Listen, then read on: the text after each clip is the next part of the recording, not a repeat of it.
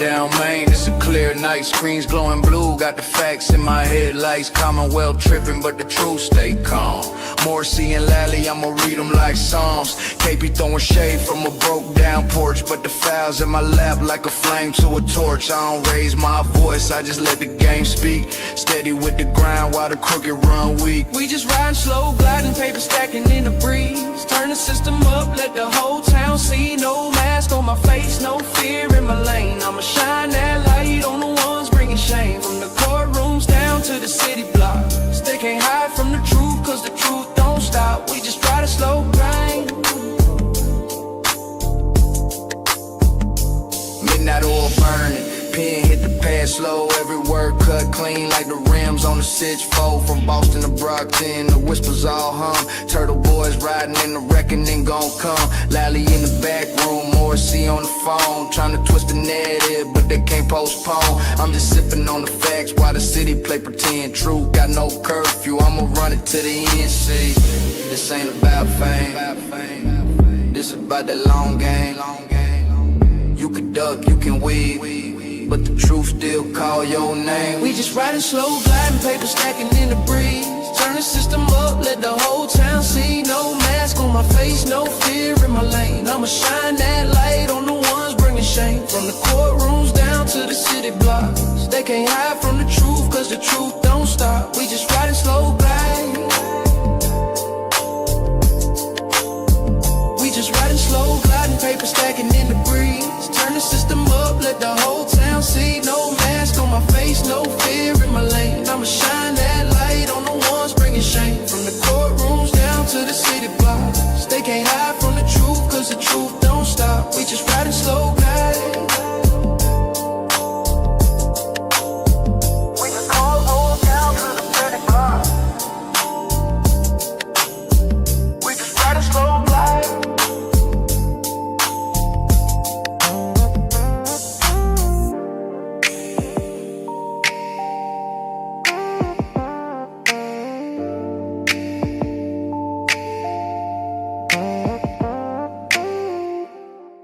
Welcome to the Weekend Live Show.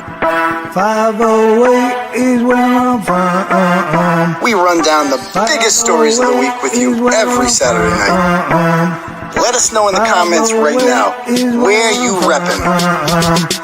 Apache Junction, Taunton, Worcester, Long Island, Manchog, South Florida, Webster, Malden, Framingham, Tucson, Wichita, Billerica, Salem, Gloucester, Moosop, Connecticut, Charleston, South Carolina, Roslindale, Moosop, Connecticut, London, Hanson, Glendale, Arizona, Lynn, Mapleville, Quincy. Food stands, leave your clothes, buddy, and then we're screwing up the funny ass guy, man. Have you ever heard of Turtle Boy? Yeah? Are you a fan?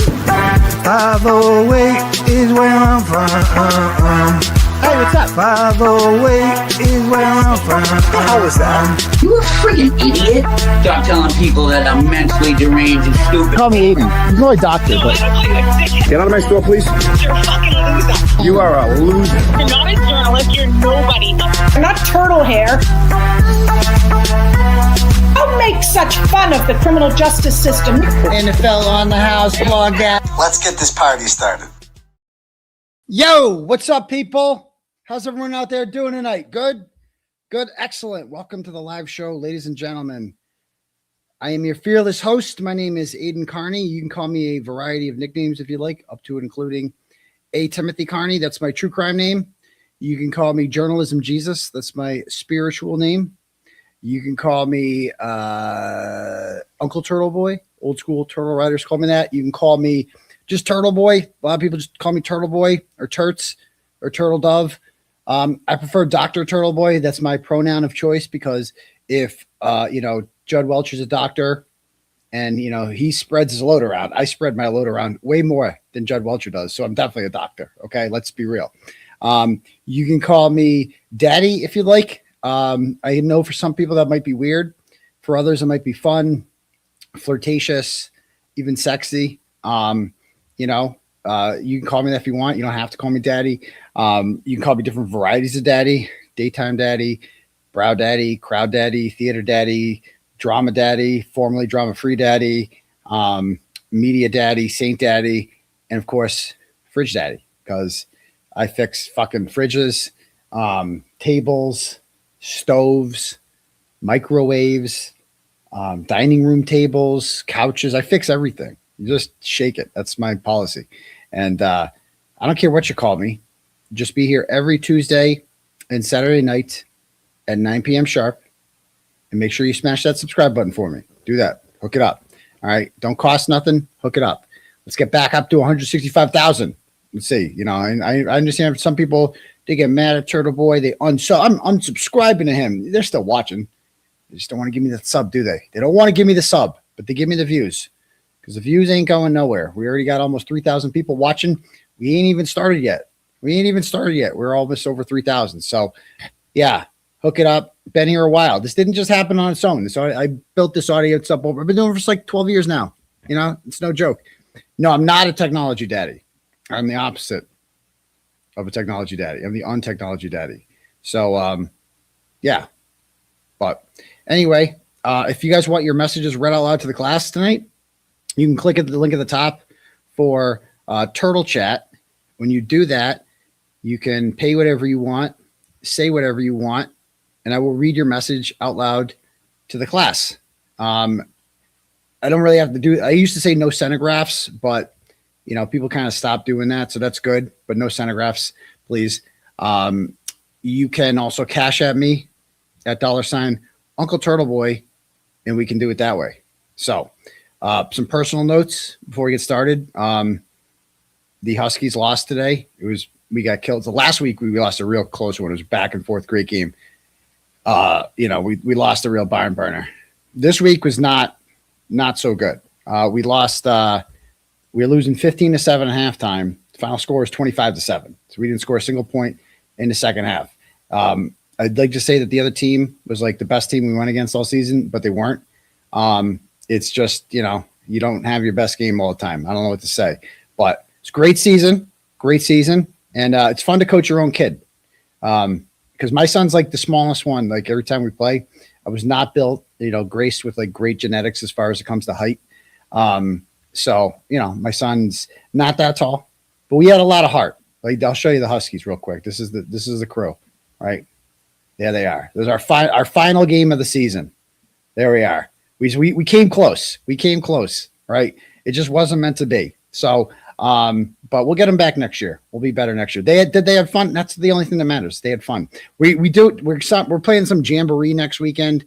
I don't know what's going to happen, but you know, it's fun coaching. It's fun coaching your kid's team because, you know, with my son especially, it's like I watched his flag football team last year.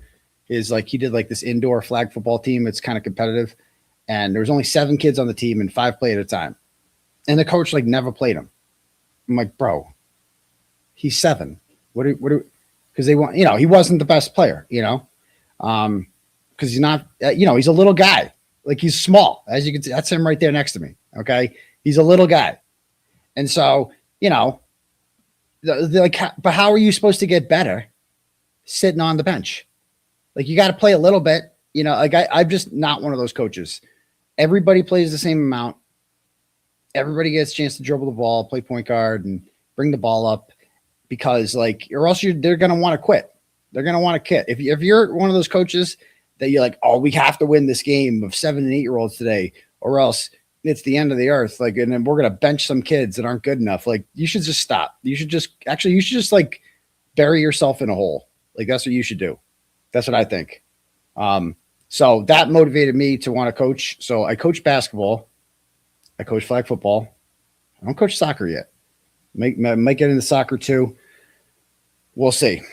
We'll see what happens. So, yeah, but my son plays like tremendous defense. Like that's, I told him, I'm like, if you want to get anywhere, you better be able to play defense. So we practice. You can't, there's nowhere to practice. You can't there's no courts around you can play on. You can't go outside. Everything's ice. So we go to my ex-wife's house in the basement. We've cleared it all out and we do this, set up cones and shit. We dribble down there. That's all you can do is work on your dribbling and work on rebounding too. Like I just throw him the ball. He's got to grab, you know, shit like that. But I don't know. It's fun. I like coaching. So that's what I do on Saturdays. I coach youth basketball. And then I went and furniture shopping. So I'm buying a house this week. I'm closing on the house on Thursday, which is the Kelsey Fitzsimmons hearing. So I'm actually signing all the paperwork the night before, signing my life away for that. But it's gonna be dope. Like you get to own a home. It's pretty cool. But you got to fill the house with furniture.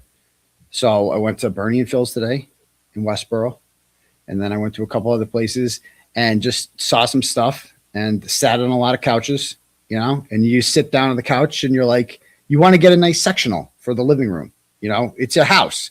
You don't want to like have shit there. You know, this isn't a dorm room. Not all of us like overhead lighting and, you know, fake plants and shit like that. Some of us want to have a house that's like a nice place, you know, and you're going to sit on the couch a lot. I think it's a good investment to pay good money for a couch because you're going to get utility out of it. You're going to sit on that motherfucker a lot. So you better be comfortable in it.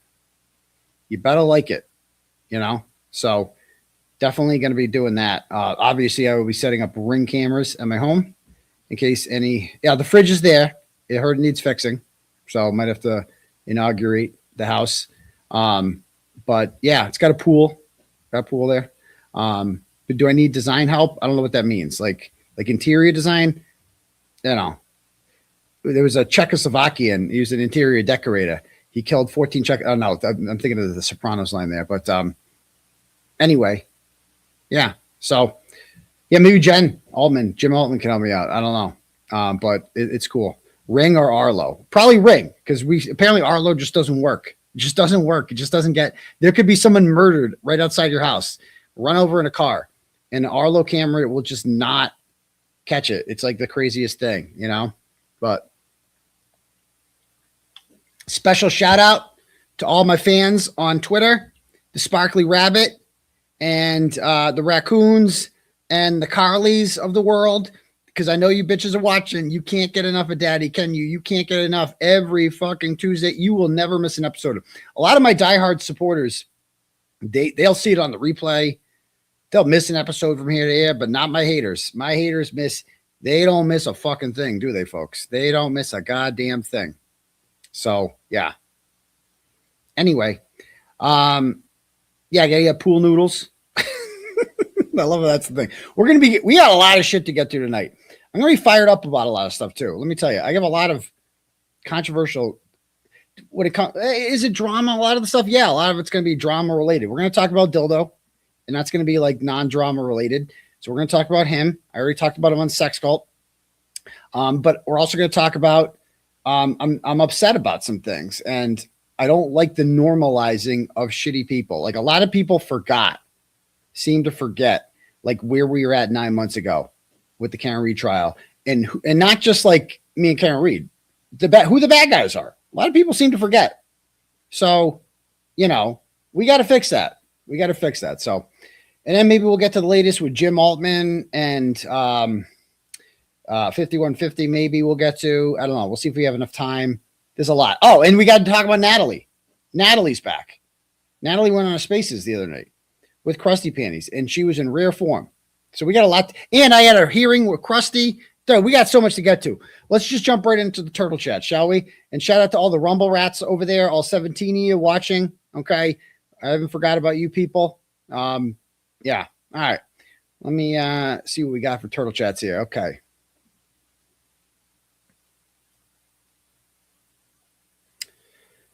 Okay. Today's March 7th, I believe, right? Or 8th? Today's 7th or 8th.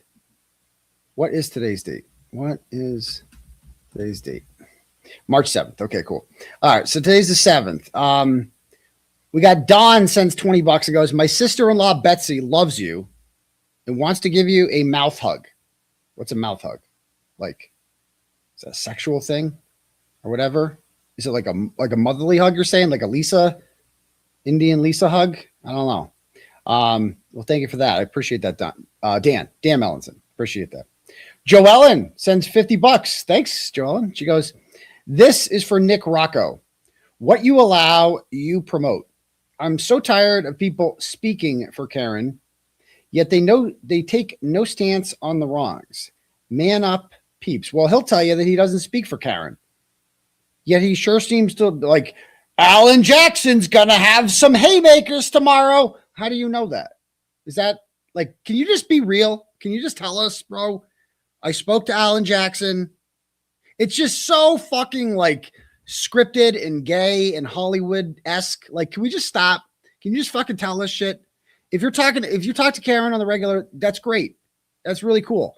And they're giving you information. It would make sense if you talk to them a lot, right? And they're feeding you information and they're using you as a vehicle, kind of what I used to do. You know what I mean? Get this information out there. That's cool. Okay. Fill that role. Do your thing. But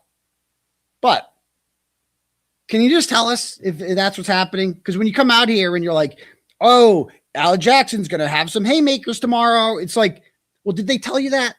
Can you just fucking tell us this? It's just so made for TV, gay bullshit. Like, can we just stop this fucking theatrical Hollywood aspect of this? Ooh, big surprise coming tomorrow. Dude, it's a fucking civil case over a fucking murdered man. Not fucking like, ooh, what twists and turns will come tomorrow.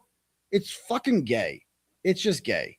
Can you just tell us, bro? If you're just saying that on your own, that you think bombs are coming tomorrow, say that. Say, I have no fucking knowledge whatsoever if bombs are coming tomorrow. I just assume. But like, people think that you talk to them on the regular and like, can you just clear this up, bro? That's all people are asking. Can you just clear it up? And like I said, my issue, which I got into last week with this, is that like, you guys had a lot to say about a recording. You guys are really mad about that. But this week, a person by the name of Meredith O'Neill sent my entire phone extraction to the bad guys. All of them have it. All of them have it. And what are they doing with it? Are they embarrassing me? No, fuck no. None of them are embarrassing me. Like, I have been, what has bad come about? They found my porn searches. That's one thing they found. So like, one of my searches on there, they're like, he looked for a male porn star. But I was looking for a particular video, okay? And I was saying this on Sex Cult last night. So there was a video. It was a great pornographic video. And it was called Debauchery Something, okay? And I saw it on, when we were on a road trip in Buffalo. We got the Smut Channel. We used to order the Smut Channel. And it was a great film. It was a great film. There was one guy and 4 girls in it, and it was debauchery. All right. And so it was just fucking great. There was one point where his face was in the middle and all, like, it was fucking awesome. And I knew the name of the guy. He was the star of the show. Okay. So I Googled his name and I wrote his name and debauchery. Cause when you type in debauchery on Google, a lot of weird shit's going to come up. All right.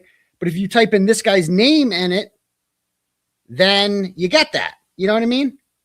And that's a good question. It's like, why are they all so afraid to call her out? Like, they're supporters of Karen, right? That's what they all claim. But no one has done more damage to Karen, as we're going to see, than her. No one. Fucking no one. So anyway, so they're showing that, like, he searched for this. It's like, yeah, you're going to see some shit. Like, you think that embarrasses me at all? Not in the least. Not in the fucking least. I don't care. So they're not even, I feel like they know that they can't hurt me. I just don't care. They're going to find some weird shit. Like that Lydia lady was like, oh my God, the women on here are fucking gross. Yeah, they are. They're real gross. That's what makes them the maddest. They think that I'm a bad person and therefore I deserve to just be celibate, never get laid. No one should ever want me. So, you know what I mean? That's what they think I deserve. That's what a lot of this comes from. So it ain't like, now they're going through my phone extraction and they're seeing some women messaging me. And let me tell you, some of these messages from 2023, 2022, they're reading these and like, they're like, oh my God, these women are disgusting. No, they're not. Well, they are, but that's not bad. Like, what's wrong with that? You know, let them be. And also, that's none of your business, those messages. You shouldn't be reading those. Why are you looking at that? That only proves that you're looking at pornographic images and shit that 5150 sent out. We all know she sent it out. It could only be her. That's it. Only her and I had the fucking extraction. I've never actually looked at it. I don't even fucking have it because it's incompatible with my computer. It's in a fucking Google Drive that she created, or a folder within a Google Drive. She created the folder. She's the owner of the folder. She shared it with me. It could only be fucking her. That's it. So anyway, they're not sharing anything damaging to me. Are they sharing? Who are they damaging? Well, they're damaging my sources, first of all. Okay.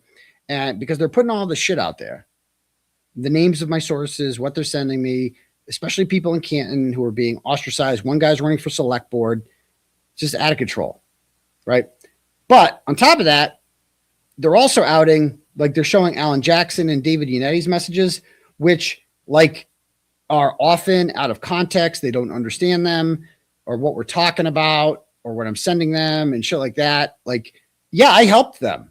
I was not only a reporter, I was a source because I'm biased. I never hid people like reporters should be unbiased. Right. Well, there's only one way to look at the Karen Reed case. She's innocent. That's it. And there's no other side to this. Obviously, John O'Keefe wasn't hit by a car. Obviously.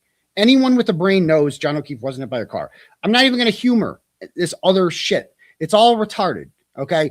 Everybody, every expert said it. Every doctor said it. It's undeniable. John O'Keefe was not hit by a car. Over. Done.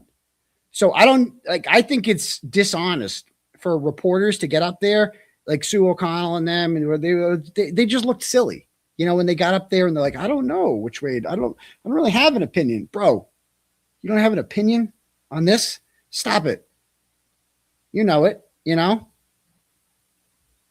So it's like, come on, I'm not buying this whole thing about like unbiased, like journalists when it comes to this. Like everybody's biased. So I'm biased, right? Towards the defense because that's the side of goodness. And so any information I find along the way that I feel is helpful to the defense, which there was a lot of because people sent me tips. People that didn't want to reach out to the defense themselves. They want to send me tips. They want me to write about it. I send it right to them. So I had a lot of communications with not only Karen Reed, right, but also with her lawyers. Not as much as her, obviously. Her and I spoke a lot more than me and her lawyers did. But I would, when I need to get important shit to them, I would send it to them. And so that's what they're seeing on there. That's what they're seeing. So they have those messages, whatever. And now there's nothing wrong with the messages, but they're acting like they are. And it's just one more headache that nobody needs. David Yannetti doesn't need this. Alan Jackson doesn't need this in his life right now. And that they can't blame me on this one. They could try to blame the recording on me, even though that's 5150 that released that. But the extraction, that ain't on me. That's 100% on her. She did that. So that's the reason that those people have that. And they shouldn't have to read that. They shouldn't have to do that shit. And then I read like, who else am I reading on there? So the Karen messages. And we're going to get to some of those tonight. We need to go over those. Because Krusty Panties is sharing all Karen's messages. And those are one-sided. Only hers came through. The Signal ones came through. But only for like a week. And only from Karen. And it's, I don't know, there's some glitch in it or something. So be careful with Signal. It's not even that safe. And her messages are innocuous, harmless, whatever. But, like they are twisting them. And that is exactly why they shouldn't get the phone. Because you can't trust these. That's why Karen Reed said, do you have any clue what's on my phone? Yeah, shit that they're going to misinterpret. That's what's on your phone. Like the bad guys have it now. What do you think? They're going to be honest with it? That they're going to look at this in an unbiased manner? Of course not.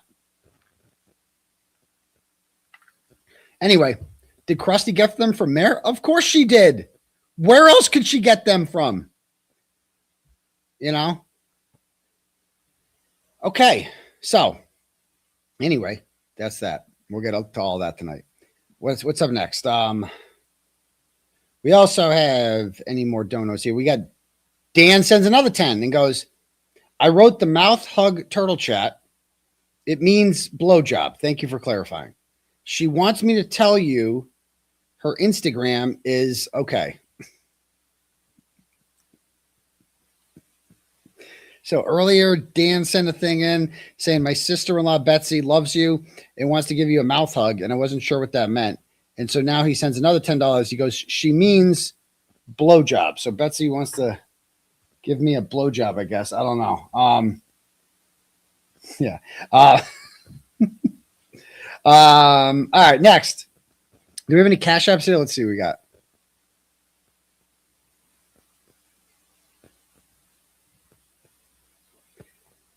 All right. We got Heather sends $10 and goes, Radley sectional at Macy's. Okay. Thank you, Heather. Kelly sends 5150.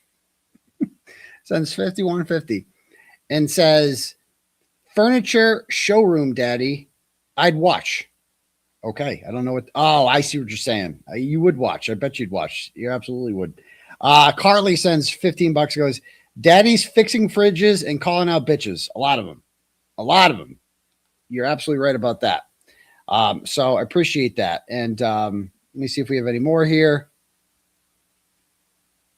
Yeah, we got Marianne sends $10 and goes, best of luck with the new home. Well, thank you. It's exciting moving into a new home. A lot of these haters out there, they're going to be like, oh my God, he's buying a new home. Bitch, it's basically the same thing as renting, except you own it. And then you got to deal with the fucking problems that come with it. But this house has a new roof and a new freaking windows. So like, you know, new fucking boiler. Like I don't got to worry about any of that shit. I'm good.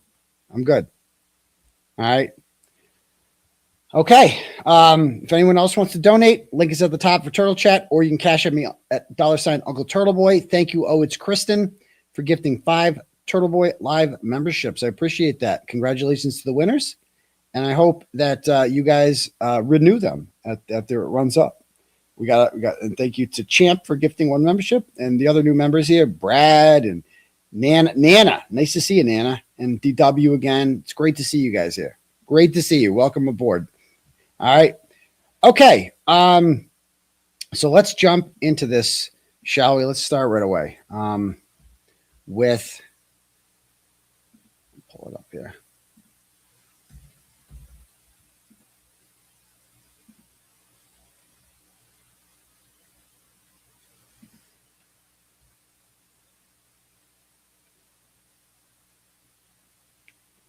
There we go. All right. We're going to snipe. I know Melanie doesn't mind do this, right? If I snipe her shit, right? The hearing. Okay.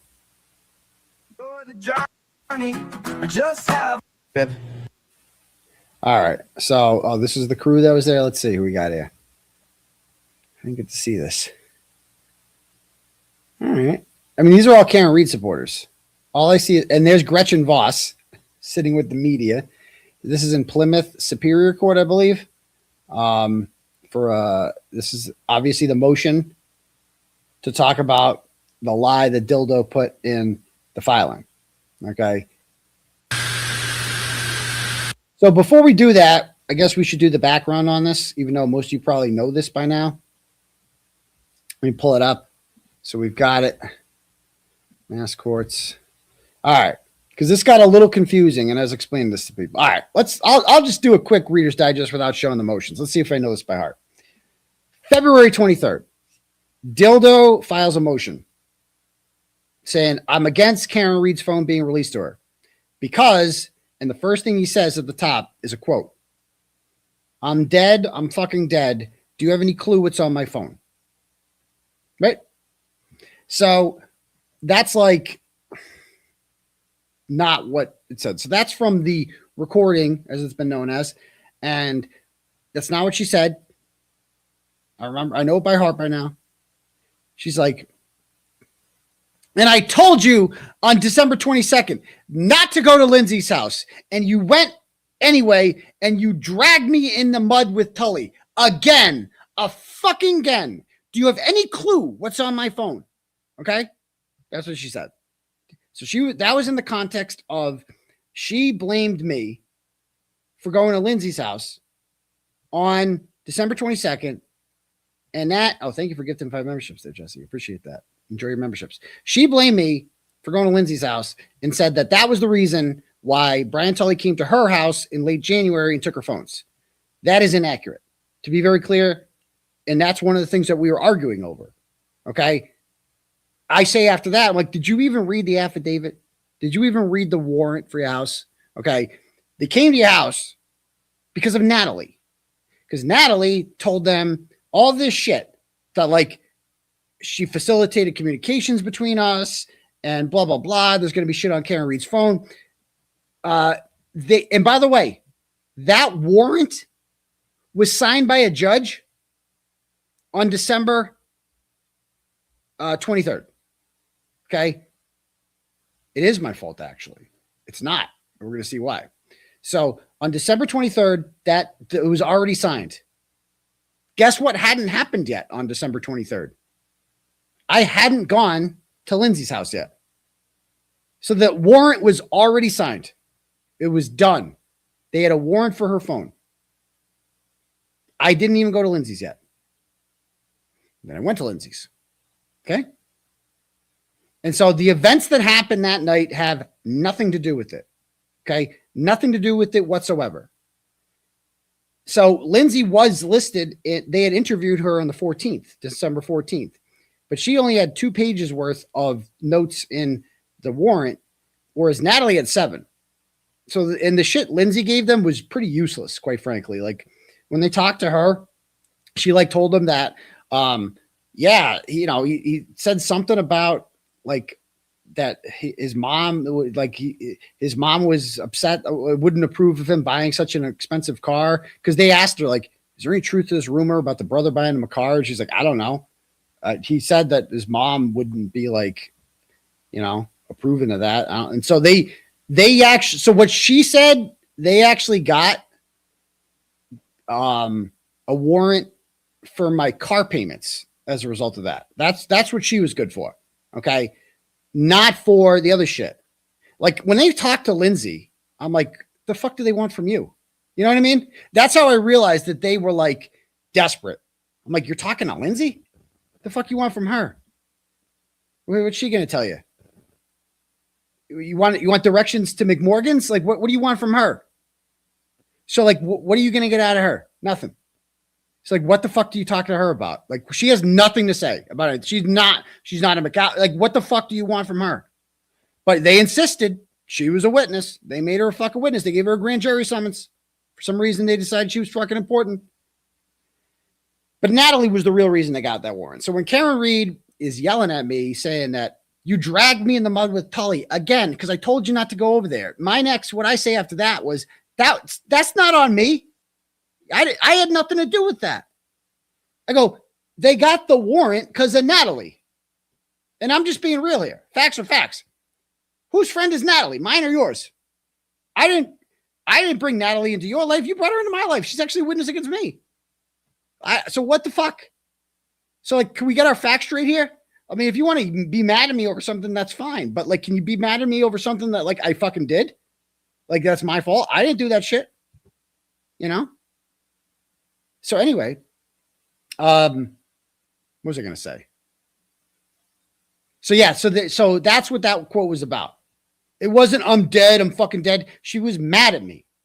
She was mad at me. She was frustrated with me. And that's why she said again, a fucking again. Like Tully came to my house again. Oh, the Glera. Nice to say. Enjoy your 10 memberships, folks. My dude. Exactly. I mean, Lindsay's had a broken fridge. That's the extent of it. I mean, what else is she going to tell him about? Like, fridge was broken all the fucking time. He kept fucking fixing it. Like, there's nothing else to talk about. Anyway, so yeah, that's what she meant in there. So he puts that in the motion on February 23rd.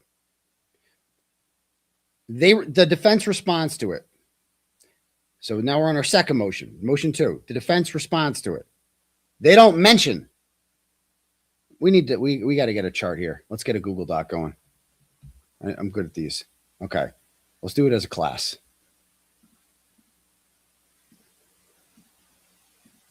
Okay. So let's get a bigger font here. Let's do like 24. Okay. No, let's do bigger. 36. Okay. February 23rd. Dildo motion with inaccurate Karen quote. Okay. B. All right. BU. We'll do bold and underline. Actually, 36. That's a bit much. Let's go 30. Let's go 30. That's better. Okay. All right. So next one. I don't remember defense response. I don't remember the date of the next one. But it was like February, I don't know. Let's call it 25th. I don't know. It was around 26. We'll go 26. This is fun. We're back up to 36.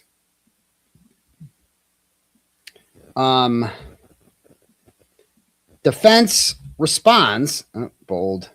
Defense responds, does not address inaccurate KR quote. And if you'll recall, brother counsel called them out on that. And I texted him about that. Oh, Steve Libby, he gifted 5 memberships. I thought you didn't watch this, Steve. Wow. It's very nice of you. So the defense responds, and they just don't address this. And brother counsel's like, how do you not address that? And I texted him, and I go, I think they're just not addressing it because they just don't want to, like, legitimize this. Like, it's stupid. And he's like, I think they need to address it. I think they need to address it. So he turned out to be right. Because after that, I'm just going to get the dates on these so I have the exact dates. I'm not going to pull up the whole motions, but I want to make sure I have the right dates. Superior Court, Norfolk. No, I'm so used to Norfolk. Plymouth, Reed, Karen. Okay.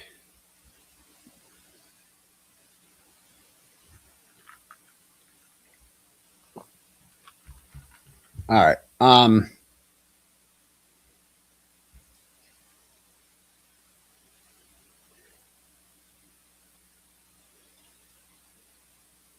Okay, yeah, I got it right. It was the 26th. I got it right. No, it was the 27th. This was the 27th. Okay. So then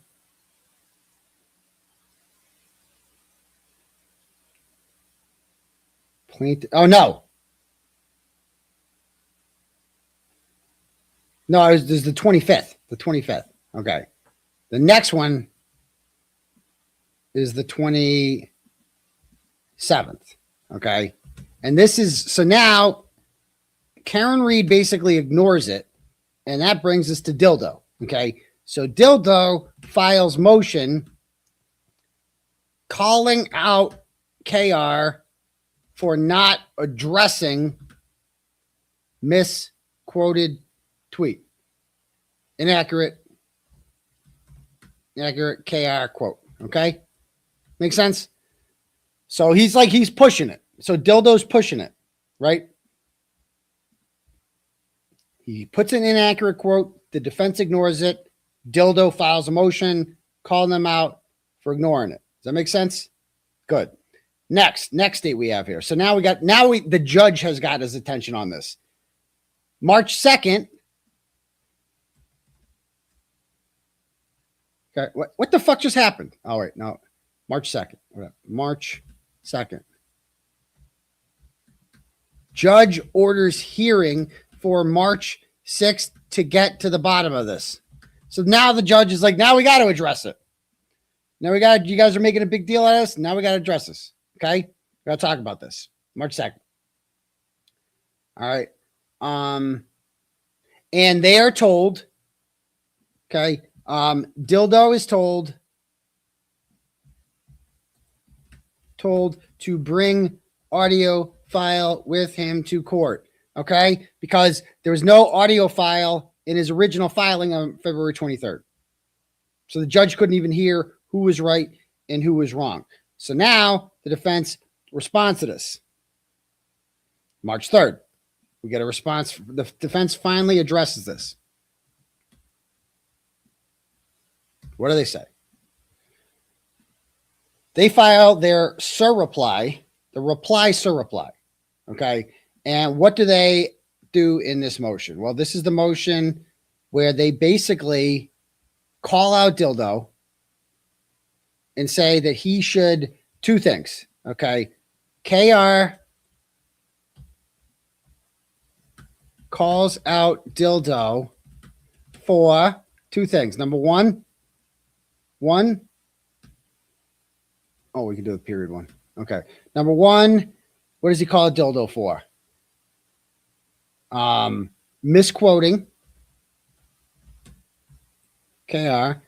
And number 2, calls him out for something else.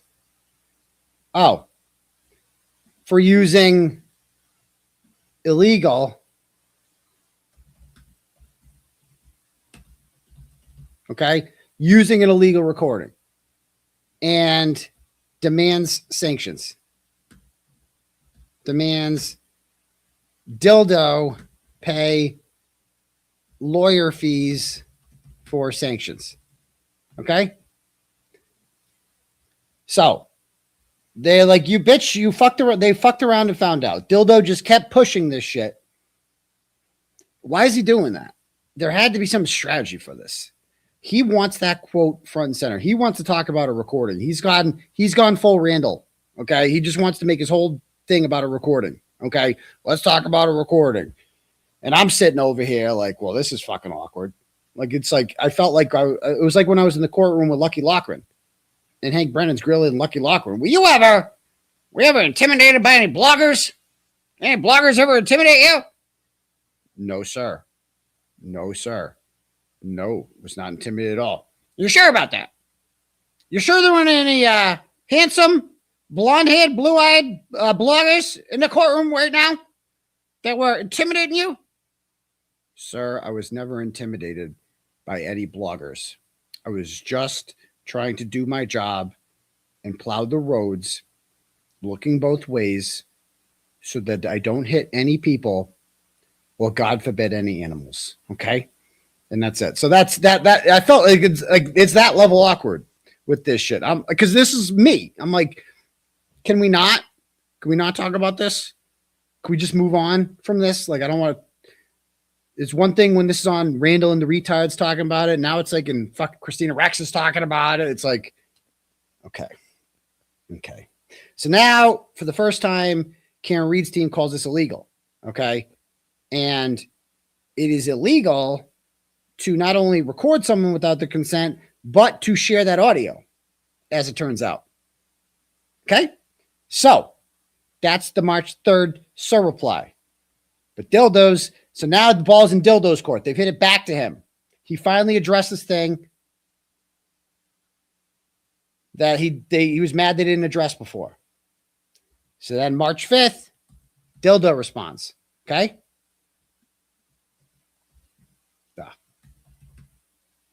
Dildo responds on March 5th. And on March 5th, Dildo doubles down on lie about inaccurate KR quote. He's like, nope. That's what she said. I heard what I heard. Okay. And then what does he cite? Cites 3 Facebook and Twitter posts from something called Mitch. Okay. Mitch. That's who he cited. I still can't believe he did this. We got to go check this out. This one we got to see. I couldn't believe this.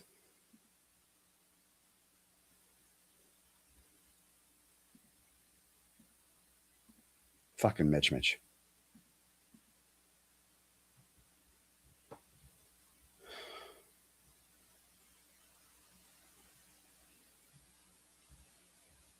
Here it is. Okay. He actually wrote this in a stupid motion.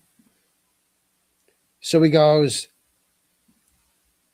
indeed, prior to the filing of this motion, other people heard the same audio available to the public online and interpreted it the same way Diller did, aka me.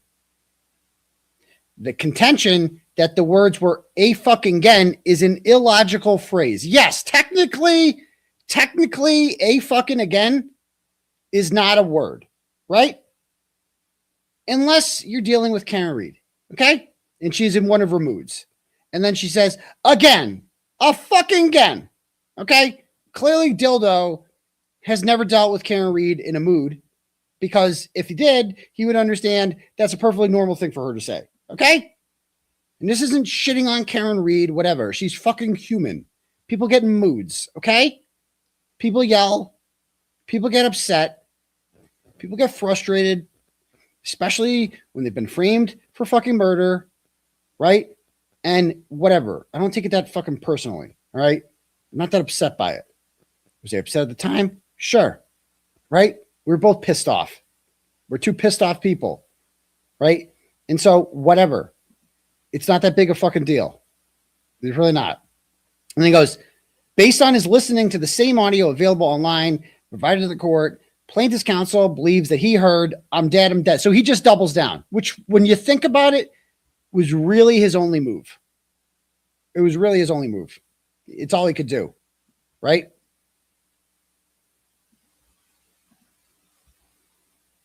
And then he posts this, okay? This is his source, okay? Mitch. So Mitch posts in the Free Karen Read group. Move on, people. Get over it. Nothing to see here. The developments in the civil trial are ongoing and moving steadily forward. At the moment, Karen Read is desperately fighting to get her cell phone back after refusing to turn over her password to the court. This comes after she was caught on a recorded voicemail. Oh, let's call it that. Okay. Screaming at Turtle Boy. I'm dead. I'm fucking dead. Do you have any clue what's on the phone that they took? So this is where Dildo is saying, what makes you think he's like, it's not just me. I'm not the only one that heard I'm dead. I'm fucking dead. What about Mitch? Did you even interview Mitch? Karen Read? Like, did you? I mean, I see if I can find Mitch here. You know what this Mitch. I don't see him. Hold on. What group is this? This is the name of this group is the Karen Read Trial Discussion. All opinions welcome. Okay. Karen Read Trial Discussion. What group? Am I even in this group? Dude, I'm not even in this group. This is a group with 3,000 members. Oh, there's Mitch. Here it is. I found Mitch. Oh, shit. Let's check out Mitch. Don't DM me, by the way. Your DMs will pop up. Do not DM me. It will be embarrassing. You won't like it.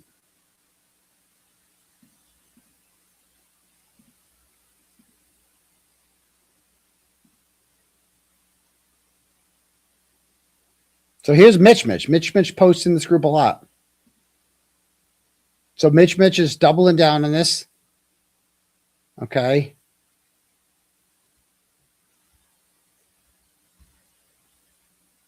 I don't even know what this group is. Oh, they post me a lot in there. Okay, I'm in there. Okay. There's Karen. Yep. This is the group. So this is where Dildo gets his news from. He's like, it's not me, it's Dildo. Oh, there's Mitch. The Patrick paralysis syndrome. I'm just going to click on Mitch's name. I need to know more about Mitch. We got to find out about. I mean, this guy's an important person. This is where Dildo's getting his news from. Okay, let's check out Mitch. Let's see his page. Because this is an important individual, apparently.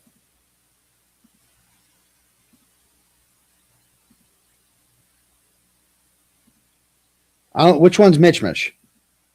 That's Mitch. There's Mitch. This guy. So this is Mitch. This is our guy. This is where Dildo gets his news from. He's like, bro, it wasn't me. It wasn't just me. It was Mitch. Did you ask Mitch? I mean, look at him. There's Mitch. Look at him. That guy, he's got great ears. Look at him. You don't believe Mitch? I have so many albums. Do we have any good cover photos? Okay. I mean, who took that? That's a cover photo. So that's Mitch. So that's his first source. He's got another source, though, named Susan Hegarty. Okay. This is his second source.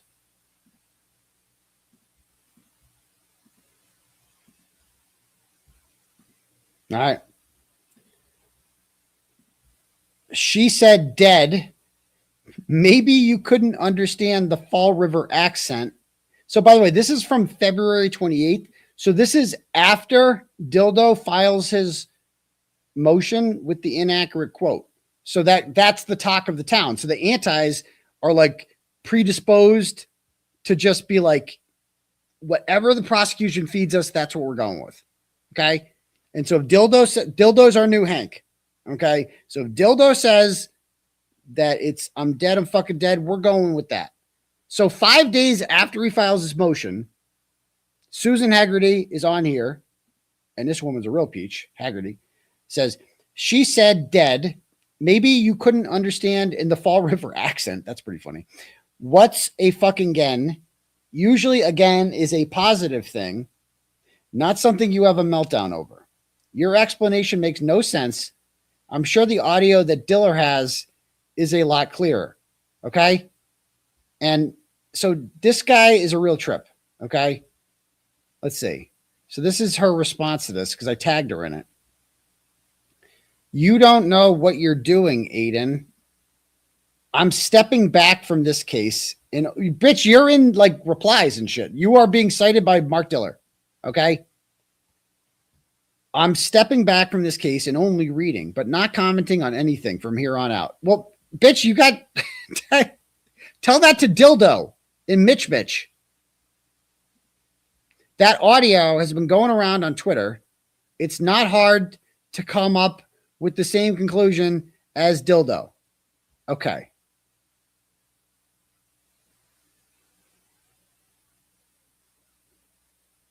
Yeah. So let's see. I mean, if you go to hers, like that, it's just wild that this is a person he gets news from. Just go to her page. Okay. And look what comes up here.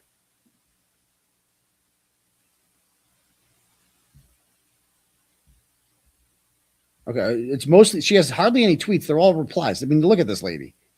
This is the kind of person that thinks Karen Reed's guilty. Like people like this. Where does she live? I don't fucking know. Okay.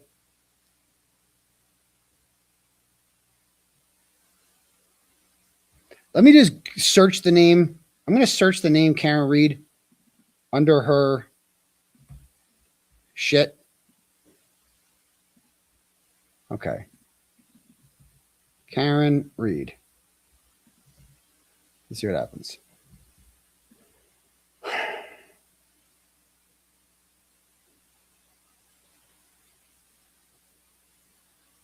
Miss Reed has expressed her anger and frustration with Mr. Kearney.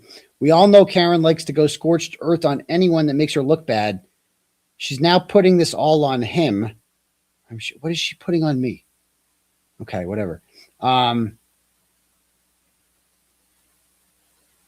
FBI never charged Jen McCabe with a crime. Right, okay.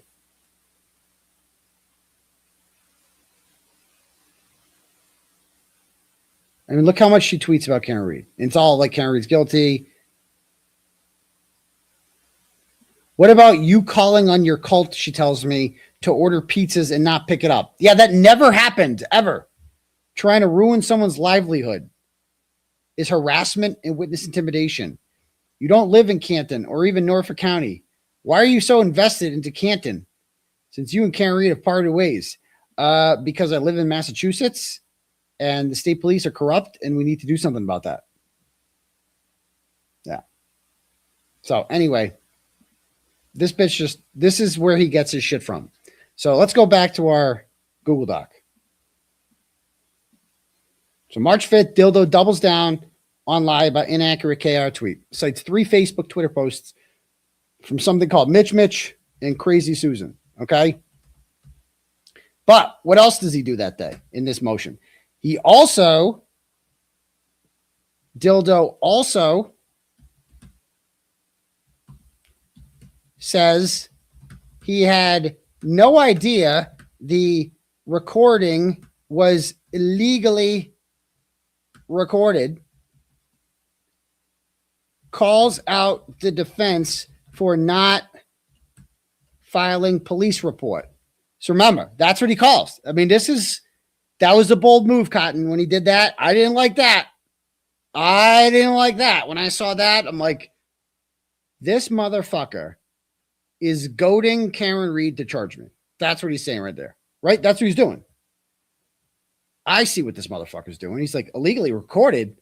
I don't know anything about any illegal recordings, he says. I'd never heard that rumor before. And if it's illegally recorded, because I didn't know. If I knew it was illegally recorded, I never would have shared it. So I guess what I'm wondering is if it's illegally recorded, why haven't you guys filed a police report then? You know, why haven't you charged Turtle Boy? I see what this motherfucker's doing. This motherfucking dildo is trying to get Karen Reed to charge me with a crime, saying you won't do it. Calling her, he's begging her. He's like, he's trying to goad her into it. And that worried me a little bit. I'm not going to lie. Like, I don't know what, you know what I mean? Now it's like, what the fuck? I don't know. What would you guys think of that? I mean, real talk. Let me ask the chat this. I don't know. How would you guys feel about that? Like, if Karen, she could, you know, there's a lot of people out there that would like that if she did that. I think there's a lot of people like, you know, the raccoons, the 5150s, the Karen Reed supporters who don't like me. I think they would, if Karen Reed went and had me charged with something like that, I think they would fucking love that. I think Crawford would love that. And Jay Brill would love that. They would all be worried about it. They would love that shit. But my question is, and I'm not, some people like Karen would not take her out of the equation. I'm not going to say she wouldn't. My question is, how would you feel about that, chat? Like, how would the chat feel about that? Like, how would you react to that if she went to the police and was like, I want him charged with that? And then I got my bail revoked or some shit like that. How would you guys feel about that? I don't know. How do you feel? I would, you know what I mean? I hope not, you know? I hope not. But there's a lot of people that would like that. That would be very happy about that, you know? And I'm not going to, you know, it's just like, but he was clearly baiting her into doing that. Don't you? Don't you think he's baiting her like that? That's how I took that. When I saw that, he's like kind of baiting her into doing that. Now, I don't think that would be good for anyone if that happened. I don't think it would be good for me, obviously. It'd be really bad for me. I don't think it would be good for her either. Like, that's not, nobody wants that. You know what I mean? Nobody wants that. It's like not how you can be mad at each other, but like not, it's a little far, you know, a little extreme. And also, like, the last thing I think she wants to be in the course of, because anyway, you're going to work with the police who got me charged, who framed you for murder. Like, that would be horrible look. And that's what all these people tell me that, like, oh, 5150 put a rumor out there, complete lie, that I was going to turn on Karen Reed, right? That I was going to turn her into Tully for, you know, to have my charges dropped or some shit like that. First of all, there's nothing for me to turn her in on. But more importantly, because she's done nothing wrong. More importantly, I don't fuck with corrupt cops. I'm not that guy. I'll do the 60 days. Okay. I don't rat on I don't work with a corrupt government. I'd rather sell my soul. And thirdly, I would be destroying myself if I did that. Imagine I fucking turned on Karen Reed and went to the police and it was like, yo, Tully, I got some shit for you, bro. I would be destroying myself. Like, I would be fucked. You would all rightfully unsubscribe to me. You would all fucking hate me. It would be like the worst ending ever. If it's like, yo, how did the story end? Oh, Turtle Boy fucking stitched on Karen and made up some shit and got her arrested. And you would hate me. And rightfully so. You would fucking hate me. I would hate myself if I did something like that. And I think Karen would too. You know what I mean? Like, I think that you guys would, a lot of people would hate her if she did that. And I don't think she'd be happy doing that either. So ain't no one going to do that. You know, that's stupid. Okay. Over fucking this, stop it. Like, I'm not working with Brian Tully ever. I'd rather fucking kill myself than ever cooperate with Brian Tully. And there's nothing to cooperate with. I have nothing, bro. I don't know what you want me to say. I haven't broken the law. I haven't committed witness intimidation. Therefore, Karen Reed could not have conspired to commit witness intimidation with me because I haven't committed witness intimidation, bro. Like, me going to the cops and be like, okay, here's some shit Karen said to me. Something like that. That would be acknowledgement that what I was doing was witness intimidation. And I'm not going to do that because it's not witness intimidation. And me and Karen Reed don't fuck with corrupt cops. Like, we're not doing that. And so all these other assholes out there that are like, yeah, I hope Karen catches charges. You want Karen to work with the corrupt police? What the fuck is wrong with you? That you hate me that much that you want to be like, yeah, go Brian Tully, get him. That's what you want? You want to root for Brian fucking Tully? It would be a bad look for both of us. Nobody wants that. Nobody wants that. But that's clearly what Dildo's trying to pull on her there. But I see this, I get a little nervous. But then Karen Reed's attorneys come back with a banger that I didn't see coming on March 5th. Okay. Also March 5th. I did not see this one coming.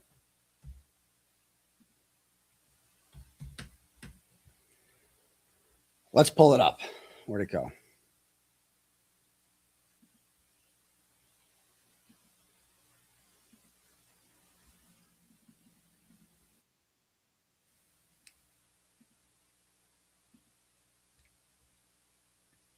So, the plaintiffs and their counsel have now tripled down on their original misrepresentations of the court and make brand new false statements to the court. Okay.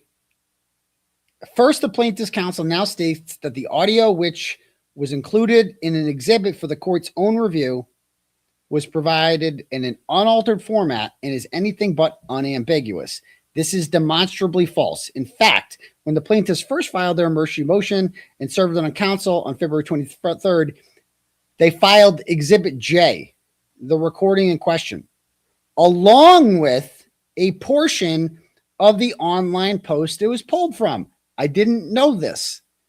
So in their original motion, Dildo doesn't cite Susan Hegarty.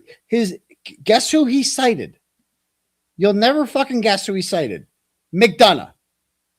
Fucking McDonough enters the conversation here. And I'm sure he's fucking loving this.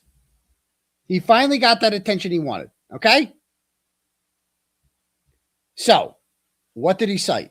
Let's check out the McDonough tweet that they cite. I'm muted? I'm not muted. Why is everyone saying I'm muted? No sound. No one can hear me? What do you mean you can't hear me? What's with all the muted? What's this? What's going on? Hold on. Audio. Testing 1, 2, 3. Yeah, the audio's on. Okay. I don't know what I mean. So I can review what I just said. McDonough has entered the chat. All right. Dildo cites McDonough with the recording. When he first put in the audio, it came in a tweet from Sean in the Gulf. Okay. And which one was it? Well, oh, there's me. Oh, man.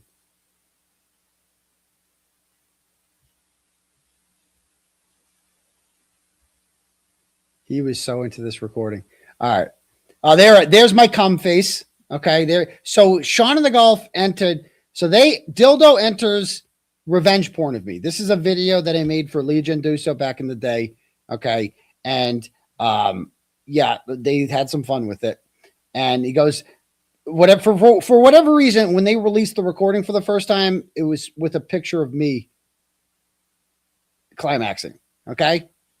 And so it says, less than 48 hours after Turtle Boy Aidan Kearney issued a public denial that he ever recorded a one-party consent call with Karen Reed, audio has been obtained, which appears to be exactly what Turtle Boy has denied. In other words, what is he saying here? Sean in the Gulf is saying that this was illegally recorded. So if Dildo is citing Sean in the Gulf, then he can't plead ignorance about an illegal recording, can he? See what they did there? The Reed team addressed it without addressing it the way that Dildo wanted to do it. Because Dildo's like, why don't you file a charge? And they're like, actually, motherfucker, you knew it was illegally recorded because you cited a tweet in your fucking motion in which the tweeter, McDonough, says it's illegally recorded. And not only that, the call captures Karen Reed completely dressing down Kearney, very emasculating, for getting her brought in the mud with Tully again. Again. So, this is interesting because this proves, if we can just go back to, we'll come back to this. What does this prove? Okay. So defense calls out Dildo for citing McDonough tweet in which he makes it clear that one, we don't need illegal recording. Two, Karen says, not, I'm dead. Okay. So defense calls out Dildo. So they cited, so his own thing. So like, bro, you knew it was, you fucking liar. You cited it yourself. So real quick, back to this. Listen to the recording for 1 minute. Okay. Now that we can just play this, it's in the public domain, whatever. Let's just fucking play it. Listen to this. And I want you to pay attention to something. And I played this on second. Hold on. So it's at, first of all, it's at 1.5 speed for some reason. When this first, so remember, trip down memory lane. Okay. September 12th, Wilbur show happens. Meredith O'Neill wants me to bend her over, puts that in text, says it's a crime if I don't bend her over that night. I don't respond to her text. I don't return it. Okay. Next day, hard to hear again. Really? What the fuck is going on right now? It's YouTube. It's YouTube, guys. Just go back and come back in. Okay. Don't pollute the chat with the shit. Just figure it out. Yeah. See this shit right here. Okay. No more. I can't have the chat polluted with muted. You need to fucking figure it out. You need to refresh it. Okay. It's not a me problem. It's a YouTube problem. Therefore, it's a you problem. So you need to refresh your YouTube instead of polluting my chat with muted. Because muted, you go muted, that's not going to help anything. Okay? You got to figure that shit out. Anyway. So as I was saying, I don't bang 5150 on September 12th. I don't return a text. All right? Because let's be honest, like that night, why would I want to do that? Like that night, like the odds of me getting laid on the Wilbur night were higher than any night in my fucking life. Any fucking night. Like the odds of that, that was my night. Why the fuck would I want to bang 5150? Now, I didn't even get laid that night, as it turns out, but that's okay. But I wasn't going to do that. And that would be like, whatever.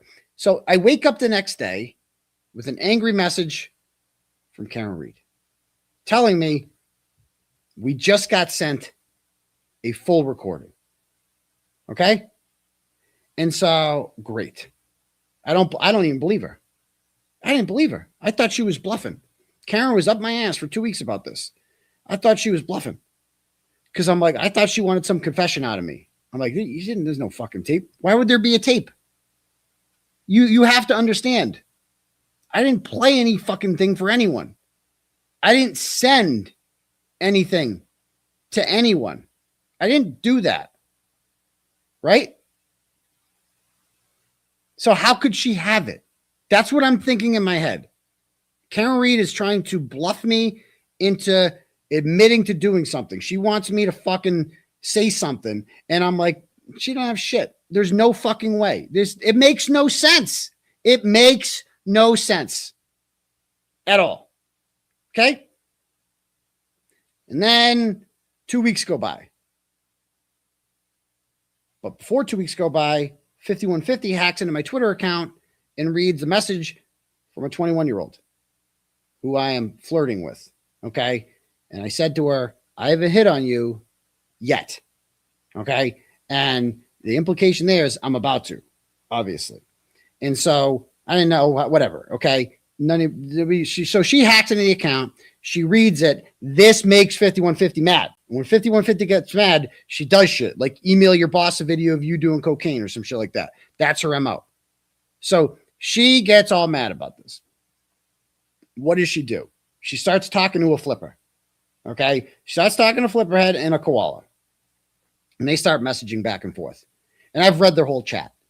And she tells them, oh my God, this is so wrong that if Aidan did this, oh yeah, he did this. He totally did this. And I think he played it for a bunch of people. I think he played it for Nurse Cam, and I think he played it for Will and one other person and blah, blah, blah, blah, blah. So she starts naming other people. When I read that, I'm like, I never fucking played anything for these people. That was just her way of creating other people that could release this. That story, that's all that was her that's all she does is just be like, well, as long as one other person could do it, then you can't prove it's her. Like, for instance, my phone extraction is out there. Can you believe they tried blaming that on Olivia this week? Like, she tried blaming that on fucking Olivia, that Olivia put my phone extraction out there. That's the lie that they went with this week. Like, because Olivia works on my legal defense team. She doesn't even have phone extraction, right? All she does is just create other people that could have done something. Therefore, it wasn't, you can't prove it's her. That's her MO. That's MO's MO. So she goes and has this thing with Flipperhead, and they go back and forth, and they're talking about this, and Flipperhead knew about it. He hadn't heard anything, but he talked to Karen. Now, Karen's mad at me, okay? And you've seen the Flipperhead message. Some people thought it was fake. I knew it was real, okay? And he's like asking her, do you want me to call him out? Want me to say something? And she goes, sure. But when she said sure, I don't think she fucking fully understood what was about to happen, okay? The implications of that. Because I don't think she wanted to blow up in the way that it did. I think she wanted me, she was mad at me, and she wanted me to be, socially punished a little bit, if you will, spanked. I think that's what she wanted. I don't think the last thing Karen Reed wanted was that recording coming out. She did not want that coming out. Okay. She wanted me to be called out by other people and shamed. Okay. And whatever. Okay. I'm not even here to say that's not a valid way to feel. I get it. Okay. So because she's mad at me. All right. And that's fine. I'm not even upset about that. Okay. It's a long time ago, whatever. So that's what she wanted to happen. She didn't want this fucking whole thing to happen. She didn't want fucking going dildo fucking citing this shit in fucking filings. That's not what she wanted. That's not the fucking plan. So anyway, that's where 5150 came in. So they have this whole Spaces, and they start accusing me of doing a recording. And I go on the Spaces, and my big thing was, let's hear it. What fucking recording? You got to play it. Play it if you got one. And they didn't have one. And if you read then the next day, the next fucking day, Flipperhead, McDonough, and maybe some other person, I don't know, they get a recording sent to them. And it's this one. This is what they get sent to them. Now listen very carefully. You on December 22nd not to go to her house. And then you brought me in the fucking mud with Tully. Again. Do you have any clue what's on my phones that they took? Yeah, I went to jail. You didn't. I paid the price for that. Listen to the background. Listen to the background. I didn't do it, Aidan. I got arrested. I didn't do anything either. I don't fuck around with these guys anymore. Because they're dangerous. You hear that? You hear that? Listen. Karen, do you honestly believe that I've the $1.1 million is your legal defense fund? Like, you need it badly, right? Where the fuck do you think that came from? That's actually a good question. But do you guys hear what's in the background there? Did you guys hear that? What was that in the background that you heard? What was that? Anybody hear that? I know what that was. Do you know what that was? Did you hear that? Do you want to listen to the background again? Listen carefully. You on December 22nd not to go to her house. And then you brought me in the fucking mud with Tully. Again. Do you have any clue what's on my phones that they took? Yeah, I went to jail. You didn't. I paid the price for that. You didn't. Because I didn't do it, Aidan. After I got arrested. I didn't do it. Listen. These guys anymore. But they're dangerous. Yeah. You heard that? You heard that? Do you like honestly believe that I've like the $1.1 billion? This is being recorded in a car. Okay. So the person who recorded this took the recording. Okay. And they have one device playing the recording and another device recording the recording. And they're in a car because you hear other cars drive by. Okay. So they are recording the recording in a car. Why did they do that? Why'd they do that? I know why. Because what happens if the original is played? What if the original is played? Then I'm going to know where it came from, aren't I? Right? I'm going to know it had to be somebody that had access to the Facebook Messenger, period. Unless I played it over the phone but what if I played it over the phone for someone and they recorded me? That's her trying to frame Nurse Kim or Will or one of them. That's what she was doing there. She is attempting to frame them because that's what she said to me. Oh, one of them must have recorded you playing it over the phone for them. One of them must have done it. That's why she did it there. She's recording a recording in a car to make it seem like I played it for somebody like Will or Nurse Kim and that they're in a car recording me. That's why she's doing that. That's why that was all planned. That's why you hear the car. That is why you hear the car background. Now, look at the responses to McDonough's tweet. Okay.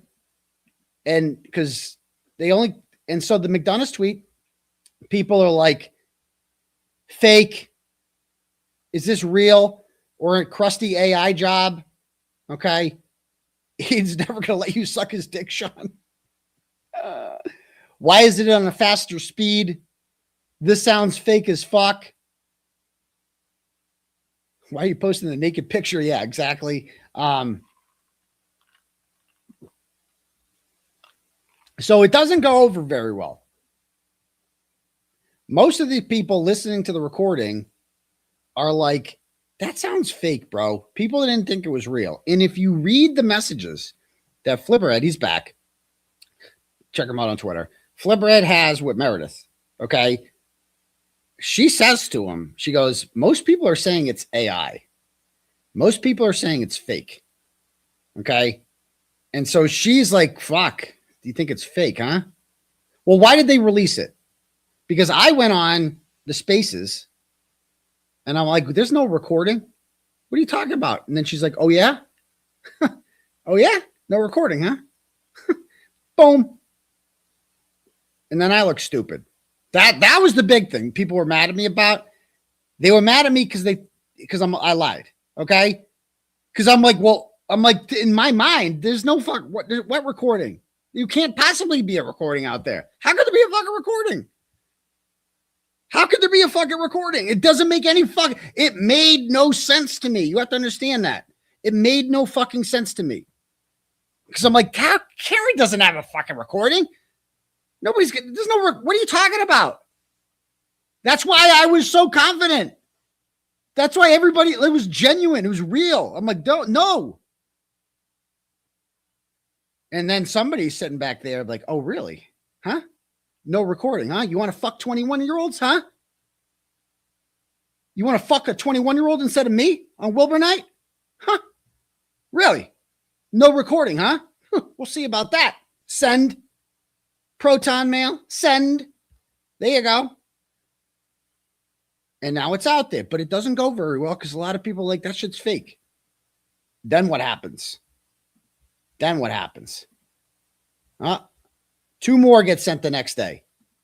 Okay. McDonough's got two more. Until you nearly got me arrested with Lindsay. Karen, where would you be without this story? I mean, let's have this conversation. Seriously, let's have this conversation. Okay. Until you nearly got me arrested with Lindsay.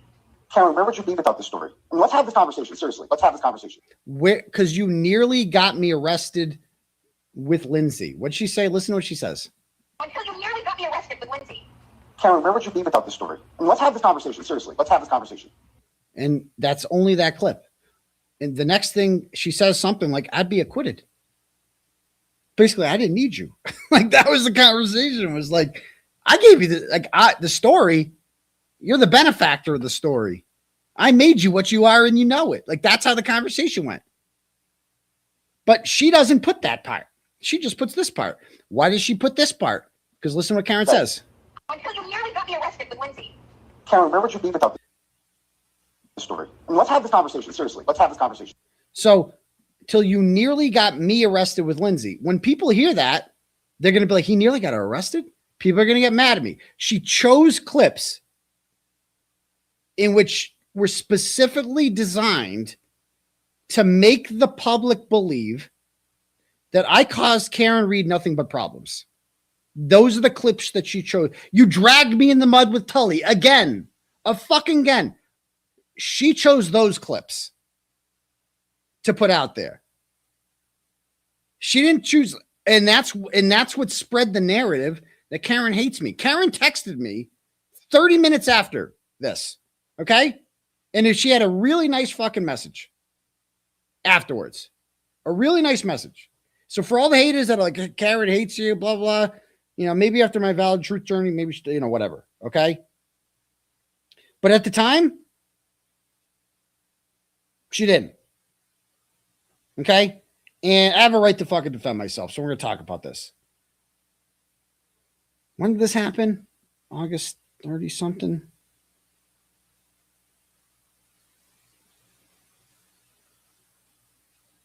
Hold on.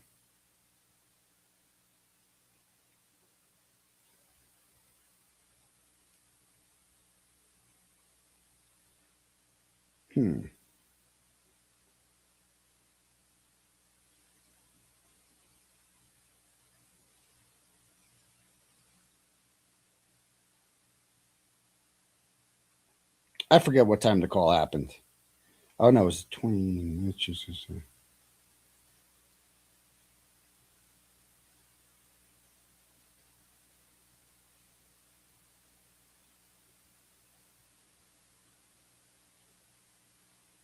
So I'm just going to read this to you. I don't give a shit. She said, this is like after the phone call, she texted me. So for all the people like she hates you, she said, I'm sorry. I don't want to fight. I've been figuring all along that the announcement of us working on the same documentary would be the best platform to show where we are at. And that would make any other interview pale by comparison. I'm trying to show my appreciation to everyone, including Howie, and doing your documentary would tell everyone loud and clear where my loyalty lies. And I said, my thoughts exactly. I will do my best to calm down the sentiment. I'm not going to feed into it. You are right. We are much stronger together as a united front. That's what the people want. And she's like, we are united in reality as well. And I do owe you appreciation and thanks. And I will publicly thank you. That's the last time we talked. Okay. So that's what she sent me. And that was right afterwards. So we made up like 30 minutes fucking later. It was over. It was fucking over. And then this fucking shit happens. 5150 couldn't have that. She couldn't fucking have that, could she? So she blew this whole, everything between me and Karen Reed after this phone call, as mad as she sounds, was fine 30 minutes later. Not even kidding you. 30 fucking minutes later, everything was fine. That's it. Everything, like, again, when I read this, like, literally the last thing she says to me is, we are united in reality as well.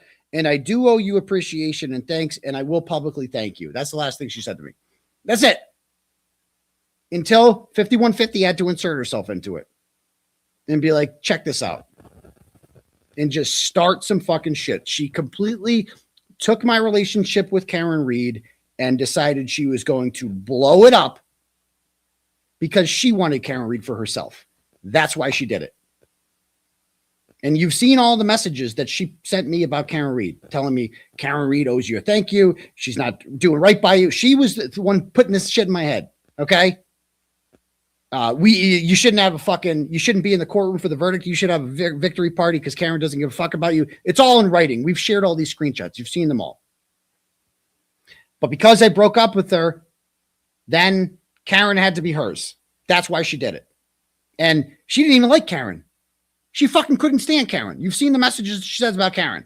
And now it's all of a sudden like, oh my God, we love Karen so much. And me and Karen, my best friend Karen, are talking all the time. And when I talked to her, like during the recording aid thing, she's like, yeah, and I'm going to go to court with Karen. I'm like, you're friends with Karen Reed? What are you, what? You were the one telling me that she was like doing me wrong and shit. Well, I changed my mind. Did you? Did you change your mind?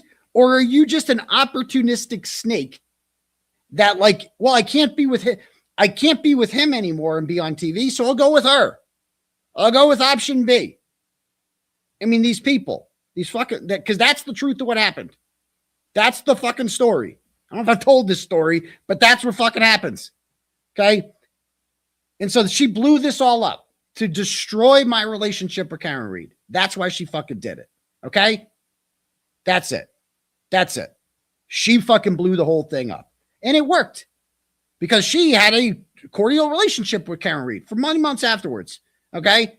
And fed into this shit.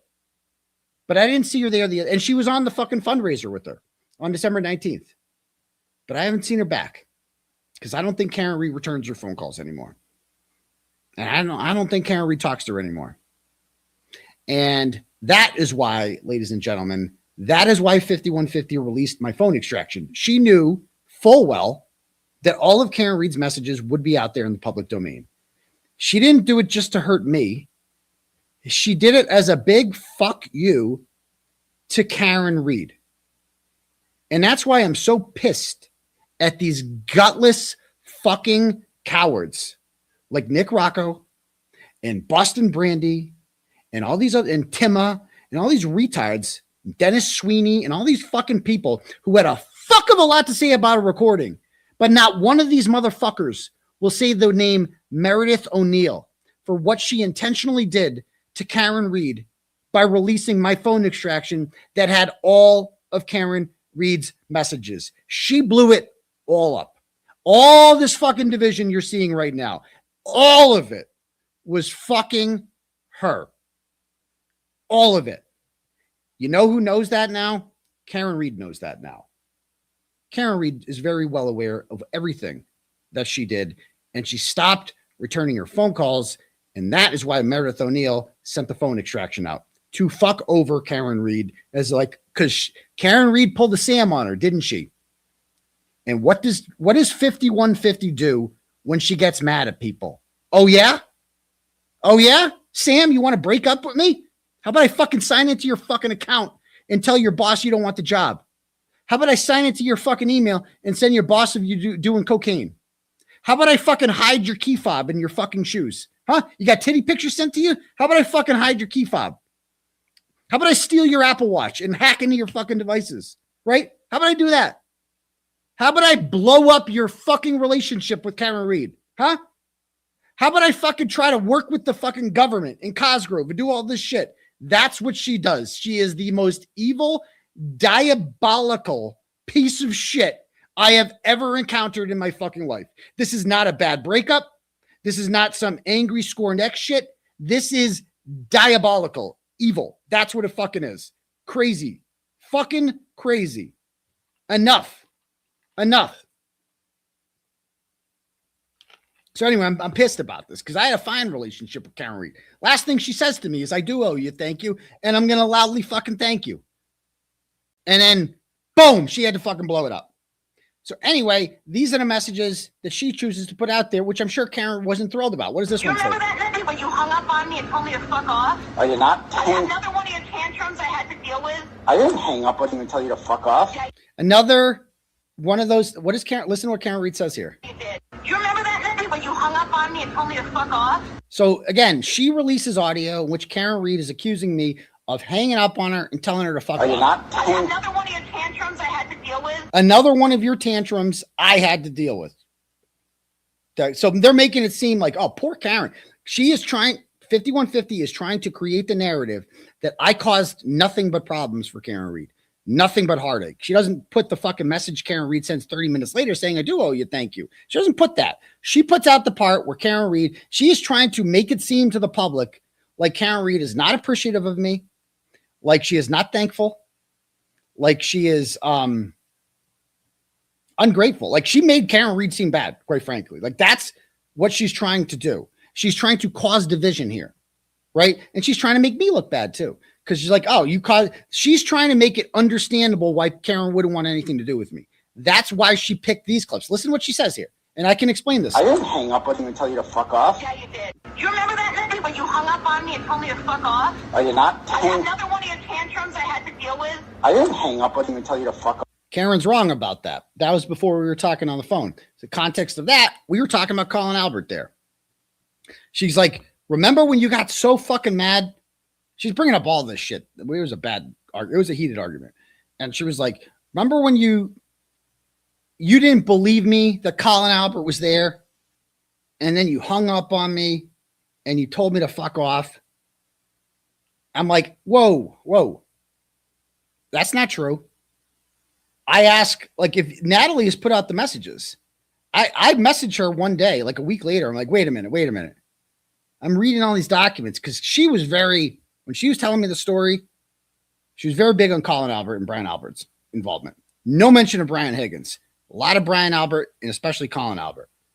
And I fully believe Colin Albert was involved. I am one of those. I 1000% believe. I would bet anything Colin Albert was inside that house when John O'Keefe was killed. Fucking, I would bet anything on it. Anything. But when I saw that his name wasn't in any reports, I asked her about it. I go, how do you know Colin was there? And she's like, Aidan, if you read any of our messages, like, you trust me. I'm like, I can't. I need evidence. I need something.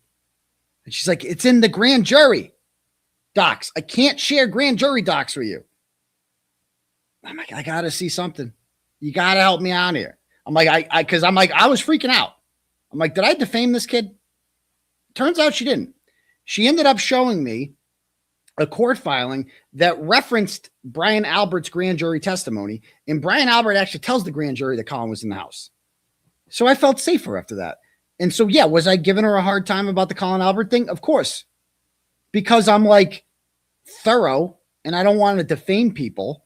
And I'm not just going to blindly trust Karen Reed. If anything, that conversation showed that I don't blindly believe Karen Reed, that I ask for facts, that I ask for evidence, and she can't give me grand jury docs. So she's got to give me the next best thing.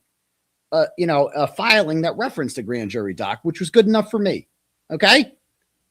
So that's what so Karen was actually wrong there. That's why I go, that's not what happened. Listen.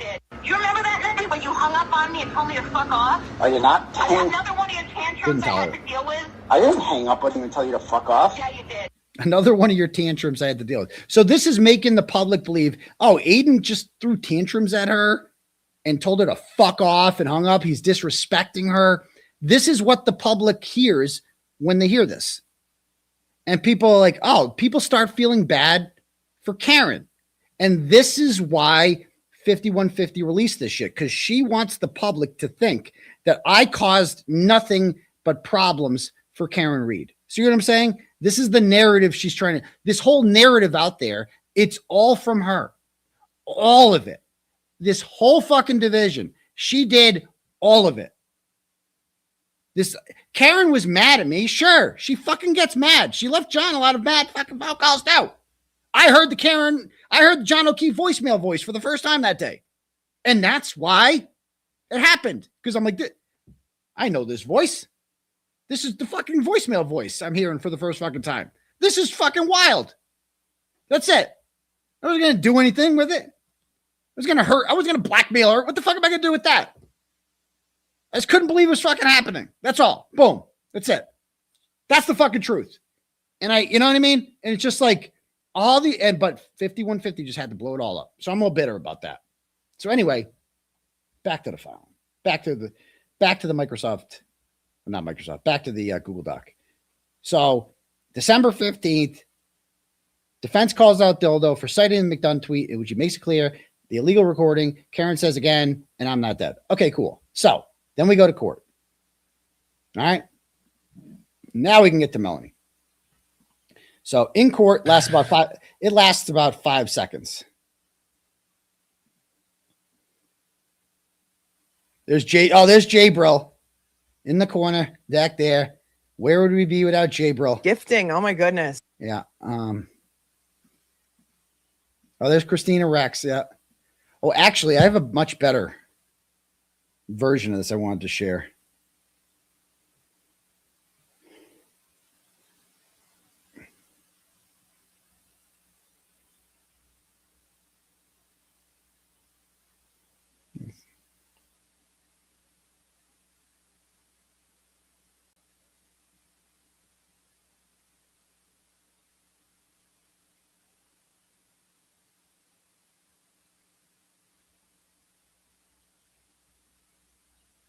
Where'd it go? We got to find it. Hold on.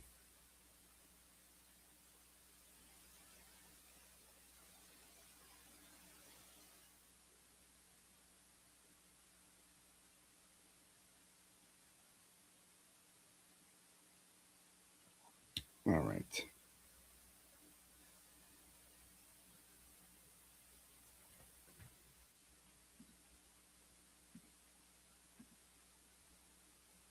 All right, here it is.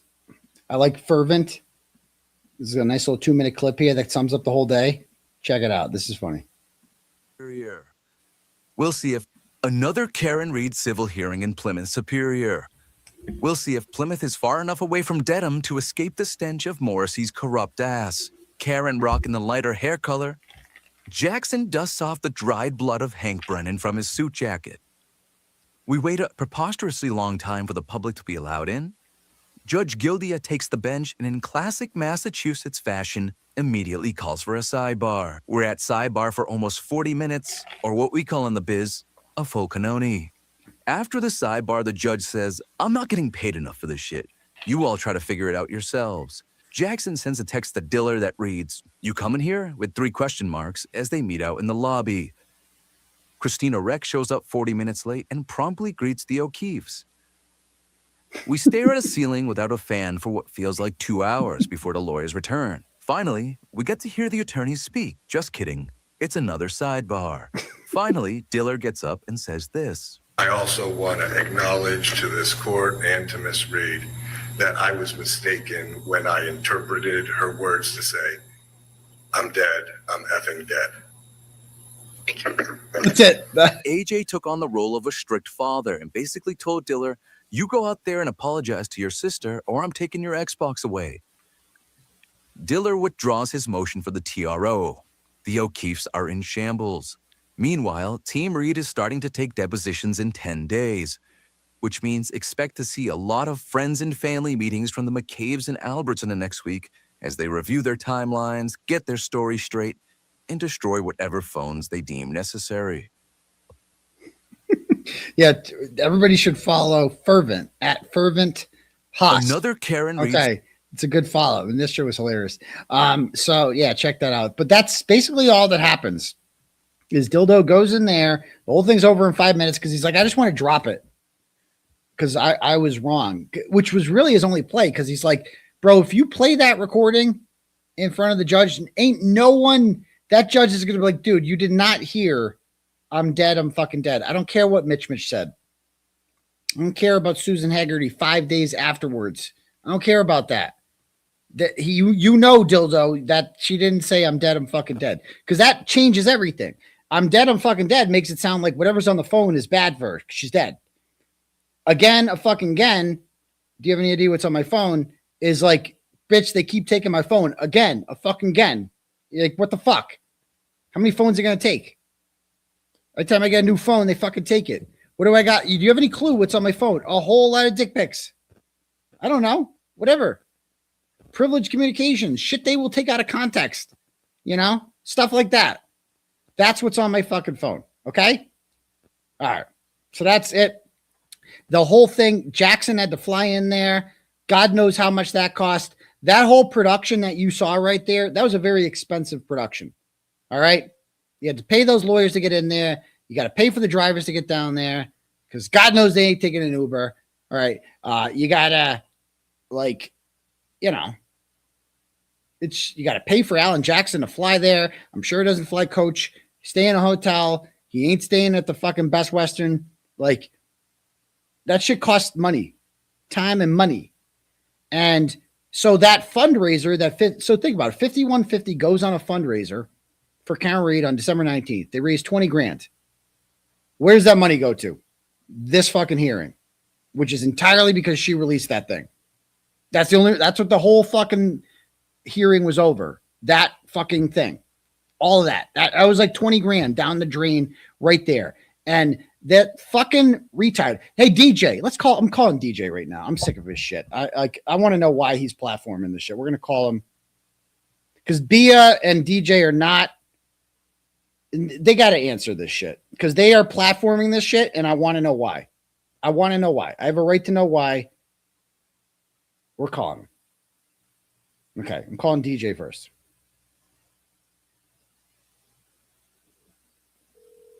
Can you guys hear that?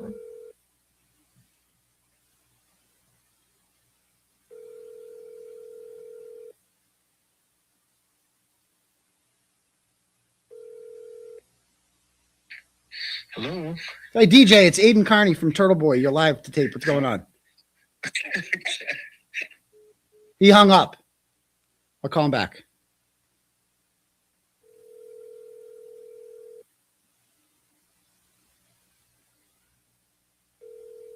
Your call has been forwarded. Let me try the other one.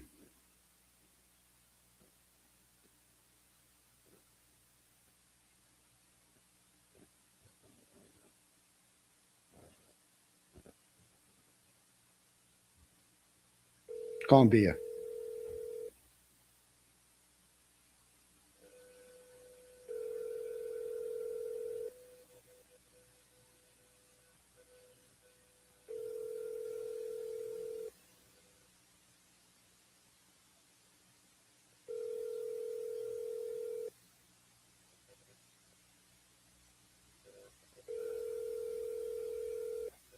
Your call has.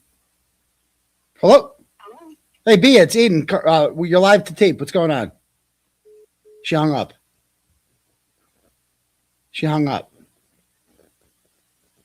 Why do they hang up?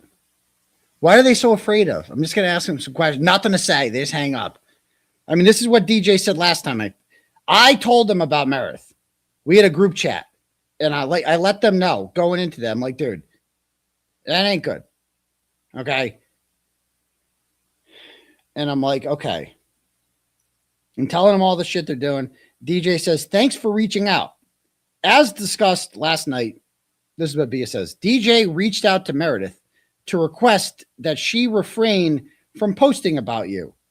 We obviously don't control her actions. However, the request was made.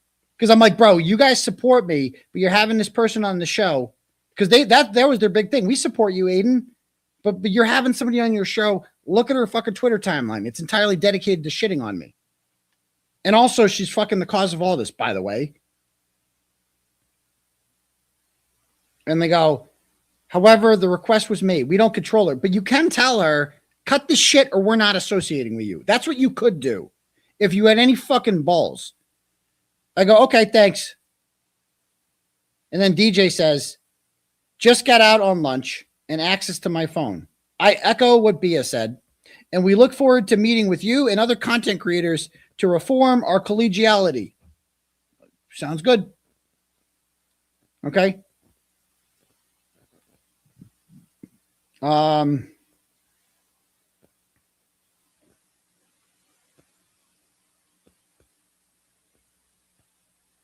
I go, bro, this Australian guy is now posting screenshots of Betero text to me, which I'd only sent to Meredith.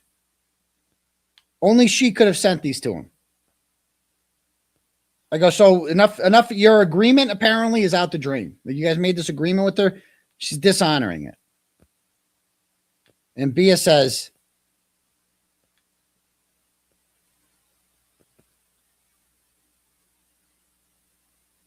all she says, I go, FYI, she's not honoring the agreement. She isn't. She's posting privileged communications with my attorneys. Okay.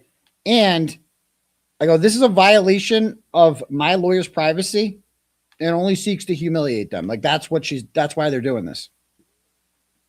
Okay.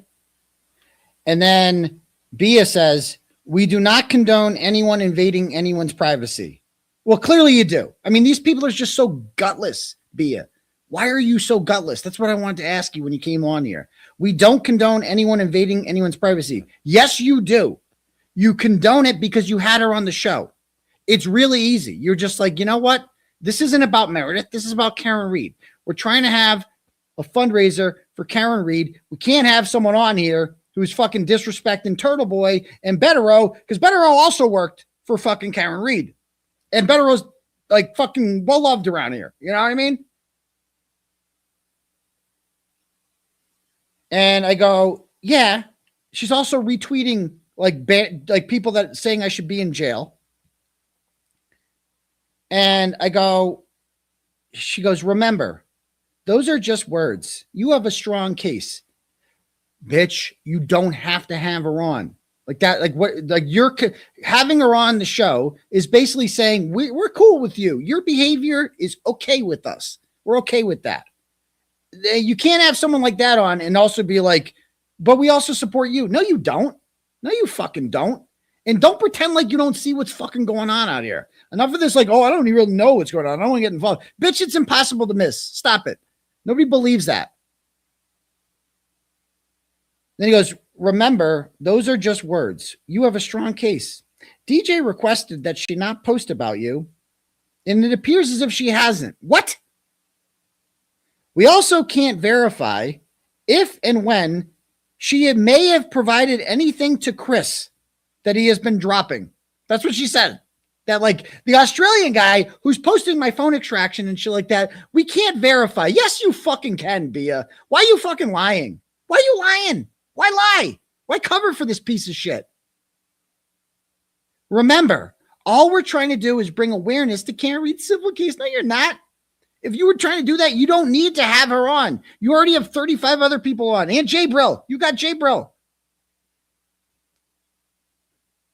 So DJ, I'll read his message to me.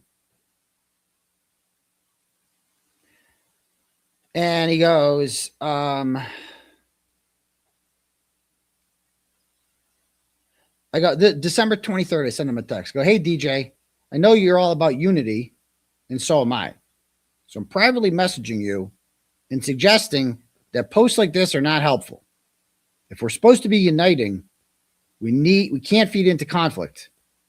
Will has done a lot to raise money for Karen Reed and for me. That shouldn't be forgotten. So he apparently shared DJ does this whole like I'm about unity thing, and he shares a video. He goes, my brother, the Young Jerks, is playing the sound and analysis of JFK show live now. Will Henry can't cancel us. And you click on it, and it's like an anti-fucking glare thing. And I'm like, that's why he's such a fucking fake phony, DJ. He's like, I'm all about unity and bringing people together. Bitch, no, you're not. No, you're not. You don't get to play fucking innocent anymore. And I'd fucking say this to your face, but you live in fucking Colorado. So why the fuck are you even into this shit, you fucking weirdo? Like, but he goes, yeah, that's what he says. And then he goes, counter programming our fundraiser for Karen was also not helpful and very transparent. Counter programming it. So because I had a fundraiser the same night they had a fundraiser, I'm counter programming. Okay. I go, yeah, bro. Like the bottom line is you had Meredith O'Neill on your fucking thing. You better fucking believe I'm going to do a fundraiser the same night. And I didn't rub it in at the time. But by the way, I raised more money. Nana, nana, poo, poo, bitch.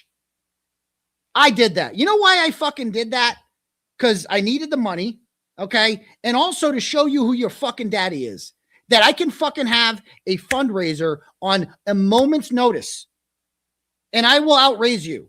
And you can have fucking Karen Reed on too. And I will still fucking outraise you. Because I'm still the straw that stirs the drink around this part, bitch. Don't fucking forget that, DJ. Don't fucking forget that. You seem to have forgotten, motherfucker, who built this whole fucking movement. It certainly wasn't fucking you. Whoever the fuck you are, you fucking weirdo. It certainly wasn't Boston Beer, whatever the fuck that is. You guys didn't build this shit. You latched onto it. That's what you fucking did. You latched onto it. And I had a fundraiser just to show you that I can fucking outraise you whenever the fuck I want to. That's why I fucking did it.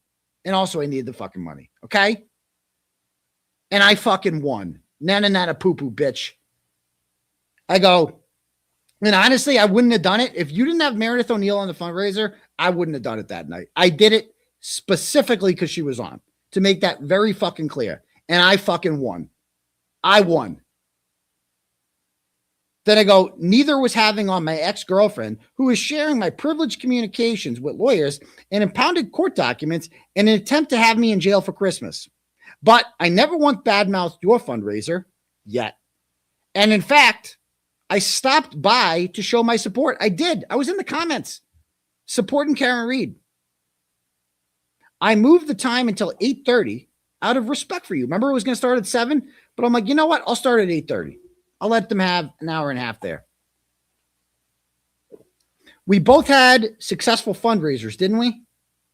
Then his answer. Aidan, your ex has been a friend of the show since we collaborated on fundraisers for you. Okay. So she was a friend of the show before, and now she's declared war on me. So if you support me, she should be an enemy of the show, right? Then and it's like, is she that interesting? She is the most humorless person alive. I was with her for a year and a half, never saw her laugh once, ever. She's not funny. She's not interesting. Why the fuck do you want her on your show? As a matter of fact, people like you and BLT, whenever you had her on, how did you have her on as? You introduced her as Aidan Turtle Boy's girlfriend. When you interviewed her, the whole fucking subject, I watched it. The whole interview was like, what's it like being Turtle Boy's girlfriend? You didn't even treat her like she was a fucking person. Because she wasn't to you. Her whole identity was my fucking girlfriend. There wasn't anything interesting about her. What's interesting about her? Nothing. She has no personality. She's not funny. She's not interesting. There was only one interesting thing about her. Me. That's it. Other than that, she's a fucking emotionless, crazyless person. That's it. But anyway, he goes, I appreciate that you didn't badmouth our event. I mean, I got to screenshot this one. I'm just going to, we're going to read this one together. This is too good. Okay.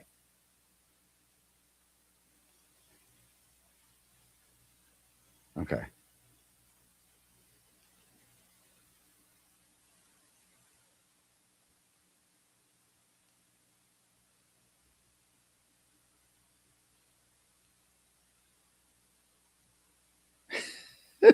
You got to see these messages. These are wild. I'm sharing them. Fuck it. We're getting petty.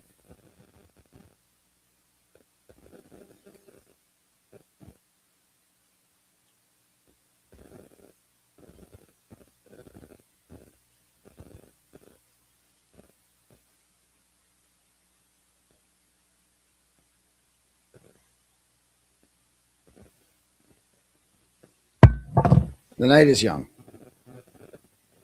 Oh boy. All right.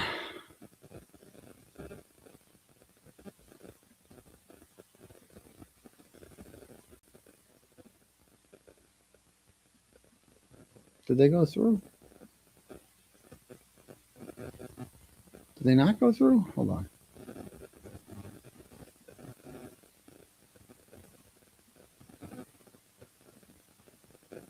Hold on.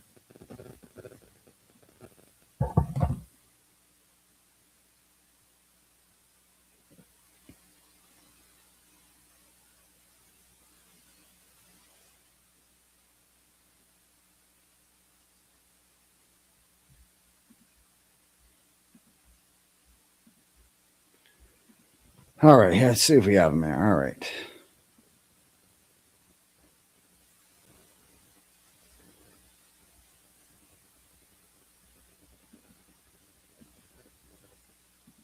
One, 2, 3, 4, 5. Okay, cool. I got them. Let's download these.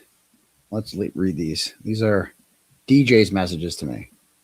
Because I'm a receipts guy. Big on receipts.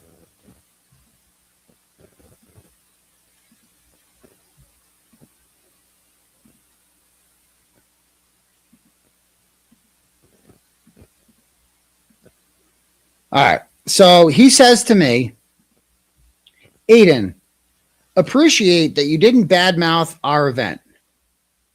Okay. It's nice. Appreciate you didn't badmouth our event. You're familiar with the Latin phrase acta non verba, which equates to deeds, not words. He's so wise. As a content creator, I know you moved it to 8:30 so as not to go head to head when you assumed Karen would be on. Smart move. Just like none of us would want to go head to head with your live presentations. This motherfucker. Actually, I wanted to smack this dude when he said this to me. Oh, yeah. Smart move not going head to head with us because you would have lost. First of all, motherfucker, I would have won. Like, it was, I didn't know Karen Reed was going on there. I did not know. They didn't announce Karen Reed was going on. But this guy's like, oh, you only moved it. I really moved it to 8:30 to accommodate them to be a gentleman, you know? Instead, he's like, no, you moved it away because you can't compete with us, motherfucker. Excuse me, bitch. Excuse me, DJ. Fucking 50 people watch your retarded ass show. I came on your fucking show during the horror tour for like 30 minutes to throw you a fucking bone. That's it. And you asked the dumbest question anyone has ever asked me. You were worse than Broyles. And Broyles was fucking bad. You were worse than Broyles. You were worse than AV to the 7th. You know? Whatever. So he goes on to say, which equates to, as a content creator, so he's like, yeah, smart move, yeah. You and I both know that you could have done your fundraiser on any other night. To try to convince me otherwise is to insult my intelligence or insinuate you're smarter than I am, which you're not. Oh, he's so fucking smart, this motherfucker. Nor do I think myself more intelligent than you, so we're equal intelligence, okay? So this guy tells me, you and I both know you could have done your fundraiser on any other night. Well, how about this, motherfucker? I'll do my fundraiser whenever the fuck I want to do my fundraiser. How about that? Because I need money. So I don't need your fucking permission about when to do a fucking fundraiser, bitch. Who the fuck are you? You know?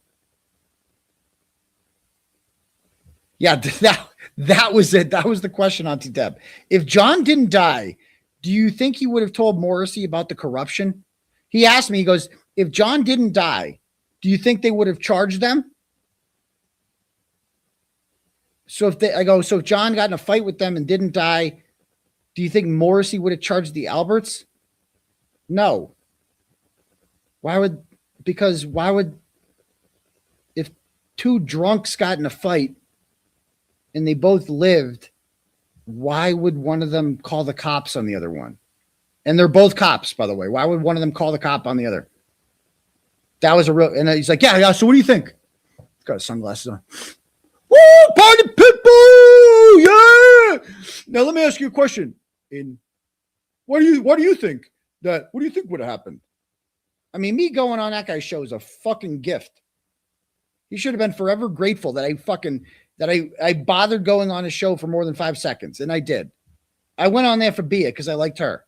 I don't really like her anymore because she's a gutless coward too, clearly. Fucking coward. Hung up the phone on me. Coward. He goes, I'm very disappointed that you counter-programmed Karen's fundraiser when the McAlberts were ahead 10-1 in funds. You know why the McAlberts were ahead 10-1 in funds? Because of 5150. That's why. Because she divided this movement and made people not like Karen. That's what happened. There is no division between me and Karen. Everybody fucking still loves her. There's no valid truth journey. There's no intervention show. None of that shit happens without her doing this. And you're having her on. Yeah, Bia was at the Halloween party. That was like, I'm like, bro, you were at the fucking Halloween party. For me, you didn't go to the JFK one. You went to mine. I mean, Bia, I liked Bia. But what the fuck, Bia? Open your fucking eyes to this shit. Look what this bitch did. Evil. Then he goes, is this part of it? Yeah.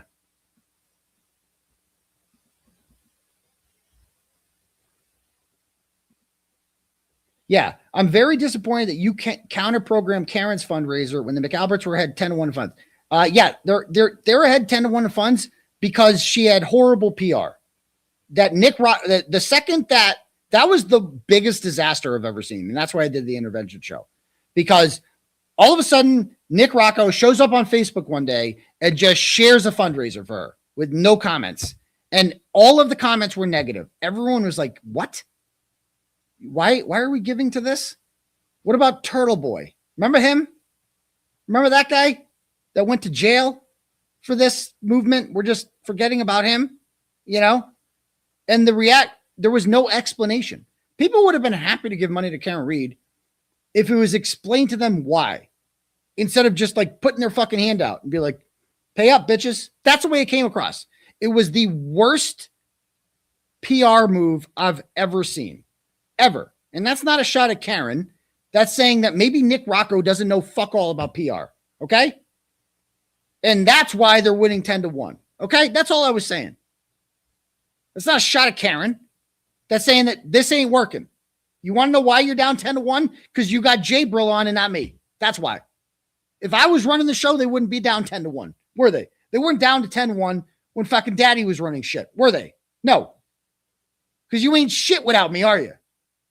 DJ. I mean, how'd you, like, I can just do a fucking counter program you and outraise you like that. Like that. Because it's easy. Because 6 days before our event, we held a meeting and I told you, the co-organizers, that you'd counter program us. You proved me right. Lastly, I'm honored to be small part of the Massachusetts justice movement, working against corrupt DA's office and police, of which you, Karen, Sandra, Richie, and Just On have been victims. This bullshit you aired about we're the cool kids, I like our team, split the content creators in two. I split the content creators in two. No, bitch. That was the after thing. After it was already split in two, I'm like, I like my team more because my team's fucking the bomb. I got cool people on my team. You got Randall and the retards. That's what you got in the divorce in Cryford. And BLT seems to have left you. Okay. That's what and you got 5150 too. So they had a meeting in which he predicted this. This is what he says. Okay. I wanted to see of us all working and reporting on these various cases that we each found resonant, at least as colleagues, if not friends. Bitch, you're so full. You're not that important. Colleagues? You're a guy with a YouTube channel who fucking keeps his sunglasses on indoors. You're not that important. Weirdo. Instead, everybody is shit talking one another, and that doesn't solve problems. It creates more. But I guess it's great for ratings if that's what you care about. That's the problem with that statement, DJ, is that you're not blaming them. You're only blaming me and Will. You're not blaming the others. So don't do this whole, like, I'm just neutral. Bitch, you're not neutral. We see you. We see you, DJ. That ship has sailed. He keeps going. And supporting other causes. Sadly, it appears that ship has sailed, which is very unfortunate. Who knew that victim advocacy would become such whatever? Okay. And he goes on to say, he goes, you did not need to run yours the same night as Karen Reed's fundraiser, Saturday night. Would have worked just. With regard to the cool kids, our team comments, I know what I heard with my own ears, but I'm not going to argue or debate you. I hope that you're successful against the Commonwealth in court. My support of someone depends on what I see and hear, just like your support is based on the same. I wish you well. I go, I couldn't do my fundraiser because that's my show that night. He's like, why didn't you do it Saturday? Because I do my show. Exactly. What? The show is separate. Okay, sure. I go, okay. I didn't realize I needed your permission on when I can raise money to save my life. Must be nice not to have any worries, DJ. Must be nice to, like, that's your biggest thing. I need money. Okay. He wanted me to do like a unity meeting, and I'm like, sure, I guess we'll do a unity meeting. Fucking gay, but okay. I go, I'm always down, but not everyone else is. Oh, they turned it down, so they don't want unity. So I did, and they don't. Okay, there you go. Trust is earned. Right now, there is no trust. I go, DJ, you have Meredith on when she's actively trying to put me in jail, which is an intentional act of divisiveness on your part, and you know it. You're not stupid, and neither am I. You know, that's it. That's it. Enough of this shit. Enough of the playing dumb bullshit. You know, enough of it. Yeah, stop trying to be Jason. Jason's whole thing was, I'm a negotiator. I'm trying to, you know, settle the flames between, I'm not on either side. I'm not on 5150 side or Turtle Boy side. I'm just trying to calm things down. Yeah, well, you fucking failed, didn't you? That worked out real well, Broyles. Good job. Unbelievable, these people. My messages with Bia.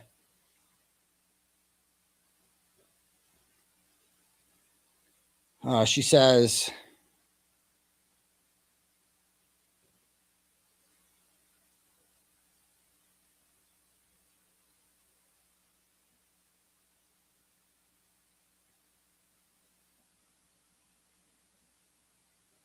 yeah. Anyway, it's just so gay. Anyway, but that's that. Okay, cool. Let me read some turtle chat, shall we?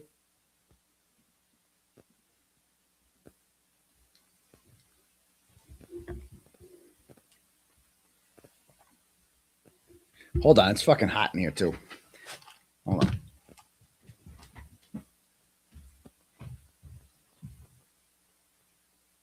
All right, that's good.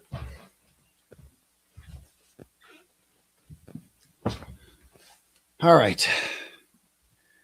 All right, turtle chat time. Let's go.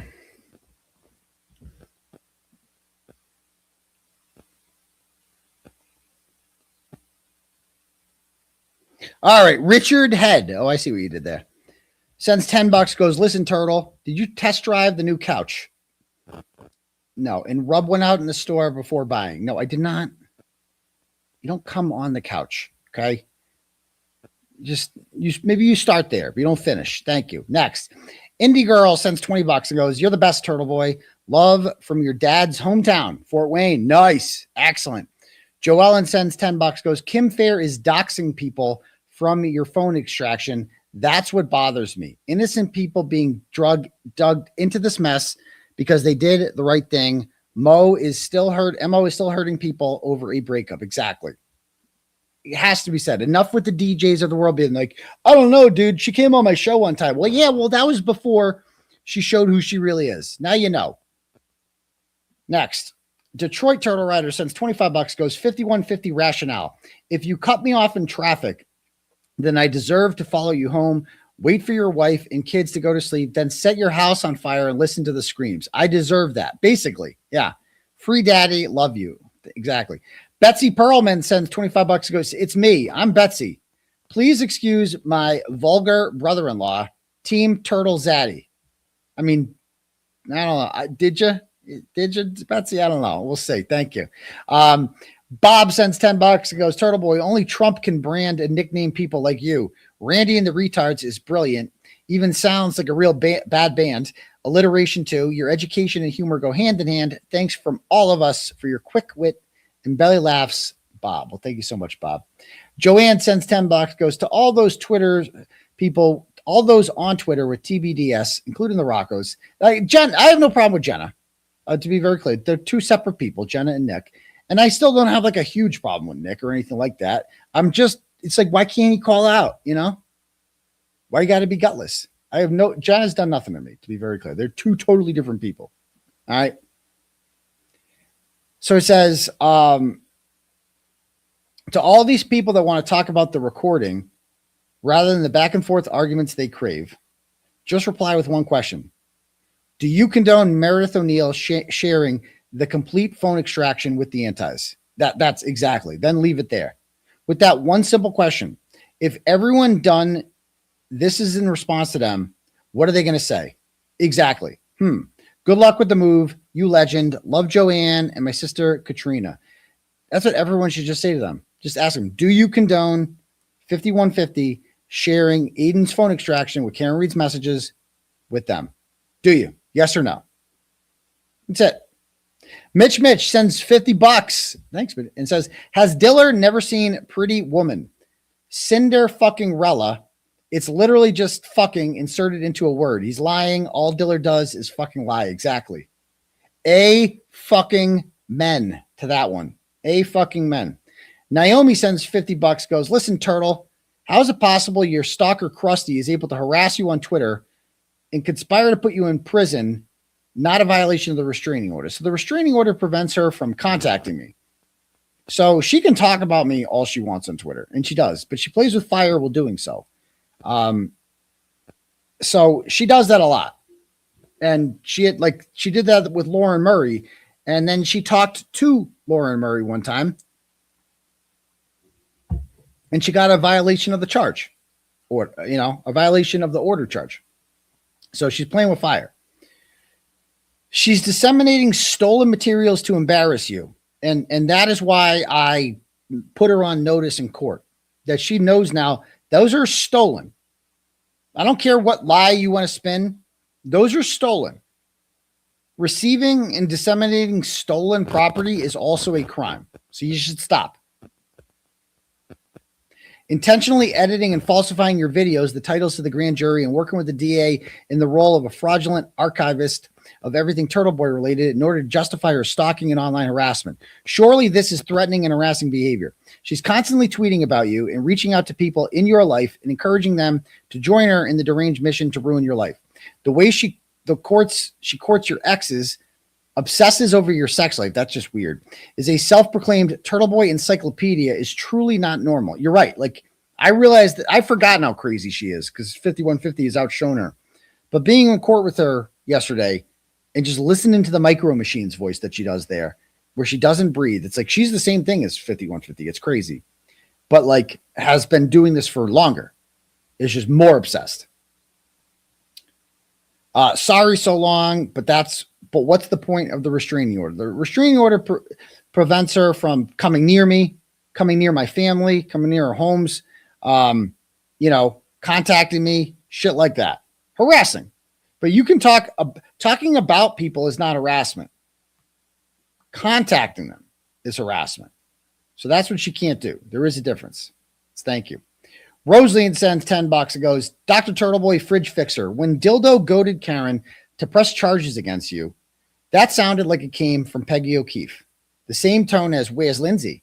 Also, I was disappointed KR side didn't insist that Dildo pay for attorney time and travel. That's what I was wondering. For dead versus again motion, especially since AJ flew out. This was expensive, and Dildo should have had to pay for the time he wasted. That's what I said. I'm surprised they rolled over on that one, but they must have discussed that at Sidebar. Next, Jimby O. Poivery, I don't know how to pronounce that, sends $10 and goes, as a member of the late 90s Kendall Square Cinema International Film Program, I can say with the utmost certainty that Kevy Kev's streams are nothing short of avant-garde genius. Kevy Kev has his own streams? I did not know that. Anonymous court reporter sends $10, goes, I work with so many PI attorneys who take on contingencies. It is only a matter of time before Dildo is forced to drop this case or tanks his whole firm handed down to him by his father in debt to ultimately only lose. Yeah, he also lost another case with the Red Sox the other day. He had some woman sue the Red Sox because she got hit with a foul ball, and it went to trial in Suffolk Superior Court, and he lost. They were suing for $9.5 million, and he just lost. I think Dildo's retarded. They have, like, he's not a good attorney. And, like, if you're the O'Keefes, do you have any confidence in this guy moving forward? Like, that was embarrassing. He just went in there and apologized, basically. And he's like, yeah, I was wrong. Does that inspire confidence in you that he's going to get Karen Reed? I think Friday was the day that Paul O'Keefe realized he's never going to get Karen Reed. He's never going to get her, ever. But next.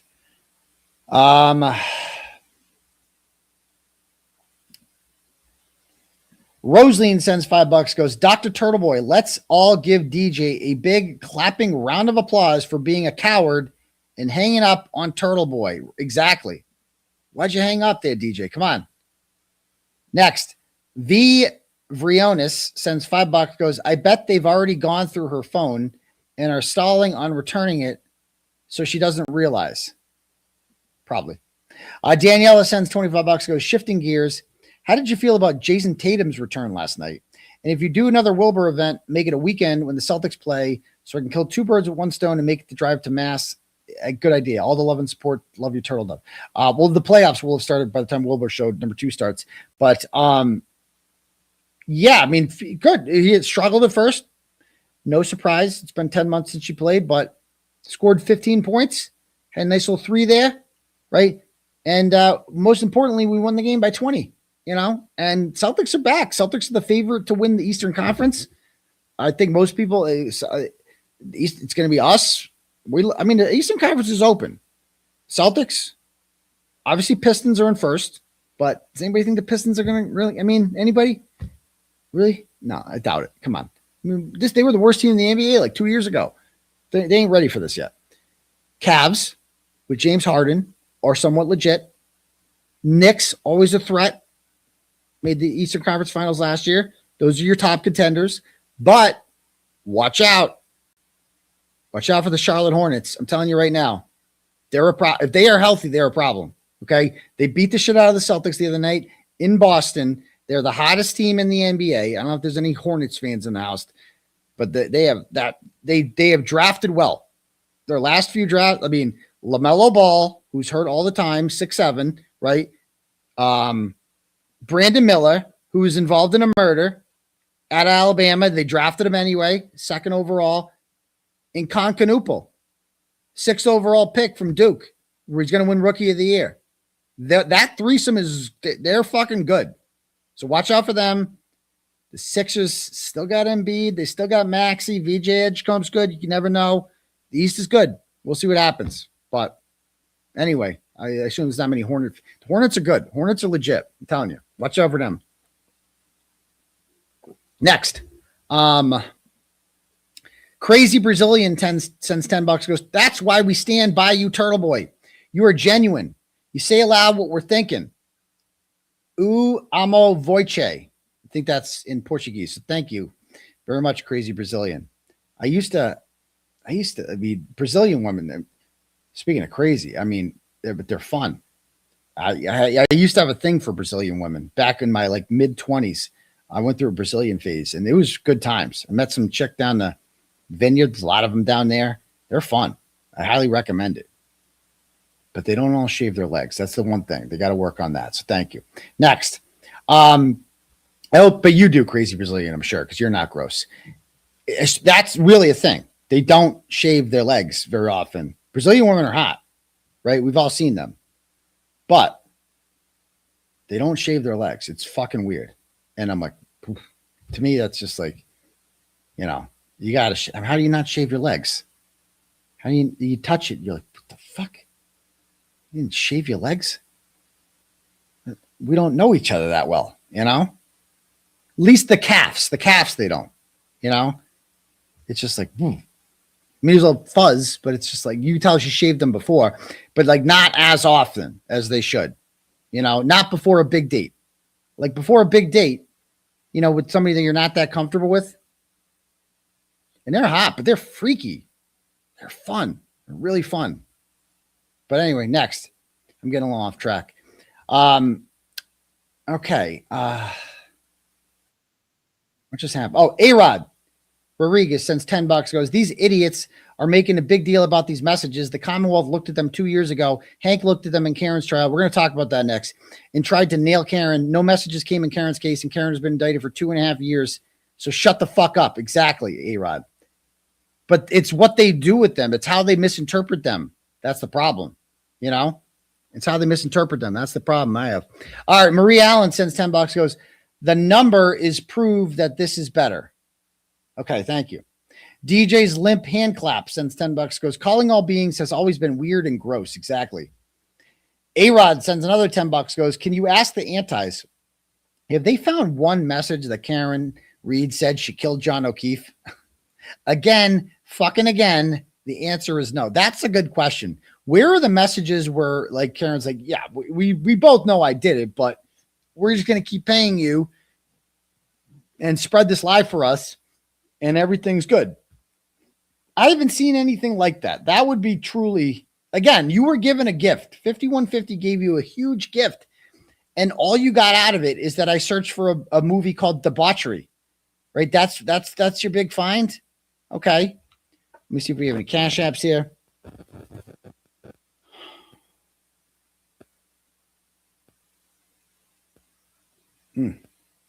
Let's see. All right. Deborah sends $10, goes, fix your right sleeve. The bicep is giving tingles to me. My right, this one? Oh, sorry, my bad. Thank you, Deborah. Okay. Ashley sends $100 and goes, it gets crazier by the day. Cheers. Thank you so much, Ashley. You're my sugar mom. I appreciate that.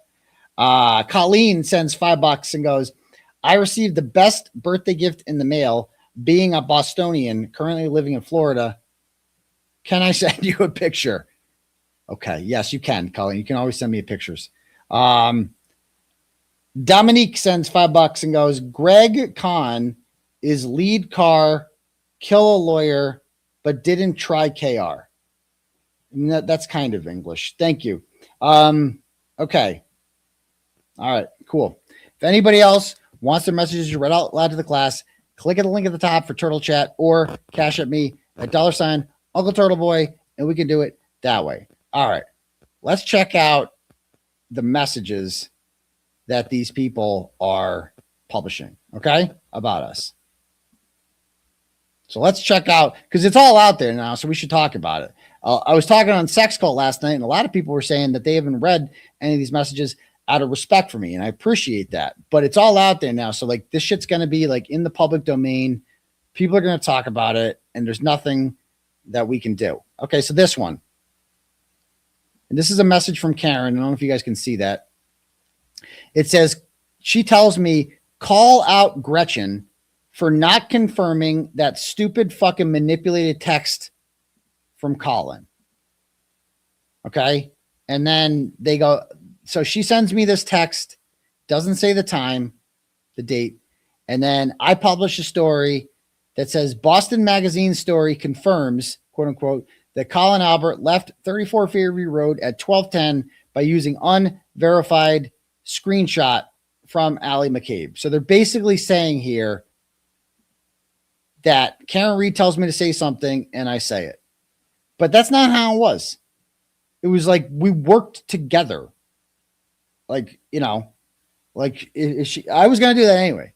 Okay. That screenshot was bullshit. Bullshit, I tell you. And so I wrote about it. And because I wanted to write about it. Because that screenshot was bullshit. And this just goes to show, this is why all this shit about, like, I was Karen Reed's voice. Like, I was her voice, right? So, like, people like, you know, she doesn't owe you anything. You didn't do anything for her. I was literally her voice.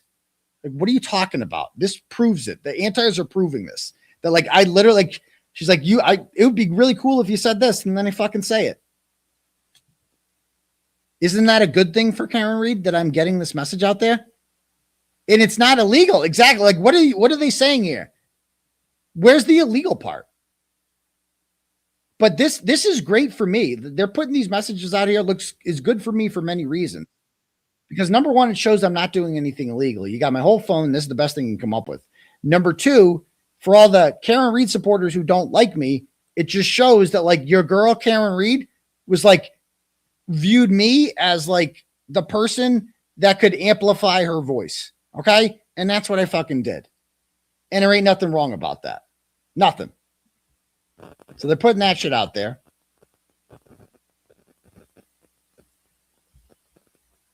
Oh, this one. Oh, dude. We'll get to this. Remind me to talk about this, that we were never harassed in the Cape thing. Okay. Why is he bringing, we'll get to this restraining order hearing afterwards. I promise. We got a lot to get to. But all you need to see here is that after my restraining order hearing with Krusty, 5150 defends her and Krusty Panties retweets it. Okay. Okay. Wow, you get this audio fast. So they got the audio because I already put in a request for the audio and I paid for it and I have not received it yet. Okay. But she brought Kim Fair with her to court. And Kim Fair obviously just recorded the whole thing, which is fine. There's nothing illegal about that. You're not supposed to do that, but it's not like against the law or anything. So you can do that if you want. So she recorded it and maybe we'll play part of it. Okay. But what else do we have here? What other messages did she have? Let me just go to media so we can see some pictures. Okay. What does this one say? All right. So she shared this one. No context, nothing. It just says they have to look at what you've done to their reputations and to my jury pool. Chris's business is the next casualty. Just a matter of time. This isn't about censoring. They are all shocked that a judge is denying these harassment orders. So Karen Reed sends this message to me. So this must have happened, if we're using context clues, right after. This must have happened right after Chris Albert tried to get an order on me and it was denied. So we must be talking about that. And she goes, they have to. They have to what? I don't know. Unless you see my message, you don't know what they have to means. I don't remember. This is 3 years ago. Look at what you've done to their reputations. So they have to do something, PR work, I'm guessing, and to my jury pool. Chris's business is the next casualty. It's just a matter of time. This isn't about censoring. They're all shocked. So we don't even know what the fucking context is of this. And like, they have to what? Like, they're dealing with the fucking shit that they're dealing with right now. Why? Because they're trying to censor people. And they're trying to use the courts to censor people. That's what she's talking about there. That these idiots tried to get an order on you because they're desperate. Their businesses are failing. Everything's getting fucked up because they killed the man. And everyone knows what they did. Period. And so this once again shows, look at what you've done to their reputations and my jury pool. So for all the motherfuckers out there that are like, oh, Karen, he didn't help Karen Reed at all. He didn't do shit. Look what Karen Reed says. Karen Reed says, look at what you've done to my jury pool. That's Karen Reed's fucking words about me. So it looks like she thinks I did something good, didn't she? Next. What else she got here? Okay, that was September 29th. She sent that. Okay. What is this one? Philip Dubé came on to Alan once. Now he hates him. Okay. I mean, this is what. Oh.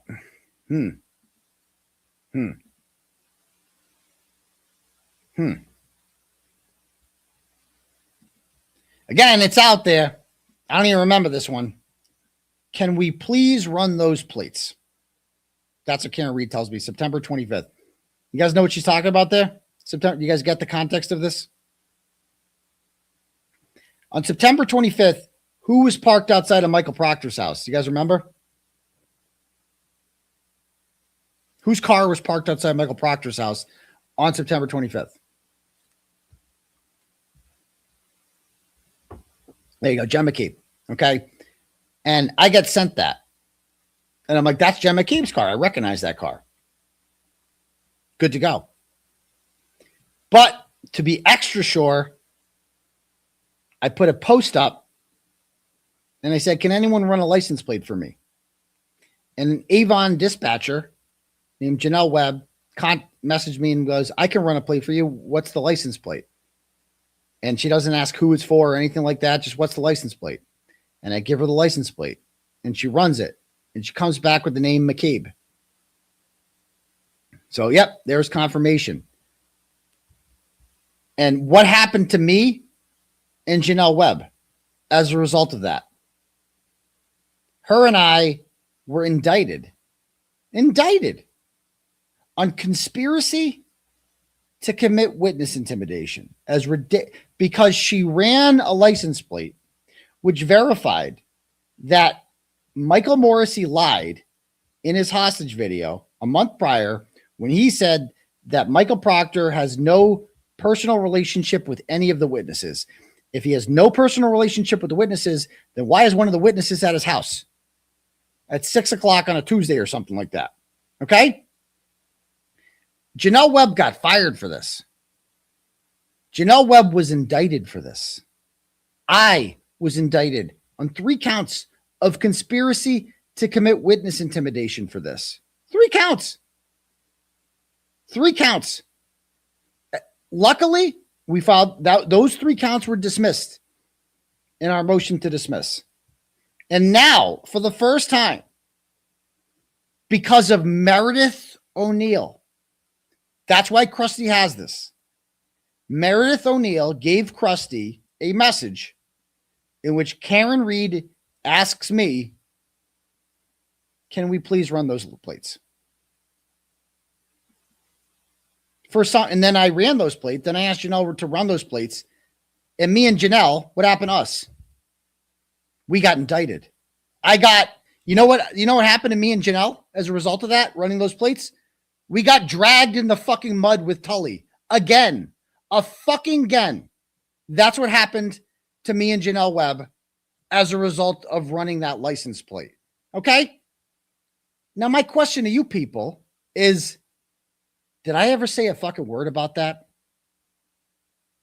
Did I ever blame Karen Reed for that? Did I ever drag her through the mud with that? Is this the first time you're seeing this? Did I do anything like that to Karen Reed? No. Because I don't fuck with corrupt cops. No. Because I ain't no fucking snitch. I ain't no fucking rat. And this is not witness intimidation, and it's not conspiracy to commit witness intimidation by me or Janelle Webb. And just because me and Janelle Webb went down for it doesn't mean Karen Reed needs to go down for it too. Okay? I don't fuck with corrupt cops. I don't throw innocent people under the bus to save my fucking self. I don't do that. I ain't no fucking snitch. And now, thanks to Krusty putting this message out, you all see that. You all see that this fucking lie that 5150 put out, that I was going to turn Karen Reed into fucking Tully. If I was going to turn Karen Reed into Tully, why the fuck are you seeing this for the first time on Krusty's? Huh? Can anyone answer that one? If I'm such a snitch, if I'm such a rat, and I've got this, and I didn't say a fucking word about it. You know why I didn't say a word about it? Because it's not a fucking crime to run a license plate. It's not conspiracy to commit witness intimidation to run a fucking license plate. Karen Reed asking me to run a license plate is not a fucking crime. Okay? But guess what? Brian Tully would have said it's a crime. You understand that? It's not a crime, but they are dishonest. And they would have said it was a fucking crime. And if Karen Reed was charged with a crime, when she's out on bail, she would have had her fucking bail revoked. If she's charged with conspiring to intimidate the witnesses in her own fucking case, Karen Reed goes right to fucking jail. Right to fucking jail. She would get, Auntie Bev would have fucking revoked her bail in 5 fucking seconds if this was put out. Do you understand that? Do people fucking understand the implication? I don't think people are understanding this. This is harmless. There is nothing wrong with this. Okay? But Brian Tully would have said there's something wrong with it, because look what Krusty's saying now. They're putting this out there now as if something's wrong with this. That's why they're putting it out. Okay? That's it. That's it. And yes, Meredith did lie about posting her license plate. We'll get to that. We'll get to that. So, anyway, and by the way, I raised $5,000 for Janelle Webb to pay for her legal fees. Another fucking lie that 5150 said that, oh, if you get charged for the crime, he's so greedy, he won't raise any money for you. I raised money for Meredith when she was one of the Canton 9, 15 grand. I paid 1,500 out of pocket. I raised $5 grand for Janelle Webb because she did nothing wrong. Okay. What else do we have here? We need another photo of that house, she says. I'm allowed to take photos of a house. Basically, Karen Reed was treating me like a private investigator. If a PI does it, it's not witness intimidation, right? So what the fuck? She's saving money. I'll do it for free. I'm in town anyway, you know? We need another photo of that house.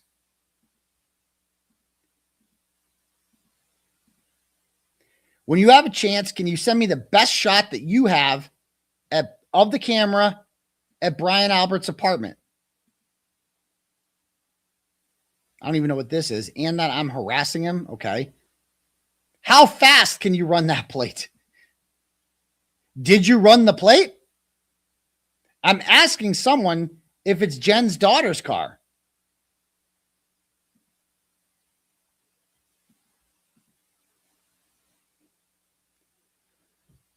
Told me Sean is basically telling, oh, she hated Sean of the Gulf. Sean is telling everyone that he works for my lawyers. Tell me about it. Nick filled me in on some stuff. This is us complaining about Sean of the Gulf. I go, they're asking Lucky how I remembered his phone call. Or mentally, it was just a massive power move by Lowley. He confirmed with the lawyers they are investigating by breaking bail term. I'm sure he loved that phone call, Alan having to beg him not to arrest me. I remember that. That is when Karen Reed, she was with Alan Jackson and the 2020 producers, and they drove by One Meadows Ave. And Mark Grossman, the neighbor, called the cops and said that Karen came within 100 yards of the O'Keefe's, which isn't a violation if you're in a moving fucking vehicle, by the way. Okay. But they did, they tried revoking her bail over that. I remember Karen called me and she's like, I think the cops are going to come and arrest me, she said. And I was like, that was the first time I told her, I'm like, everybody loves you, Karen. Like, remember that. Like, it's going to be like, that was the first time I actually heard her scared was that time. Okay. Where was Jabril for that? That's what I want to know. Where was Randall? Nowhere. She didn't even know who they fucking were. Losers. I had to tell Ashley Bell not to text me at 1 a.m. Subject, John Como. Okay.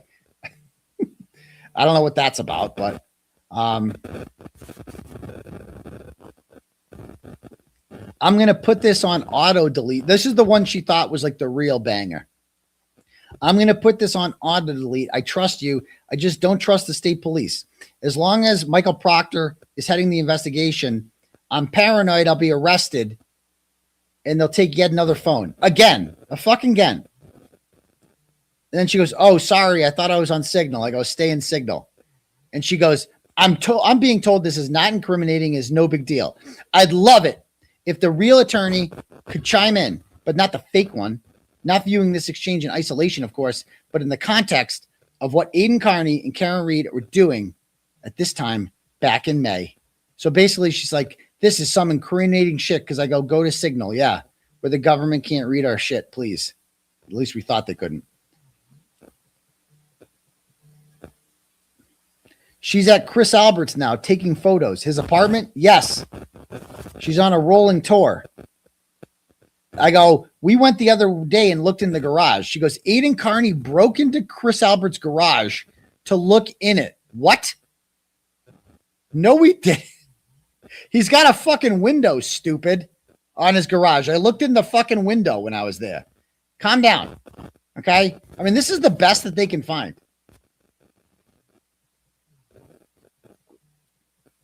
What's this? Oh, this is like 4 years old, these messages. I mean, this is what? I love how everyone reports back to never get a minute of peace. Good, fuck them. And I go, look how they hide Jen. She won't go out without a mob of supporters. She's frightened of being questioned, not like physically frightened, like frightened of being held accountable. That's what she's frightened of. And that's me making an observation, not me being like, let's intimidate them. And this is the best they could find.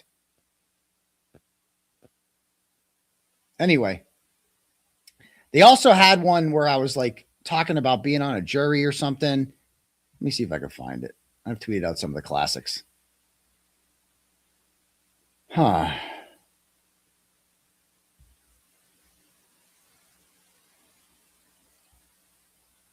How about this one where she's like,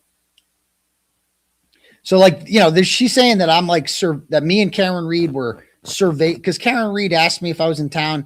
Can you get a picture of the cars parked at the Proctors? Can you get a picture of like Carrie Roberts, who's at her house? She wants to know, like, and because she's doing the investigation herself, basically, why wouldn't she use me as an asset? I'm on her team, right? I'm Team Karen Reed.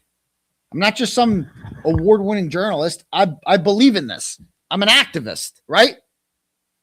Yeah, I want to help Karen Reed out as much as I can. Anything I can do to help her out and help get justice for John O'Keefe, I'm going to do it. Period. I'm going to do it.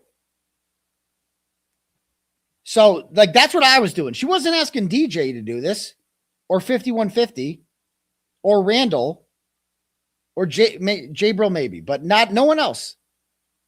Me. She's asking me to do this shit. And like Victoria Vento, like people like that.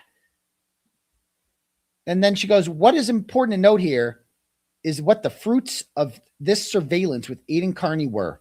Repeated instances of witness intimidation. Me taking a picture outside of Carrie Roberts' house, if I even did that, is not witness intimidation. It's me taking a picture. Like, what? This is insane.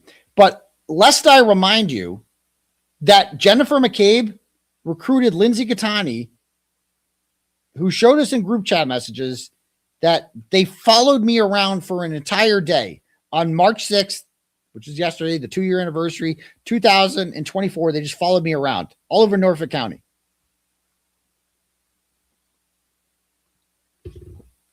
Were there more shit here?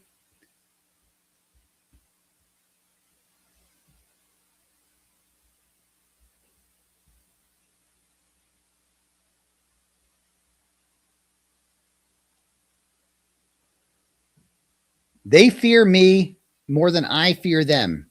Aidan Kearney referring to witnesses in the Karen Reed case. Yeah, because they don't fear me. That's my whole point. Wait, no, I apologize. They don't fear me physically. The worst they could do to me is beat the shit out of me, right? That's the worst they could do, at least I thought. But they feared me because I could put them in jail. It turns out the reverse was actually true. They could put me in jail and I can't put them in jail. So that's why I thought at the time that they feared me more than I feared them, because what I was doing, I thought could put them in jail. As it turns out, what I was doing could put me in jail, as it turns out. So I was actually wrong about that. Anyway, do we have any more here? Let's check out my twat.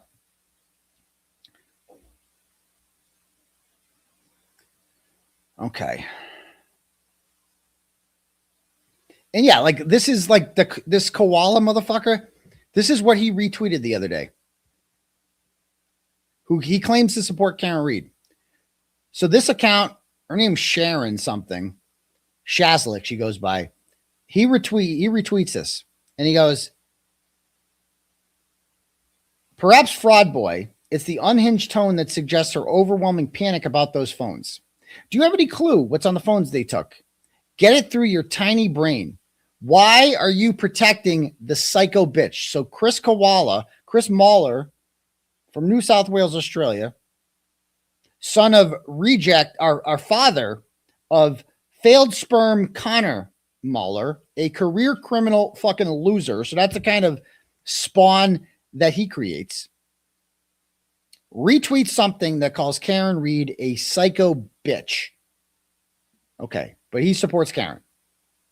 And then who else retweets this person who called Karen a psycho bitch? Up 5150 also retweets her. So she also endorses this person. Okay. Yeah, we'll get to that crazy bitch later. She's nuts. This one. Okay. They also went in this one. They go, what do we have here? And they have an email, and I'll read the email. It goes, hey, Aidan, you probably don't know me, but you wrote about my tenant at the Hangover Pub when my tenant, Chris Levinskis and company, were caught up with the Kevin Perry issue. That was a story from like 2017 or some shit like that. The Kevin Perry story. Crazy story. First off, Turtle Rider from day one. I actually was in the jury pool with you. So they searched the word jury pool and they got this email. I was in the jury pool with you. We exchanged glances a few times. You were in the left corner working on your computer. I just posted a picture of a possible Victoria. My name is Nick and my cell phone is blank. I'm confidential. If I could ever help you, please let me know. And then they start tagging. Be interesting to cross-reference that name to the jurors with Boston FBI and mass courts. So they think, these idiots think, that this is a federal grand juror messaging me. This is why context is so important and why you can't put the fucking phone. This is why you don't want them going through the phones, because they will misinterpret anything you say. They think that I'm talking to a federal grand juror who's giving me information. Wrong. I'm in the jury pool with him. I had jury duty myself. In early May of 2023, I had jury duty. Apparently, this guy was there in the same room as me. I was done by noon. I wasn't getting picked anyway. They sent me home. But you got to do jury duty when you get called. It's your civic duty. So that's the best that they can find. I mean, they imagine getting my old phone, my whole phone, and that's the best you can come up with. What else we got there?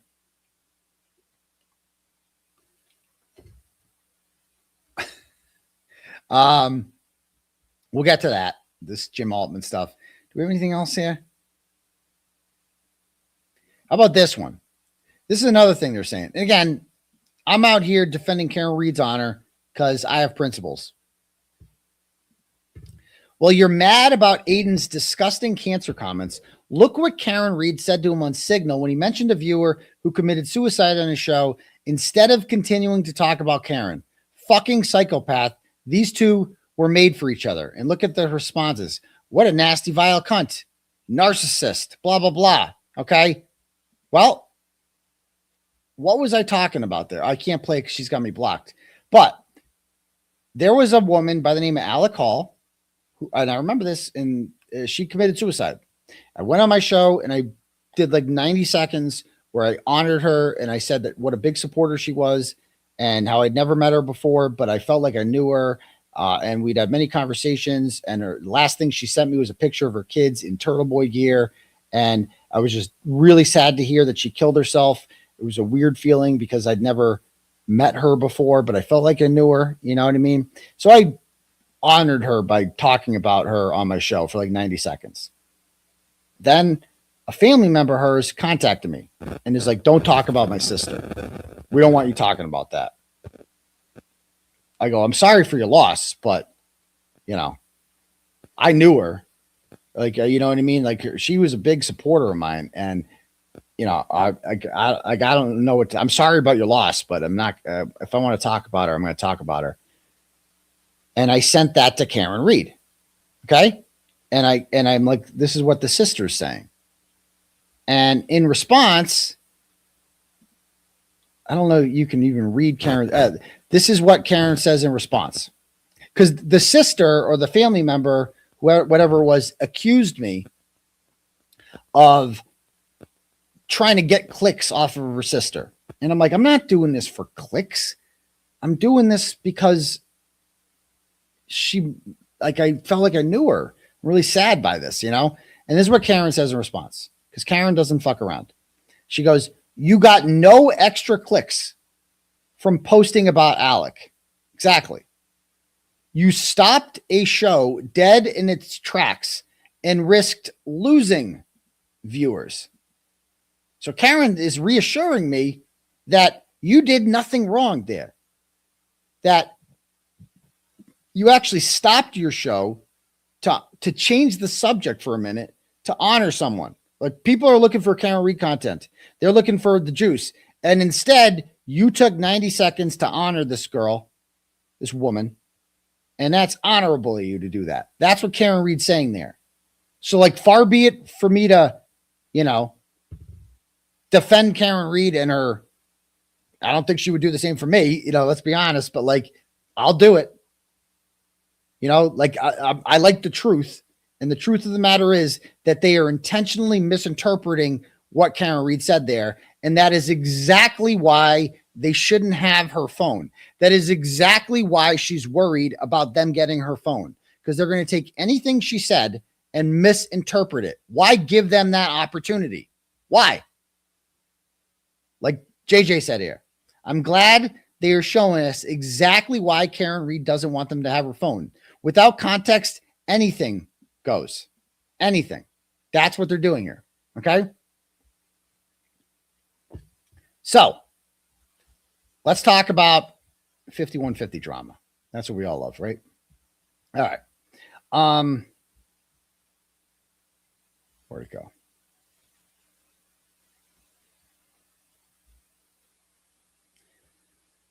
Because, by the way, Joe Flipperhead's back, and he's on fire lately. Let me see this. Fuck is it?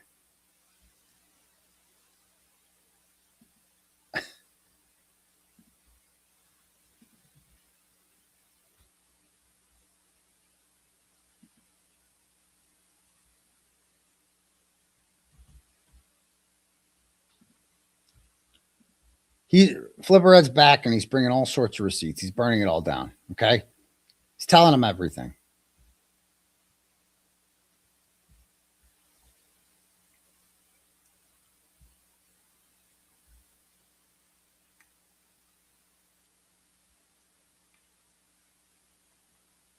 All right, how about this one? So during the restraining order hearing, I brought up the fact that Krusty posted Meredith's car and Meredith's license plate. Okay. And this is what she says. We were never harassed in the Cape. Why is he bringing me into this crap mentioning my license plate? Why? That's a good question, guys. Why am I mentioning her license plate at the RO renewal hearing? Oh, we got a text for that one. Here she is sending me a text on the day that I dumped her that said, also, I was just thinking, besides telling the judge that she posted your location for the 2026 renewal, you can also say she's posting my girlfriend's license plate on social media. I feel like that alone will get the order renewed again, since people freak out about license plates. So she asks here, why is he bringing me into this crap mentioning my license plate? Because you literally told me to bring up the license plate at the RO renewal hearing. I actually searched renewal in my phone and this came up. Okay? It's like everything she says is a lie. Everything. It's like, you fucking told me to say that. And I said it. She's like, why is he bringing this up? Bitch, because you told me to. Because you told me to. Or this way. Which she dressed like a Christmas gift, I guess, at the beach. It says that she said, no, Krusty Esquire, we are on my parents' boat who actually live here. I know it's really triggering for you that even on a fairly remote beach island, Aidan still gets asked for pictures. Last time I checked, Colin doesn't live here. Stay poor, crusty peasant. Oh, shots fired. But I thought I was irrelevant. If people are coming up, isn't that what she says? I'm so irrelevant. So then why are people coming up to me and asking to take pictures wherever we go? Why is that happening? That's weird. Almost if she's like making it up, you know? Yeah. Okay. So he's on fire over here. He's just fucking. He's back. Okay. Let's see. All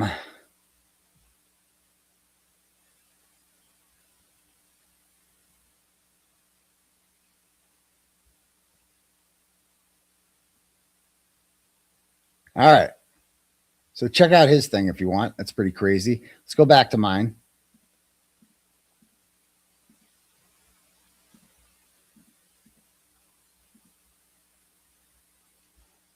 All right. So should we talk about the RO renewal hearing? Briefly. Oh, I want to talk about this. Okay. So this I wanted to address because this was fucked up. All right. So actually, no, let me first play this. Okay. So things went south.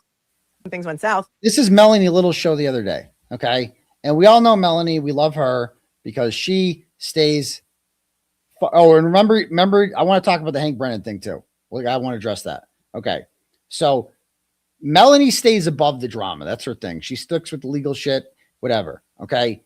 But like this is not drama. Like the fact that the recording that Karen's messages are in the hands of Kate Peter is a problem. And this is what she says about it on her program. Okay. Listen to this. Things went south. Then she started to use her intel against him and also Karen. Right. And if she was buddying up with Karen, right, which people say, I think Meredith and Karen were friends. Why is Meredith doing all of this? Because in the end, it hurts Karen, right? In the end, it hurts Karen. Text messages between David Yannetti and Aidan. All of this stuff being released in dribs and drabs. Like, when I think that Kate Peter is on Karen's side, like, I don't even know what's going on out there. Things went south. Then she started to use her intel against him and also Karen. Right. And if she was buddying up with Karen, right, which people say, I think Meredith and Karen were friends. Why is Meredith doing all of this? Because in the end, it hurts Karen, right? In the end, it hurts Karen. So that's just the truth. She's answering a super chat. She's telling the truth. That's it. And it's also relevant. Like, the messages are out there. We can't ignore them. Okay. So this is her briefly addressing it. Like, why would you do that? She's not doing anything mean to her, nothing. And then the next day, this happens. Jen Altman has sent me a Venmo to tell me that I'm contributing to the lies and bullying against Meredith. Well, that's an interesting take. I give you a 5, Jen Altman. That's kind of bizarre. I'm not even going to read it out loud. But, sweetie, if you think that your friend might take her own life, don't you think that you should do something about that? Intervene. I'm not bullying Meredith at all. It's not her friend. Thanks for paying me $5 to tell me that. So she sends $5 to Melanie and says, stop bullying Meredith because she's going to kill herself. And you're going to be responsible for that. And Melanie's basically like, that's insane. Why don't you get her to stop if she's actually suicidal? Okay. And she's not suicidal, as we're going to see. This is just a fucking game they're playing. Okay. So then Jen Altman tweets out the following. No, Meredith is not suicidal, nor did I say she was. Oh, and if she was, believe me, her friends would be helping her. Okay. First of all, Meredith has no friends. You know how I know that? Because I dated her for a year and a half and I never met one, ever. Not only did I never meet any friends, I'd never heard of any friends. Like, there are some friends of mine that I would tell her about. Oh, my friend, what's his name from UMass, or this friend that I still talk to. You know, I would tell her about friends, but she never met some of them. She met some of them, but not all of them, obviously. With her, I couldn't even tell you the name of one of her friends. I certainly never met one before. Never. The only friends I knew she had were mutual friends. Friends through Karen Reed. Okay? People like Deanna, Lauren Murray, Brad, people like that. Okay. Those were our mutual friends. None of them are friends with her anymore because of her own behavior. So now she has no friends. Jen Altman is a friend to nobody. Jen Altman doesn't know what a friend is. Okay. And so, no, you're not. Anyone who is actually friends with Meredith O'Neill would say what Deanna Corby and Lauren Murray told her. And me. I was her friend. Log off the internet. That's it. Just log off. Like, the Jetsons dog is not your friend. Astro, that's not a friend. Jason Broyles is not your friend. Jason Broyles is addicted to internet drama.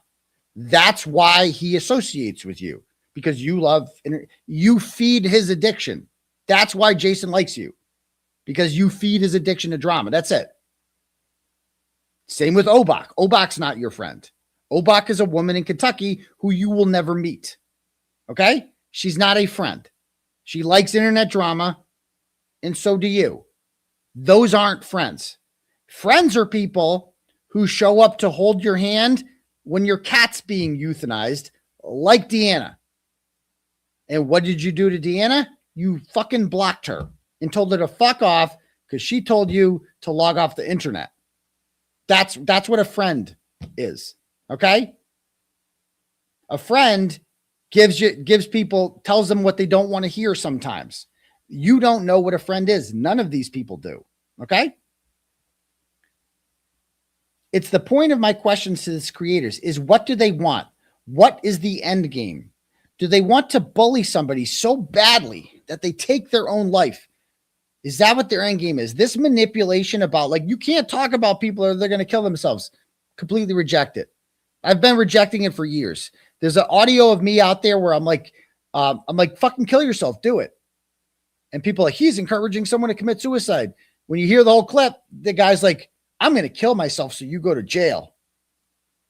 So he's trying to like be like, oh, you have to stop. If you don't stop talking about me, I'm going to kill myself. Then fucking do it. I'm not going to fucking play these games with you. Do it, pussy. Do it. You're not going to do it, are you? Because you're not suicidal. And stop weaponizing it as a way to do it. And the irony, do they want to bully somebody so badly they take their own life? I couldn't think of two people on the internet who are bigger bullies than Jennifer Altman, Jim Altman, and 5150. They are perhaps the two biggest bullies. All they do is threaten people. All they do. Jim is in everyone's inbox, threatening them all the time. She used to threaten people on my behalf. Now but it's all she knows how to do is threaten. So now she has to threaten on someone else's behalf. And so Meredith is that person. Because Jim Altman also has no friends. Just like, that's the one thing that bonds them together, is that both of them have no friends. And so they're temporarily forming an alliance. It's not a friendship. It will break out. It will break down eventually. Okay? That's it. And they will dox people and like put their names out there on their fucking fake accounts, like this one that they're pointing out. Like, I'll show you on her Henrik Barron account, which is clearly her. This is what they do. They like do whoever this nice lady is. Like, she goes on her Henrik Barron account and she just doxes people. Hi, Caitlin Healy. Welcome to my world. Okay. So I'll tell you what's happening here. Right? Because this person criticized Meredith. First of all, I want to be very clear because I know this hurts your feelings. She's hotter than you, Meredith. I don't know who she is, but I would much rather bang her than you. Like, I'm just telling you right now. I don't even know who she is. Okay. So I want to say that right now. That's whoever she is, much better looking than you. Okay. And she's criticizing her and you're not allowed to criticize her. Okay. So she's got this whole, like, we're going to dox you and we're going to put your name out there. So this is how it works. Who does the doxing? Obach does the doxing. I know this because Obach has sent me messages before doxing people, telling me the idea. She's the doxer. That's what she does. That's what she's good at. Okay. And then Broyles, he feeds into this shit too. He's the gossiper, right? He's the drama guy.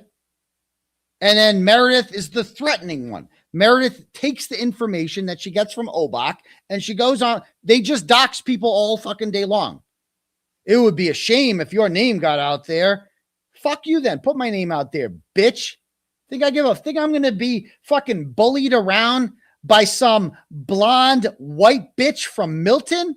Fuck out of here. Who does this bitch think she is? In the fucking mafia or some shit? Bitch, who the fuck you think you are? I'm going to put you, it would be a shame if your name out get there. Yeah, it would be a shame if you lost your fucking job, wouldn't it? Which you did. Which you fucking did. Because of your own fucking behavior. Period. Period. You know? And now she's whining all day to Video Jesus. Okay? Who supports me, even though I shit all over. And like, this is a message. So she fucked with the wrong guy. She fucked with the purple Kool-Aid man. Okay. The purple Kool-Aid man, unlike me, has no soft side. Okay. He's like me without a soft side. He doesn't give it, like, he's just vicious and has no mercy with these people. Whereas I'm like a soft, you know what I mean? So she started fucking with him. And he is titling his videos. He is titling his videos Meredith O'Neill CPA, because YouTube is owned by Google.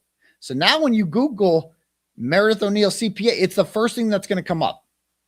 So he's doing that on purpose. So it comes up on Google searches. And he's just shitting all over her, exposing her, blah, blah, blah. Why is he doing that? Because she's unemployed and she needs a new job. And he knows that people are going to search her name, and he's doing it to fucking make sure that doesn't work. Because she's fucking with him. And so now he's fucking with her. Okay? And she has met her match. Because with me, she knows I have a soft side. She can manipulate me. She has before. Right? She can't fuck with this guy. And so she's messaging Video Jesus, because Video Jesus runs his production stuff.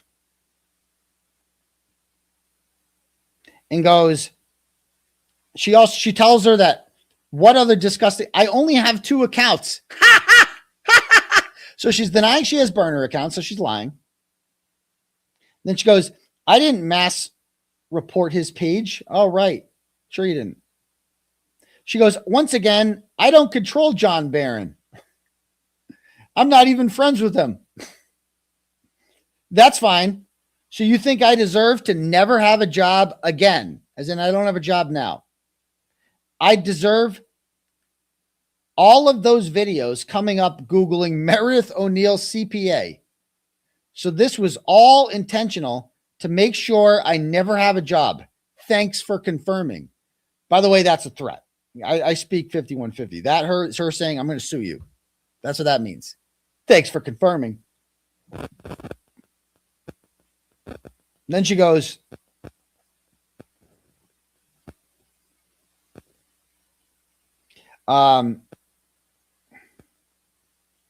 you're seriously okay with this guy calling women sluts and whores, calling Obach's toddler a whore? Oh yeah, you're so against that. I mean, just enough of the fucking, you're friends with John Barron. Okay. You retweeted him. The guy says the most heinous shit ever about my fucking kids. Okay. You put out a video of my daughter crying. You don't ever get to clutch your pearls about what other people say that's heinous. You have lost that. And old me might have felt bad for Meredith here and been like, man, she really felt bad for her. She dug herself all. Fuck that. I look back at what that video she posted of my daughter and fuck that. Fuck that. I will say nothing to stop the purple Kool-Aid man. Fuck that. You could deal with him now. You ain't gonna deal with me. She goes on to say, so she's like trying to kind of like barter here. She's like, I changed the title. So she did a show on him with this name in the title and we're in the company he owned. And then she realized he did the same thing and that's bad. So she changed the title. So she's like giving in. She's like, I changed the title. Can he change his? I don't want to keep this going, and I have no intention of releasing the police reports or body-worn camera footage of him. Oh, there's a threat there. So she's like, I have police reports of him and body-worn cameras of him, and I'll release those. I don't want to do that. Yes, you do. You have no leverage anymore. You're fucked. You have nothing. Your hostage video last night, we see it. You're done. You're fucking done. Just, if I could give her one advice as a piece of advice, as somebody who used to care about her and actually gave a shit about her, I would urge her to fucking stop. That's it. Stop. Delete your account. It is the best therapy anyone could ever give to you. Now, because then it'll slow down. It won't stop immediately, but it'll be the beginning of the stop. And then people will forget about you. And that's it. Just fucking stop. Delete Jason Broyles and Obach from your fucking life. Because they thrive on this shit. They love it. They're not they giving you any money? They helping you out with your finances now you lost your job for all this internet drama? No, they're not helping you out at all. So what fucking good are they in your life? What goodness have they brought to your fucking life? Nothing. They have brought you chaos, financial insecurity, and destruction. That's it.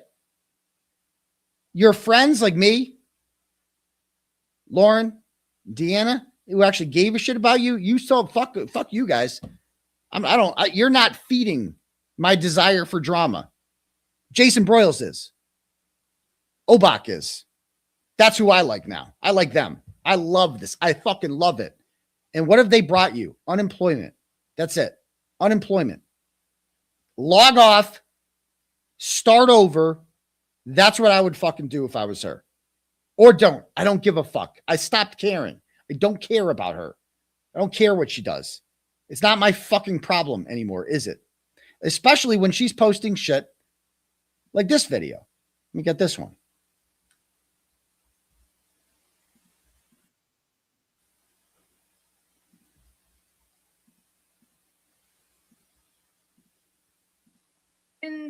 Being Aidan's estranged psychotic ex-girlfriend make you estranged. I would love to be estranged from him, but he can't stop talking about me. Oh, I can't stop talking about her. First of all, she just looks sickly. Just like there's nothing healthy about this. She had fucking lipstick on the tooth. And all I could think of is Jill Daniels yelling, "Where's your top lip? Where's your top lip? Didn't you go loopy or something?" Okay, Jill, maybe I'm right. I don't know. She goes on. Chaos in your own wake. Fast forward 6 months from now, hopefully in jail. No, but the only person who's going to be in jail, hopefully, is Aidan. And I never said that at first, but so Aidan will hopefully be in jail. Hopefully. Now, this is a woman who claimed to care about me at one point. Whatever, I guess she doesn't now. That's fine. But I have 2 kids, okay? And they need their dad. Someone has to coach the Huskies, right? And somebody's got to get them on and off the bus. Someone's got to give them rides to fucking cheering. Someone's got to, you know what I mean? Someone's got to pay the fucking bills around here. Someone's got to shovel the fucking snow and mow the fucking lawn and fix the leaky roof. Someone's got to fucking do that, right? Kids need a dad in their life. And this is just a game to her. I want him in jail.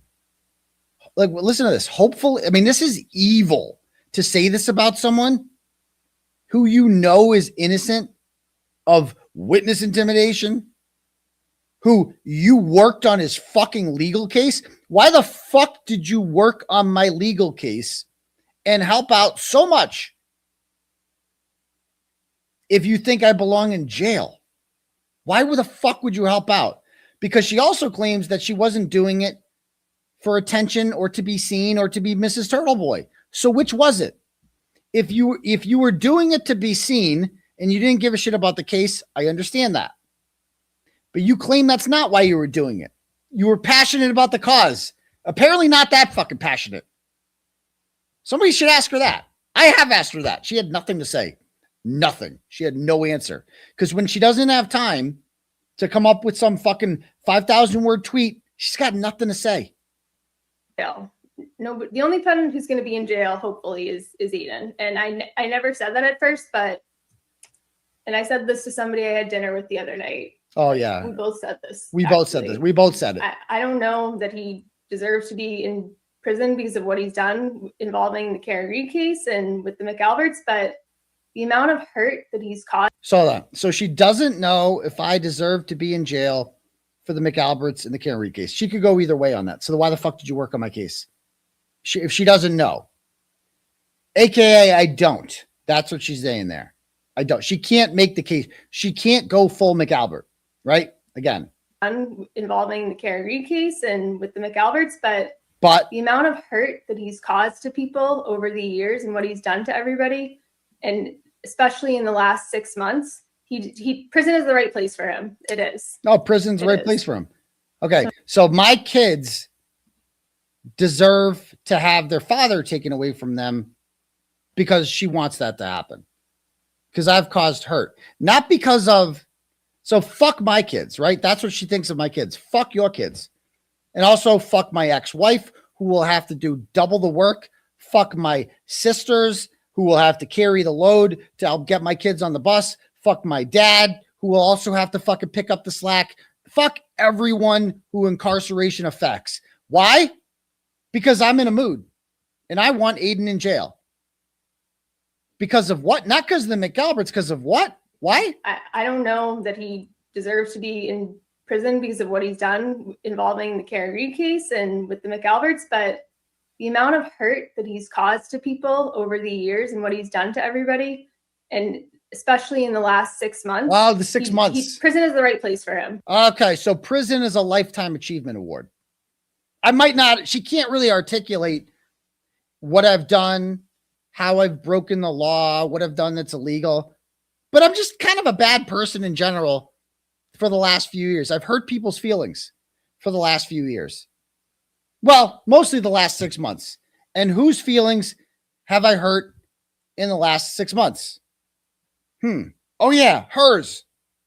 So I hurt her feelings in the last 6 months, and you go to jail. When you hurt her feelings, you go to jail. That's what she thinks. Maybe we can rekindle things then, because that's the only place she could control me. There's no sexting with other women in jail, is there? You could trauma bond with someone real easily in there. You can get them to fall in love with you real easy in there. Maybe that's why she wants me back in jail. Fucking sick. Sick. Fucking sick. And guess what, Meredith? I'm not going to fucking jail. Ever. Get that through your thick fucking head. I'm not going to jail. Understand that. I'm not scared of you. I used to be a little scared of you in December. Right? So I'm like, what could this bitch do? You can't fucking hurt me. There's nothing you can do to fucking hurt me. So you should give up. You should give up. You can't fucking hurt me. You're done. Your days of terrorizing me are fucking over. Your days of the emotional manipulation and shit like that, that used to worry me. Right? Not anymore. You can't fucking hurt me. I'm too fucking strong for you. Understand that. I'm not going to be taken down by some white bitch from Milton. That's not going to fucking happen. Understand that. I don't give a fuck anymore. Okay? I used to somewhat care for her and still have, you know, I want it because of the history, man. That like, no, it was all fake. None of it was real. None of it was real. And I'm in the hands of two great attorneys who aren't going to let me fucking go to jail. Especially from you. You ain't fucking sending me to jail. That ain't fucking happening. You don't have it in you. You got nothing. You could if you want to, but you can't. And guess what? Lindsay Catani's a better person than you, too. I just want to put that out there. Because I know that's what really pisses you off. That's where all this anger comes from. Is Lindsay Catani helping with my legal defense. That's what started this whole fucking thing. Was you found out that she was assisting me. And you couldn't have that because you wanted to assist me. Right? And you saw people saying nice things about her, and you think she didn't deserve people to say that. Okay? And that's what really fucking pissed you off, wasn't it? So you started this fucking lie, this rumor that I'm fucking back with her and all this shit. A fucking lie. Fucking lie. And you know it's a fucking lie, right? And I'm dating her again. We're moving in together, all this shit. And that's where it really fucking came from. That was the real root of your anger, was Lindsay Gattani. So I'm telling you right now that she's actually a better fucking person than you, because I know that will fucking sting the most. So there's that. Anyway, back to this. Okay. So back to the Jim tweet.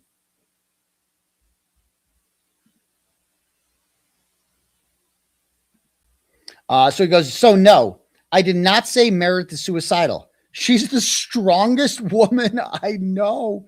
Bitch, that is the exact opposite of what you said recently. But what is their end game? What is Aidan's end game? My end game is staying out of jail, and that's it. And moving on with my fucking life. And I hope she has a nice life too. I really do. I really do. Even after all this, I hope that she picks up the pieces of her fucking life, learns her lesson, and starts over. That's what I hope she does. I hope she moves out of Southie, because she's way too fucking old to live there. Gets a regular apartment, right? And gets a new job somewhere and just goes to work and does her fucking job and takes care of her fucking kid. Singular. That's it. That's what I hope she does. And I hope she's happy and normal. And I hope she gets serious mental health treatment and just fucking stops. That's all. That's the end game. That's all. I want peace. That's it. I just want peace. Nothing more. I don't want to talk about her. I don't want her talking about me. Nothing. I just want to move on. Period. What is Jessica's end game? What is Jimmy's end game? Jessica and Jimmy would not be talking about her if she didn't give them endless content. If she wasn't calling Jimmy a pedophile or making fun of Jessica's weight and doing all that shit. She does it.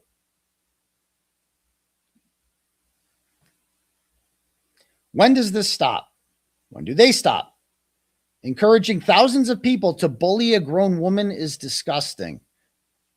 I mean, you are just delusional if you actually believe that, which she doesn't. Jim Altman is just a liar. I've been asking people what they would do if their daughter came home and said that they were bullying another kid at school. No one's bullying Meredith. Meredith is doing the bullying. They would be modified. Meanwhile, they're on the internet doing the same thing that makes teenagers take their own life. So it's your fault. Meredith is an amazing and beautiful and intelligent, and she's going to have everything she deserves in life. You fake bitch. We all saw the messages that you sent me about her. We all saw it. We all read everything. And what changed, Jen? Oh, right. I wouldn't stop being friends with Jessica Machado, and you couldn't have that. Yeah, Jim Altman put this all in writing. She actually wrote this. She's going to have everything she deserves in life. Yes, she is. That part is true.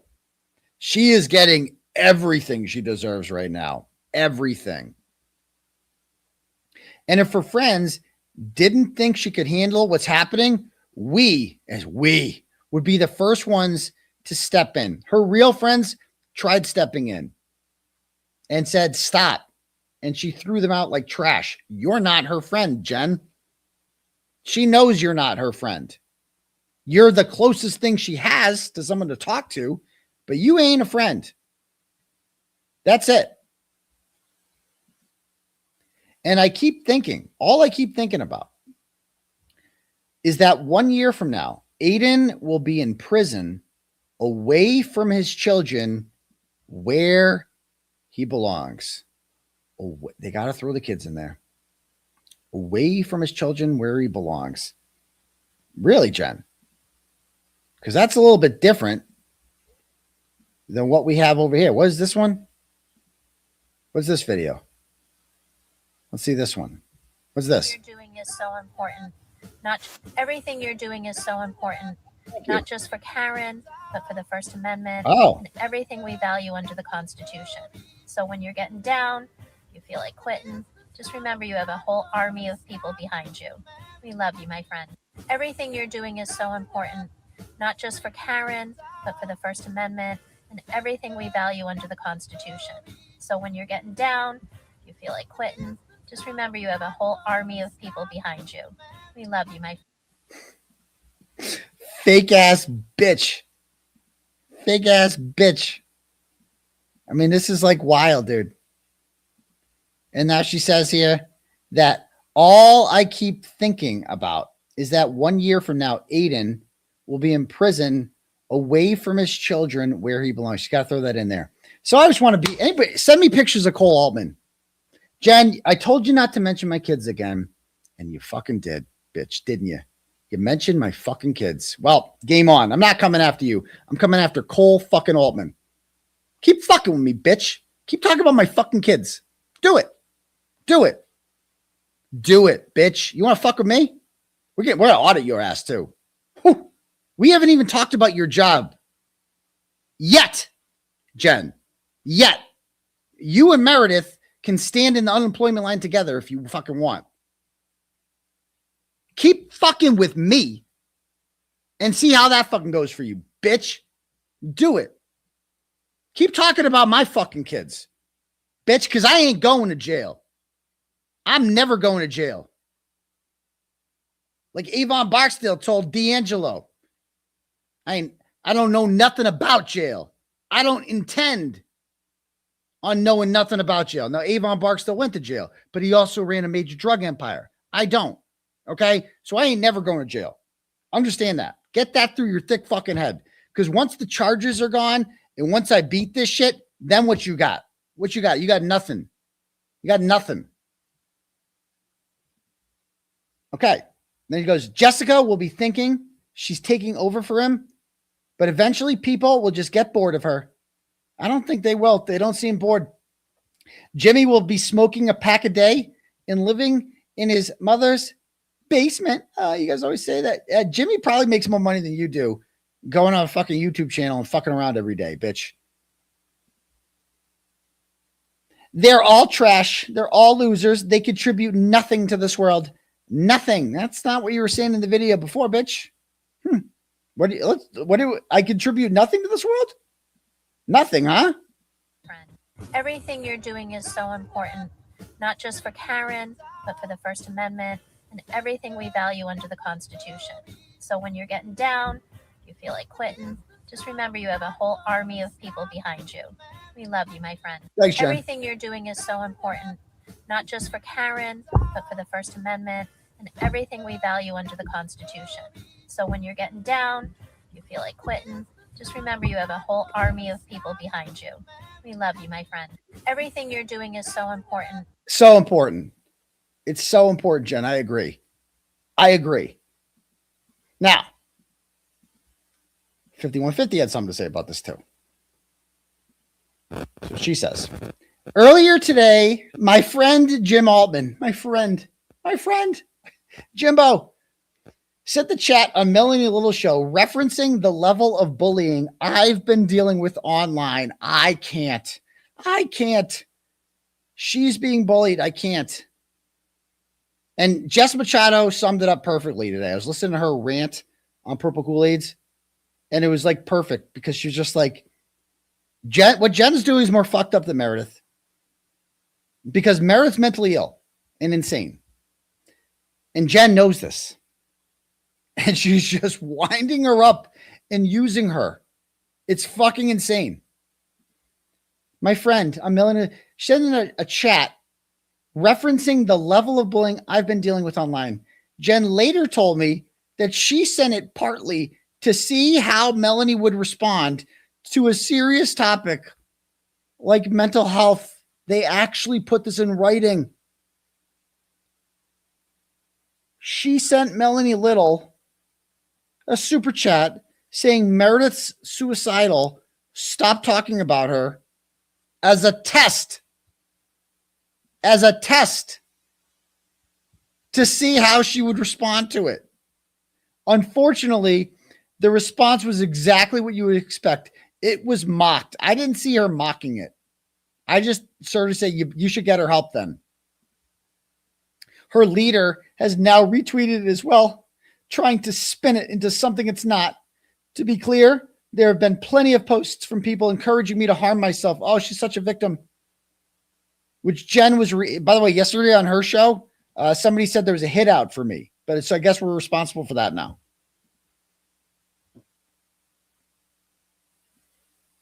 But I'm fine. I'm healthy. I'm focused. And I'm not going anywhere. Oh, bad girl, badass. I'm not going anywhere. Oh, we know. What I am doing, look at this. What I am doing is documenting the harassment and dealing with certain people, me, the appropriate way. I'm not going to cower to bullies. Like she has convinced herself, because the people that are enabling this and cheering it on, they're the real problems, but they ain't going to stop. Okay. The raccoons and the koalas, they love this shit. They're never going to beat Meredith. They don't give a fuck about Meredith. Meredith is just a person online who they can fucking wind up and fuck with Turtle Boy. They don't care how it affects her life or anything like that. They don't care. Okay. Melanie said, get her help if she's your friend. Exactly. That's it. She just dismissed her. She didn't say shit. Documenting the harassment and dealing with it. AKA, she's like, I'm going to sue you. Do it. There you. What's this one? Uh-oh. My producer, she's probably gonna. Oh, fuck. The music. God damn it. I should have fucking. Oh, well. Maybe we can get rid of that. I don't know. It didn't last that long. God damn it. All right. So, let's watch some of it, because some of this fucking journey here was just like wild. Okay.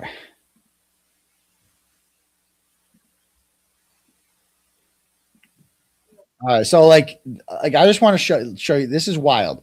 It starts off with 20 minutes. She puts together a 20-minute montage of people being mean to her. You don't want this to happen. I don't want this to happen.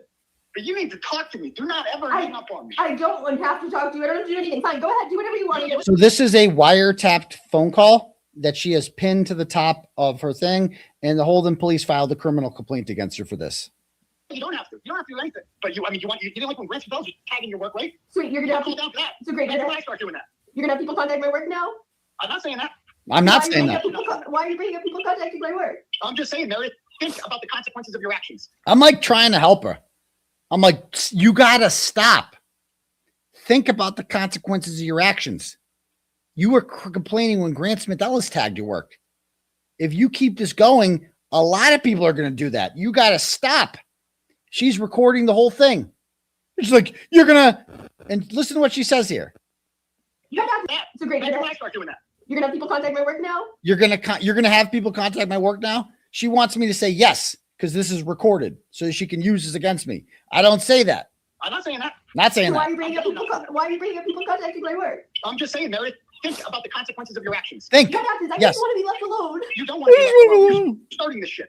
I'm not. I've been ignoring you for 3 days. Okay, I would finish this in like a day or two, or day. Well, I think there's going to be a lot of good content for other content creators like yourselves to discuss tomorrow. All week, Meredith. Mega stream. Yeah, I feel like there's more to come. Oh, you know, Ray from Dallas is You stupid whore. Bro, 20 minutes of Ray from Dallas, me, Jess, and others criticizing her. Okay? And she ends it with this. I'd rather have a conversation with you. Keep hanging up on me. I don't want to talk to you. I don't feel well. I don't care if you want to talk to me. Too bad. I don't want to do this. I just want to be left alone. I know it's too late. You This is so fake. So it's staged. Cause all sorts of shit, and now you want to be left alone. That's not how this works. I only talked and a grown up for once. I only talked to you yesterday because you started tweeting about me on him. Yeah, I did. I got pointed up.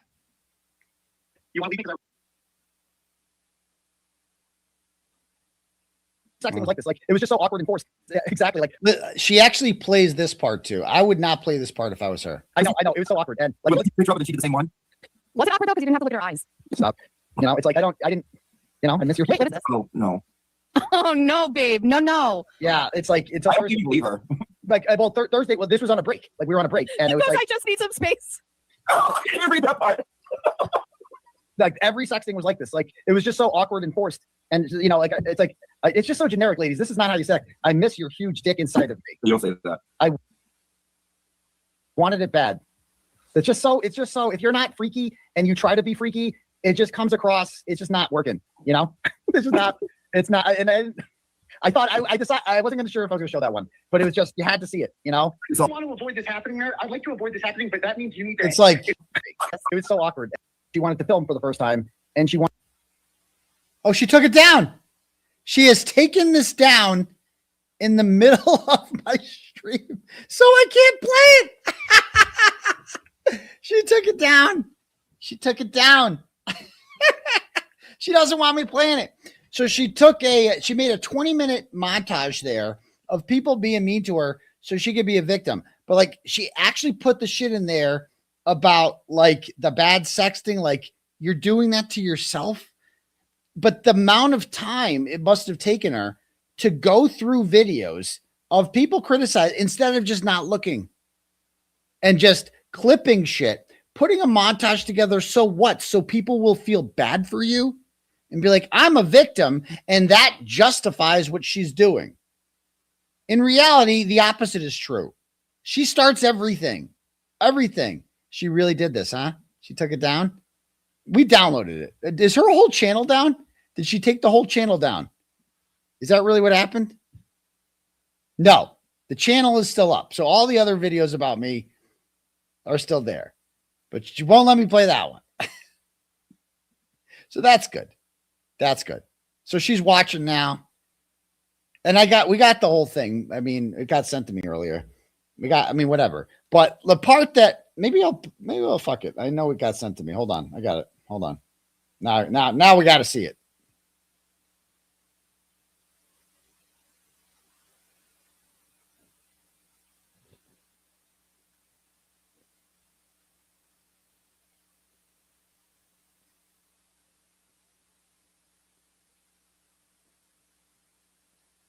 Now, let me see what we have here.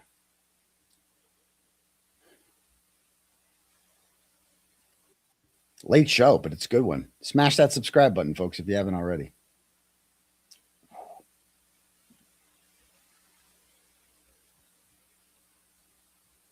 We got transcripts of it here. Okay.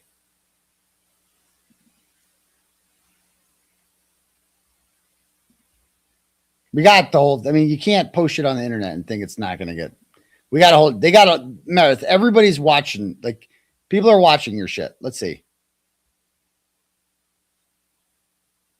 Is there audio? What do I want to talk about before that? So this week, besides going after just me, Aidan has extended his harassment to other people, boots on the ground. Let me just share my screen. This is a show. It's just boring. Yeah, we'll talk about this first, but boots on the ground, everybody from boots on the ground to cancer patients, but he still can't go like a single day without talking about me. So this is something I just want to address because a lot of people have reached out. There was something on Melanie Little's yesterday. Jen had sent a tweet, and I just want to be clear. No, I'm not suicidal, because at the end of the day, I just have to remember who these people are. They're sad. I mean, most of all, Aidan hates himself. Like, you can tell. This is like the way he acts. The way he lashes out. It's deep insecurity. He doesn't like himself. What? Same with Jess. Same with Purple Kool-Aid. I think Jess loves herself. Like, I would never be that down and sad because of anything that they've done online. So wait, hold on. If I hate myself, how am I a narcissist? Don't narcissists like love themselves? Which one is it? Pick one. Chat to Melanie Little's show, just referencing the level of bullying I've been dealing with online. She later told me, I guess she sent it kind of just to see how she would respond, and also because Melanie's now been trashing me too. Melanie's been spread by Aidan, whatever. That's par for the course. Melanie's been trashing you. Her response wasn't great. I didn't even watch all. Melanie just told the truth. Why you gave my phone extraction to Kate Peter? Because you did. Oh, I don't watch her show. I don't find it to be very interesting. Oh, she doesn't find Melanie interesting. There have been a lot of posts this week, and I would like to look at just this message in particular. Find it from somebody named Tracy McGonigal. I'm a victim. Someone sent me a mean message. Okay. So, earlier this week, I received this message from. Okay. There's the one. It's just photo. Okay. Go the fuck away. Your last suicide attempt failed clearly. I don't even know what to say. Your poor parents, that poor kid. Fine. I don't know. When is he ever going to stop? I've gotten off Twitter. That doesn't put an end to it. Every single day he talks about me. Every single day. You could just stop. Him, his children, his family. Again, you fucked with my life. You posting those videos of my daughter, you posting all of my privileged communications of my attorneys. I was doing nothing when that happened. I called her through Jason Broyles and begged her to stop. Can we please stop, Meredith? I took down all the streams about you. I did everything. And you know what she told me? Fuck you, full steam ahead. And now all of a sudden I won't stop talking about you. And again, where's the entertainment? Exactly. What have I ever done to them? He's the only one who's contacted my family. He blasted my mother's cell phone number on his stream. I blasted her cell phone number. What? You sick fuck. Aidan's a strange psychotic ex-girlfriend. Oh, this is the part where she says, I'd love to be estranged from him, but he can't stop talking about me. Chaos in your own way. Fast forward 6 months from now, hopefully in jail. No, but the only person who's going to be in jail, hopefully, is Aidan. Hopefully. I never yeah, said hopefully. that at first, and I said this to somebody I had dinner with the other night. Yeah, who's a real person? Who's a very real person? I don't know that he deserves to be in prison because of what he's done involving the Kearney case and with the McAlberts, but the amount of hurt that he's caused to people over the years and what he's done to everybody, and especially in the last 6 months, prison is the right place for him. It is. It is. Okay. Yeah, I deserve prison. I won't be in jail, Tracy. And then she finishes off with, or at least hope your child is out of your life. No, Tracy McGonigal, you're the only one with your kids out of your life. Like, I've seen your. Again, this is the doxing. This is like, yeah. Yeah. Or CA means. Let me go back to the chat. Go back to the chat. She wrote that into Melanie's, but I'm fine. I'm healthy. I'm focused. I'm not going anywhere. What I am doing is documenting the harassment and dealing with certain people in the appropriate way. I'm not going to cowardly bullies. Yep. Okay. None of that's changed. That's still true. Full steam ahead. Full steam ahead. I don't want to contribute to this ugliness anymore, and I don't ever want to be anything like the people in any of those clips. I don't want to be anything like Jess or Aidan. I mean, Aidan's kids are getting to the age they're going to go online. First of all, then stop. And that includes the burners. That includes Henrik Barron, which is you, and Claus Barron, which is you. Everybody knows that. Like, you can't just be like, this is what she does. Well, you can't prove it, so I'm just going to keep doing it. We all know it's you, though. Everyone knows it's you. Like, literally, no one doesn't believe it's you. No one. Everyone knows it's you. The raccoon knows it's you. The koala, they all know. They just don't care because they don't give a fuck about you. But go ahead. But now she's talking about my kids again. My kids are going to what? They're going to see that kind of stuff. My online. kids. I mean, the sexual stuff, that just like all of it. I mean, I guess Jimmy doesn't have kids, so he doesn't really care.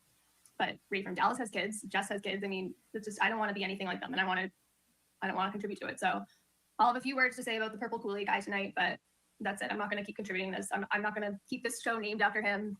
Oh. I know he won't extend the same courtesy to me, but just like he has no idea what kind of CPA I am. I have no idea what kind of personal trainer he is. I don't do anything with taxes, by the way, for all these idiots who are like, oh, she shouldn't have anybody's personal tax information. I don't do anything with taxes. I do financial reporting for like private equity funds. You did financial you have no reporting. idea what you're You about, did. but That's besides the point. But none of this stuff is like warrants people going after your real life. And that's what Aidan does. And that's how he wins, because he doesn't have a job. Going after your real life. What would you call posting privileged communications with my attorneys for no fucking reason? What would you call like contacting Matt Valentinus and offering to be a witness for him against me? What would you do that? Like, what's that? What would you call intentionally blowing up my relationship with Karen Reed? What would you do that? What would that? Because you did that. People can go after, but what kind of example would I be setting if I just cower to bullies and let him win? Like, that's not going to happen either. So what kind of example? What'd she say? Is it warrants people going after your real life, and that's what Aidan does, and that's how he wins, because he doesn't have a job people can go after. But what kind of example would I be setting if I just cower to bullies and let him win? Like, that's not going to happen either. So what kind of example would I be setting for my daughter if I cowered to bullies and let him win? You would be setting a great example for your daughter if you logged out. Okay, it's not about winning. You would be teaching your daughter that winning an internet flame war isn't important. What is important is financial security, keeping your job, focusing on what matters, moving on from your ex-boyfriend, pretending he's dead, not talking about him anymore, not trying to put him in jail. Okay, that's what you would be teaching your daughter. You don't have a job, Aidan. I am the job. Exactly. Like, yes, I own a business. I am a self-run entity in and of myself. Yes, that is it. Like if you can't, stop saying you're doing this for your daughter. The destruction that you're doing to your daughter doing this, the example that you are setting for her, that this is how a breakup works, is so destructive to her. Have you thought about this at all? So, it's going to be about finding a comfortable middle somewhere where this isn't affecting my real life anymore, but we're not just going to cower to Aidan, because there's all these people who have stood by me, who have shared their stories with being harassed by them, and I'm not going to let them down either. Oh yeah, this is the exact same shit Kate Peter has said for years. Her justification for being obsessed with me: I can't cower down. I have to do it for all the other people. This is she is Kate Peter. She has turned into fucking Krusty. Is that comment? Good. All right. Yeah, like this. So get back into some of the stuff with Purple Kool-Aid. Oh, good. And then she spends. It's repulsive. You can't do shit to me, you crazy whore. You can't touch me. I'll do 100 more. Push back. Okay. I actually do hope you die in a fire slowly. I mean, are we really surprised by this? So we have Rhonda saying she hopes I die in a fire. They just copy what Aidan says. Aidan says on his show, I hope Tully dies in a fire. So they just copy, tells people to go die in a hole. He just copies them. So these people, again, they just do whatever their leader says, and Aidan's setting the example. Who cares? Who cares what Purple Kool-Aid Man says? Who cares what Rhonda says? Who cares? This is my entire relationship with her. Was her getting upset about what people were saying on Twitter about her, and me saying, who cares? You don't, why don't you care more? Because I don't care. Who cares? I mean, and then she spends like 2 hours going through Purple Kool-Aid's fucking court documents from fucking 25 fucking years ago, and like boring the audience to sleep. Nobody cares about any of this shit. Like, this is wild. That was part 2. Where's part 1? Let's see. The part 1. I hate you. This piece of shit ass white cooking banana peel head long leg giraffe bitch. Tried to compare Jimmy to you dirty white bitch. You dirty white bitch, she says. Cause see, bitch, we don't take a description or the title. Yeah. There's only one reason you do that, and it's to fuck with somebody's real life by putting their full name with their job title. And when I made this last night, I wanted to do the same thing with him. I'm going to change the title after this. I know he won't do the same, but. By the way, on her Claude Van Buren account or whatever, she tagged my sister and accused her of like financial fraud, and then tagged my sister's workplace. And my sister texted me about it the other day. She's like, what is this about? I got called down to HR about this. So she contacted my sister's workplace, and now my sister has to deal with this shit. And I go, I'm sorry. So she's like so against it. But when she gets on her burner accounts, it's okay. It doesn't count when she's on a burner. You know, I know she runs 1 million burner accounts because I dated her and I knew all her burner accounts. Barry White, Chris Albert. I mean, there's a whole fucking, she had a whole rotation of them all. Esther Reed. How about that one? How about that one? How about Esther Reed that she denied doing for so long? How about that one? And it's like, so she did all this. She came after my sister. Why? Because my sister knew that she was no good. Okay? So she came after her. And my sister's like, what is this about? I'm like, it's Meredith. I'm sorry. And she's like, yeah, I had to take my shit down now. I got to get off the internet. I got to take my shit, my social media down now. So, you know, and I'm like, I'm sorry. And she's just like, you know, understand that the people that you bring into your life, like, affects us too. Just understand that. And I'm like, I'm sorry. You're right. There's nothing I can say to that. You're right. The people that I bring into my life does affect their life, clearly. It's the same sister who told me that the Christmas gifts were manipulative, because they were. And she didn't like that. She didn't like that. I don't want to ever become somebody like the people in those clips are like Purple Kool-Aid. I want to be better than that. I mean, oh my God. In their 30s and what he's like 48 Purple Kool-Aid, I think. His name's Paul. I don't ever want to be like that. That's not the legacy I want to leave behind for my daughter. It's not the example I want to set. I don't want to get in the mud with these people. By the way, a little change of plans. We're going to talk about some other stuff before him tonight, but I have a hard cut off at 8:30. When I scheduled this, I totally forgot.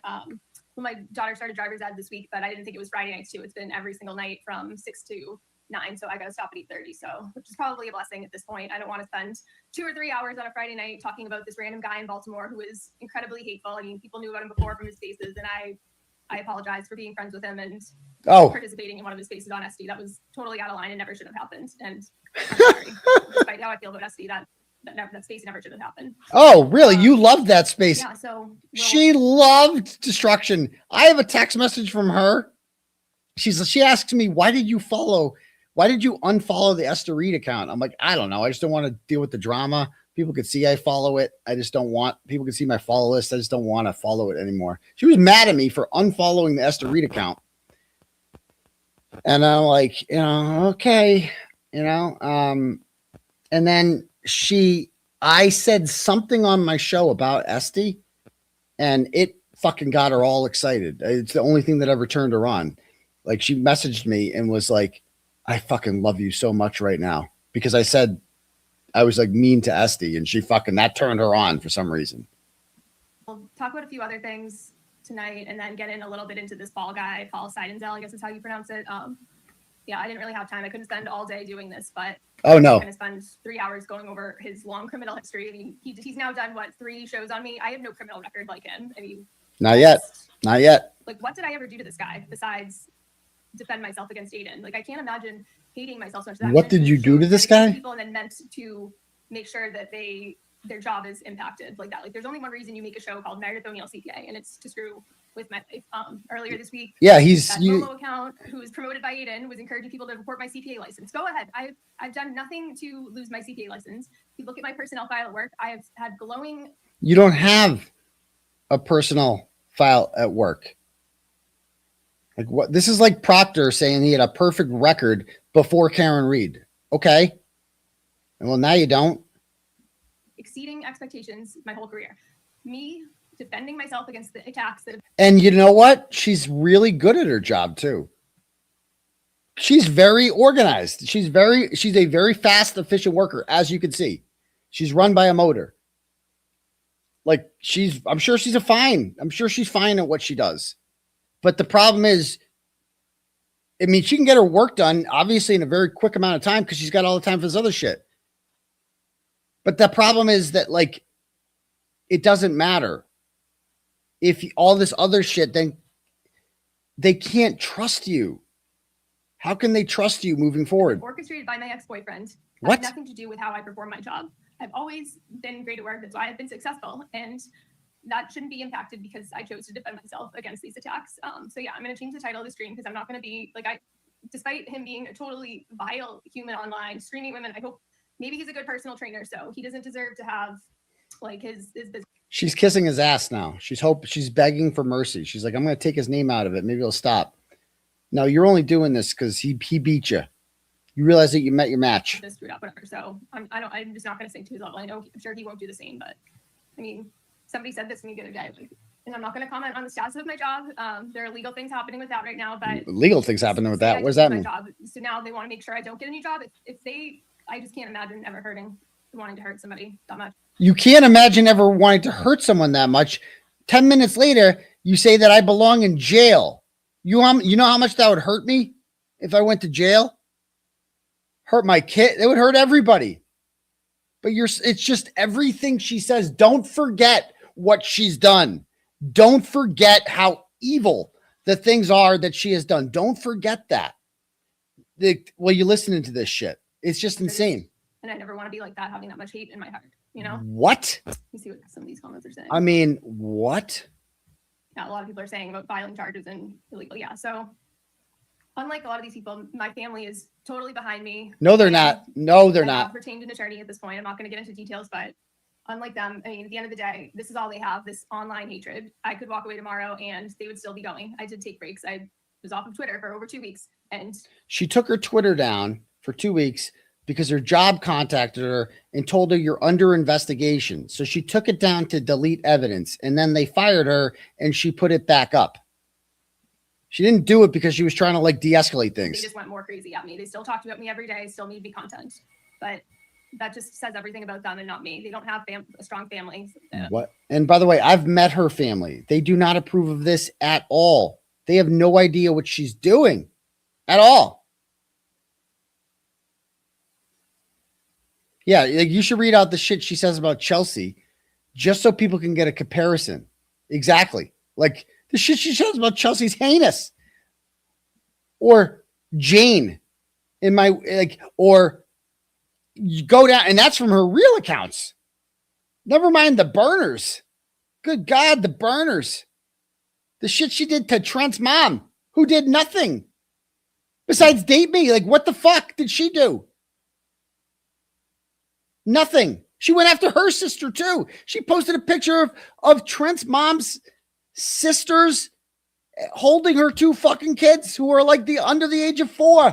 Like, it's fucking insane. You're not a victim. You're evil. You're horrible. You have evil in you. You need help. You need fucking help. And you lie to your mom and her dad. Her dad's cool. I spent Thanksgiving with her dad. Okay. Your dad just wants to sit back, watch football and talk and watch Fox News. That's it. Her brother's cool. Her brother's a laid back guy. His brother's wife is cool. I spent time. I liked them. Her mom's a nice lady. You know? They don't have a fucking clue what she does. They have no clue. They don't have any idea how she lives her life because she doesn't talk to them that often. And she'll fill in. I'm sure she tells her mom now, oh, Aidan's coming after me. Aidan's doing this. Your mom doesn't fucking know. So she says her mom's supporting this. Her mom doesn't fucking support this. None of them support this. I know them. This is more about them. So 5 factors is what I keep saying. Yeah, I mean, the stuff with contacting our jobs, and I see like that is criminal harassment.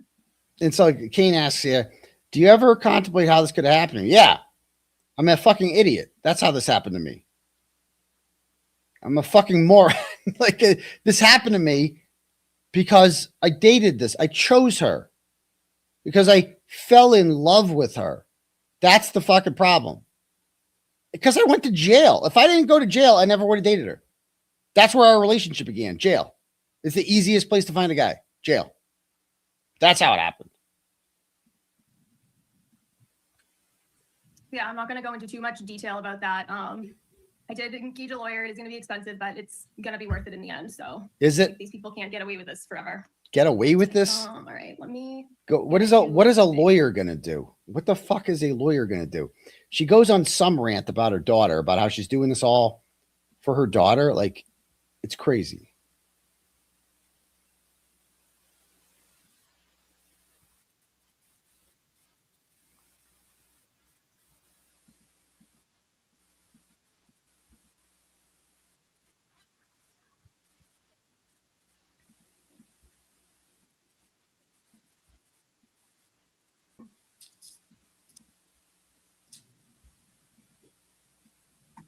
Boring.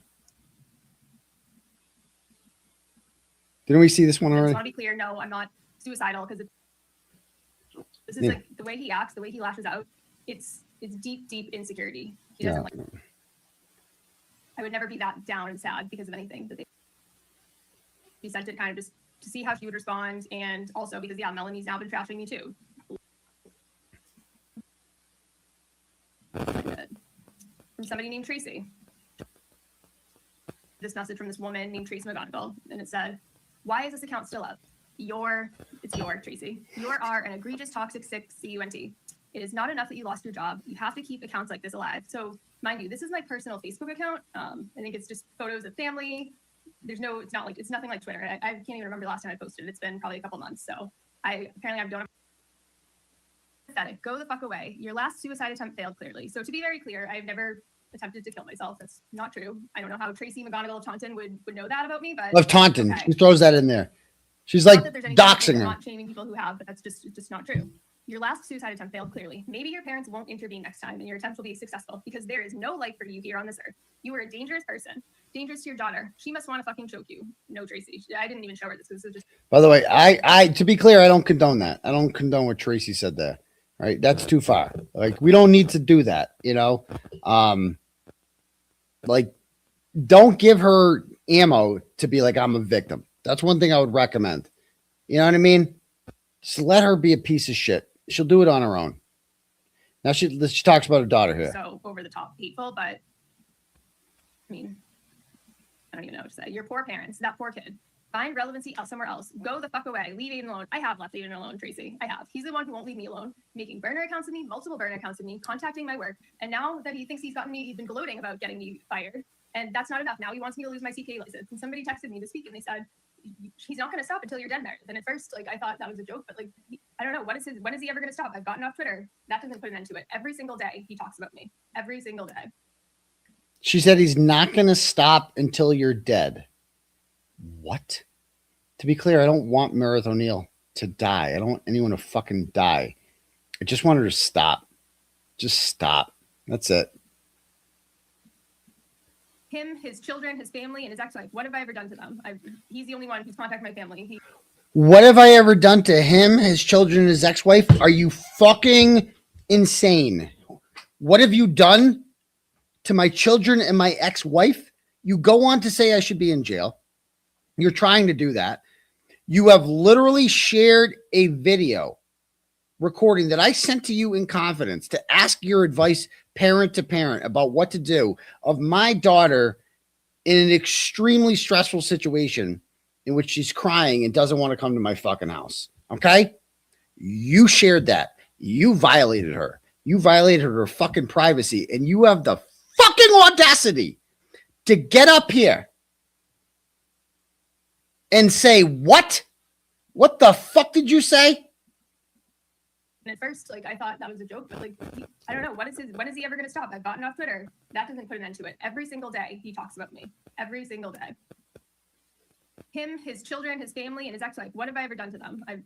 What have I ever done to them? He's the only one who's contacted my family. What have I ever done to them? You violated my daughter's privacy. That's what you did.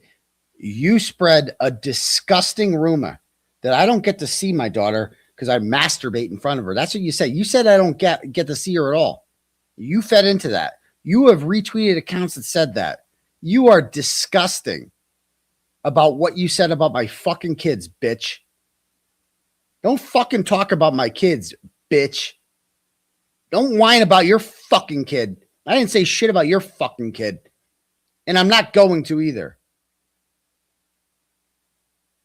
You violated. My daughter did not fucking, she hasn't seen that. Hopefully she never does. Hopefully you're fucking long gone by the time she's old enough to follow any of this shit. She met you once at a breakfast that you invited her to. That's it. That's it. I didn't want you to meet her. And she kept telling me, oh, your daughter needs a positive, because she would shit on my ex-wife too. She's not a good example. She's not a good, your daughter wants to be a teacher. She should want more than that. She look down on teachers. You should want more than that. She only wants to be a teacher because your ex-wife's a teacher. And, she needs a positive role model in her life. Somebody like me. Okay. Thank fucking God. Thank fucking God she stayed far away from you. Thank fucking God that you did not become a part of her fucking life. Good God. Oh, good God. He blasted my mother's cell phone number on his stream a couple weeks ago. I blasted her mother's cell phone number. You're a digital creator in what sense? So on Facebook, I don't even know how that got turned on. I don't think. Yeah, I was also a teacher. Yeah. Being Aidan's estranged psychotic ex-girlfriend make you a digital estranged. I would love to be estranged from him, but he can't stop talking about. Yeah, I've seen this part. Yeah. Yeah. It wants him in jail. Involving the Kearney case and with the McAlberts, but the amount of hurt is. So no, I won't be in jail, Tracy. And then she finishes off with, or at least hope your child is out of your life. No, Tracy McGonigal, you're the only one with your kids out of your life. Like, I've seen your divorce doc. In her whole at the chat. Oh, there's Elle Woods. There's Lindsay Stacchini in the chat. We can get into her another time too. She's even crazier than Meredith. But everyone's like, Team Prison. This is the kind of shit she's cultivating. Everybody's like, oh, Meredith will go and research you if you attack her. It's kind of a control thing because when I see these disgusting words coming from people, knowing who they are, knowing that this woman, her own brother has a restraining order against her, her own family is estranged from her, she's posting in Facebook groups about being estranged from her family, that makes me feel a little better that this isn't like a normal, nice, sane person saying this. This is a person who is hurt and she wants to hurt other people. So when people attack me, yeah, I do like to know who they are. I like to know where the attacks are coming from. It makes me feel better. Any OG Southie girl who sees you will beat your fucking pathetic ass. Oh God, I hope I run into you. And this is Tracy McGonigal from Taunton. Yeah. From Taunton, yeah. So back to my original point of that with this tweet. Yeah, I have received some not so nice messages, like this one from Kit Kat Rhonda. Oh, yeah. She unalives in a blazing fire. Okay, I'm a victim. People are being mean to me. Mean tweets. Rhonda means by that? No. Oh, car accident. Okay, so Rhonda hopes I die. Yeah. Then Elle Woods says, "You have so much support." Oh yeah. Does she? I mean, does she have so much support? Rhonda who's saying it, so I'm focused and I'm not going anywhere. What I am doing is documenting the hurt, urging me to harm myself, which Jen was reacting to. Yeah. I'm not going to cower to bullies. Yeah, none of that's changed. That's still true. But going forward, I don't want to contribute to this ugliness anymore, and I don't ever want to be anything like the people in any of those clips. I don't want to be anything like Jess. Good. Log off. Aidan's kids are getting to the age. They're going to go online and they're going to see that kind of stuff. I just want to be very clear to her right now. If you log off and just stop, I will never mention you again. I got nothing to say to you. I want to be very clear to her. I want to let the whole world know that right now. If Meredith O'Neill just fucking stops, doesn't mention me, doesn't fuck with my life, and that includes the burners, that includes the Hennick, like that, those got to come down too. Right? Then it's done. It's over. I'm out. I am out. You'll never hear her name. I don't want anything to do with her. I'm done. Online. I mean, the sexual stuff, that is like all of them. I mean, I guess Jimmy doesn't have kids, so he doesn't really care. Oh yeah. But Ray from Dallas has kids. Oh yeah. Ray from Dallas has kids. Yep. But who cares? I'm not going to keep contributing this. I'm not going to keep this show named after him. I know he won't extend the same courtesy to me, but yeah, you're such a good person. They're like, oh, she shouldn't have anybody's personal tax information. I don't do anything with taxes. I do financial reporting for like private equity funds. So you actually have no idea what you're talking about, but people can go after. But what kind of example would I be setting if I just cower to bullies and let him win? Like, that's not going to happen. A great example, like I said. Real life anymore, but we're not just going to cower to Aidan, because there's all these people who have stood by me, who have shared their stories with being harassed by them, and I'm not going to let them down either. Yeah, you're the hero. Yep. So we can get back into some of the stuff. Yeah, then she reads his tweets. Yeah, this is all funny, but like when you look at this guy and who he is, it's just repulsive. She literally spends like the next half hour going over his court records. Exactly what you're trying to do. Fine, we can keep going. We can keep going. Oh, does she? Somebody, one of your friends, like up here, like back in 2015, 16, because he violated his probation and probably a criminal here, and he's decided to show up online, harassing women constantly, saying vile things, and this is his fucking life. And then we have more after that. After he's already convicted criminal, more money, more forfeiture, more foreclosures, as recently as April of 2025. Who cares? Paul Seidenzel, or however you say his name, this is him. So if you've been attacked by him, or if he's who cares about Paul's? Somebody, one of your friends, like, it hopefully makes you feel a little bit better knowing who was behind this, that he's somebody who hates himself and hurt people. Who cares if the Purple Kool-Aid Man has foreclosures? What the fuck do I care about his court records from 2001 or a fucking foreclosure? What the? I don't give a fuck. You know why I listen to his shit? Because he's funny. That's it. That's it. People hurt people. So, as I said, we have a lot of police reports out there behind all these charges, which have all the details of what happened. We can keep digging. I mean, just leave me alone. Like, I don't want to talk about you. I don't care about you. Just keep digging. You want to name them with my full name? That's to do exactly what you're trying to do. Fine. We can keep going. Fine. That'll go. Yeah, that's worked out so well for you. These super chats and then the comments. A few of these. Yeah. I insist. You're right. I insist she was in front. Compiling some of that just for a separate purpose, just for the background of how this whole fight. What'd she say? But what did I do to Karen? The comments, a few of these. Yeah, what did you guys think of that little compilation of what Aidan did with Karen?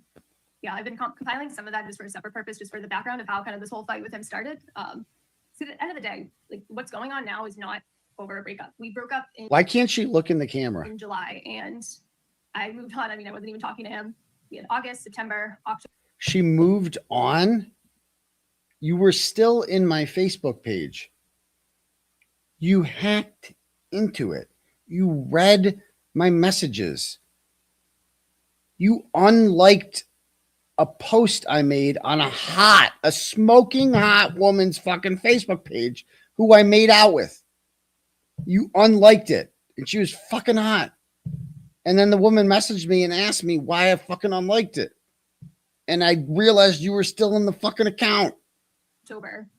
Nothing for 4 months. If if what Jess and others are saying is true, then I'm doing this. I'm defending myself over a breakup. Why wouldn't I have done any of this in July or August or September or October? It was when Aidan decided to start lying about me, sending all of them out to me. This coordinated harassment campaign that you saw in that compilation. Oh my God. I why coordinated would I that. start doing it out of nowhere? Here's an idea. Maybe Jimmy and Ray from Dallas and Jessica Machado and all these other people don't like you independent of me because they just observe your behavior and they don't like it. Jesus Christ. Because I didn't. So yeah, I mean, part of how it started was because of the recording. And look who donates. Lena from Truth and Transparency donates $20. That's your friend group. Lena, who now says Karen is guilty of conspiracy to commit witness intimidation based on the messages that you released, those. Holy shit. And him lying about the recording and wanting me to lie about it. And that's really how this all started. And now it's kind of come to a head with it coming out in court this week. I mean, at the end of the day, though, there's only one person to blame, and that's Aidan for recording her. Oh my God. She's like, you released it. It's out there because of you. You sent it to Sean of the Gulf. You did all this. You even recorded it in the car to make it seem like someone else was recording a recording. It wouldn't exist if he hadn't recorded her. And to this day, he hasn't shown a shred of proof that I shared it with anybody. That's what she loves saying that. You don't have any proof I did this. I got a shit ton of circumstantial evidence. A shit ton.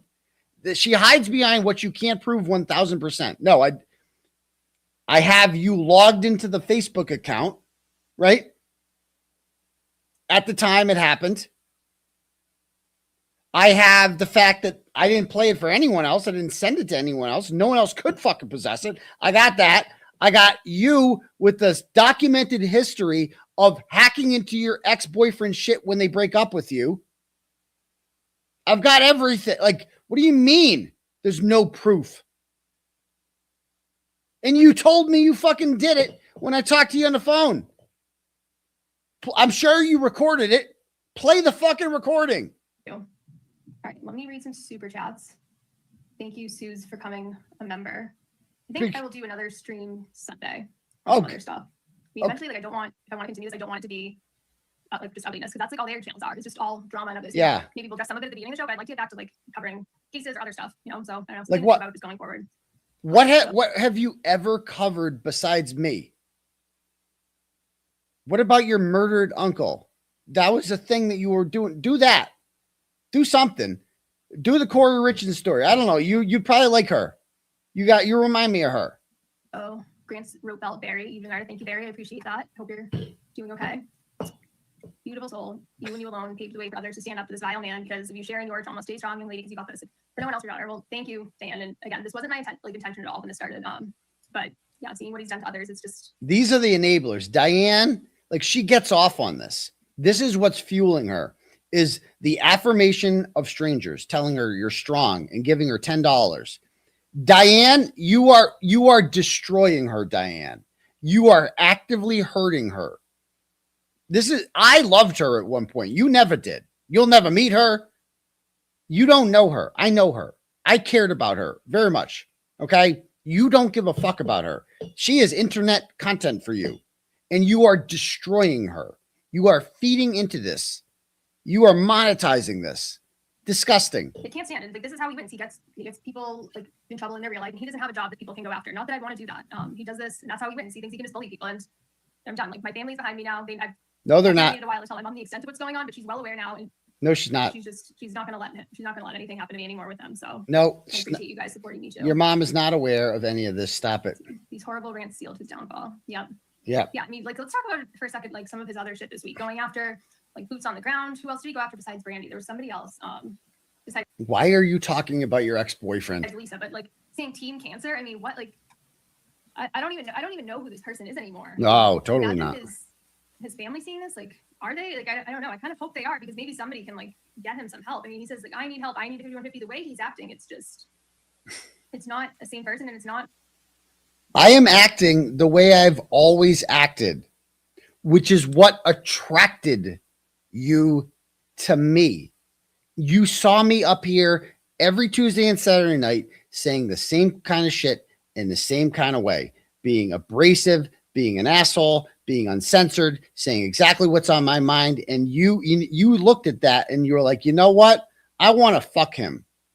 That's what you thought. Not only do I want to fuck him, I want to marry him and have his baby. Okay? That you found me that fucking attractive. And now you're acting like I need help. I'm the same person I've always been. But I need help. Okay. I mean, I don't even want to say it's not the person I knew because it is, but I don't want to say I like, controlled him, but these are things. If he wanted to say something like this when we were together, I would have been like, fuck no, do not say it. Like, just like when he went after her in the fall about being like making fun of the Gulf War, that would have been something I would have been like, fuck no, like apologize. But he never wants to admit he's wrong, and he thinks he can just keep pushing and pushing the limit like this, and nobody's gonna think anything less of him. But I mean, he's crossed so many lines. It's just, I don't know, it just grosses me out. Yeah, right. Because I'm nothing without her. Thank you. I need her in my life to keep me straight. Peace of 2026. Team Meredith, thank you. He's like, that's the thing. Like, I don't want like Team Meredith to be a thing. I just want these people to leave me the fuck alone and stop lying about me, stop bullying me. But I mean, I'm not the only one. They go after everybody. And if me standing up and saying something and questioning this, that it's not okay, hopefully it makes other people not as afraid either. And by the way, this is not 1.5 speed. This is regular speed. And it seems like since this whole thing is blown up and I started speaking out, others have too. And that's good. That's one good thing. One, I guess, benefit to this whole is, let's be real. Aidan has caused a lot of harm to a lot of people, myself included. I'm not going to say I haven't been hurt by him. I obviously have. I mean, who can hear those things and not be hurt at all? It's made me stronger, and I'll come out of this a lot stronger than I ever was going in. And I'll look back at this, however long from now, once I've gotten through the storm. Didn't I predict that when she made her return from Twitter, she'd have something about how she's stronger than ever and she was going to give up, but she had to do this for her daughter. It's just so fucking predictable. I just think if I survived this and I came out of there with my head held high, I can get through anything. This is regular speed. No joke. Oh, hi, Lana. I know. I need to. We should connect at some point. Oh yeah, connect with her. I really appreciate that. I mean, I love seeing you get him all riled up. I'm not gonna lie. It's great to see. So does that. Well, that's great to say. So she's like that. That's as close as you can get to a laugh with her. Is like, yeah, like I totally want this to die down, but I also love this crazy bitch who she gets me riled up. She's fucking nothing. She's like, I don't give a fuck about this bitch. The only reason I even bring her up is to shit on DJ for having her on the fucking show. That's it. Truth and transparency supports you. I know what it's like for people to go through real life on you. You have a good heart. Focus on yourself and your daughter's happiness. You're supported by a lot of people. I promise. Thank you very much. I appreciate it. And you're right. A lot of people do reach out too, and they say all the time, like, I would love to stand up to him. I would love. They reach out, but they're afraid, and I don't blame them. Oh, maybe it wasn't one. Okay, maybe the person who recorded it had it at 1.5 speed. I had it at regular. I'm not expecting everybody to do this because I don't want anybody else's job to get called. I don't want anybody to have a conversation with their parents and get honest with them about, show them some of like the vile things that are being said. I mean, it's like I've been trying to like protect them from it. And like I would urge her to just look around you. Look who you got left with you. You're getting dunked on by Melanie Little, who doesn't even get involved in drama. Like Jimmy, Jess, Will, me. I mean, if I told you a year ago that you were going to declare war on all those people, you would be like, that's horrible. I hope that never happens because those people have a lot of influence and those people are very popular. You are literally... You thought it would be wise to declare war on the most popular people on fucking YouTube. That's what you did for no fuck and just be a villain too. And none of us are being mean to you. All of us are just responding to your provocations. That's it. And then look who you got left. You got Lena from Truth and Transparency. You got Cryford, who, by the way, a month ago was begging me for mercy. I rejected it. That's the only reason you still got him. I could have him back. BLT left you. He's gone.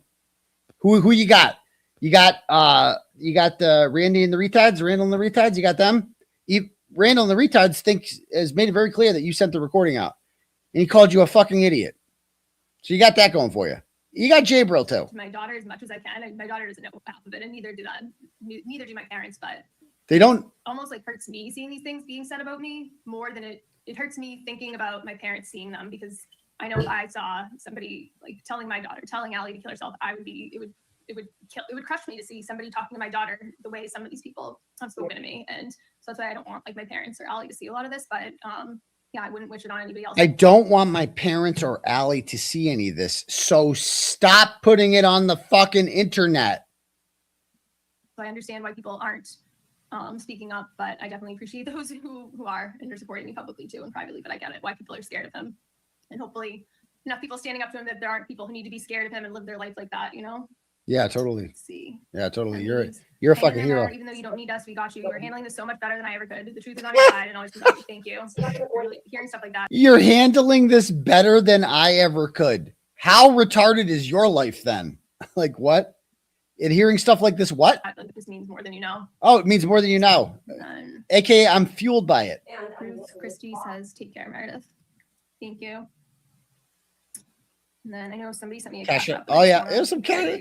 The grifting, you got to grift. Are these going to Karen? Didn't she say all proceeds are going to Karen? Sunny Winter said, stay strong today. Thank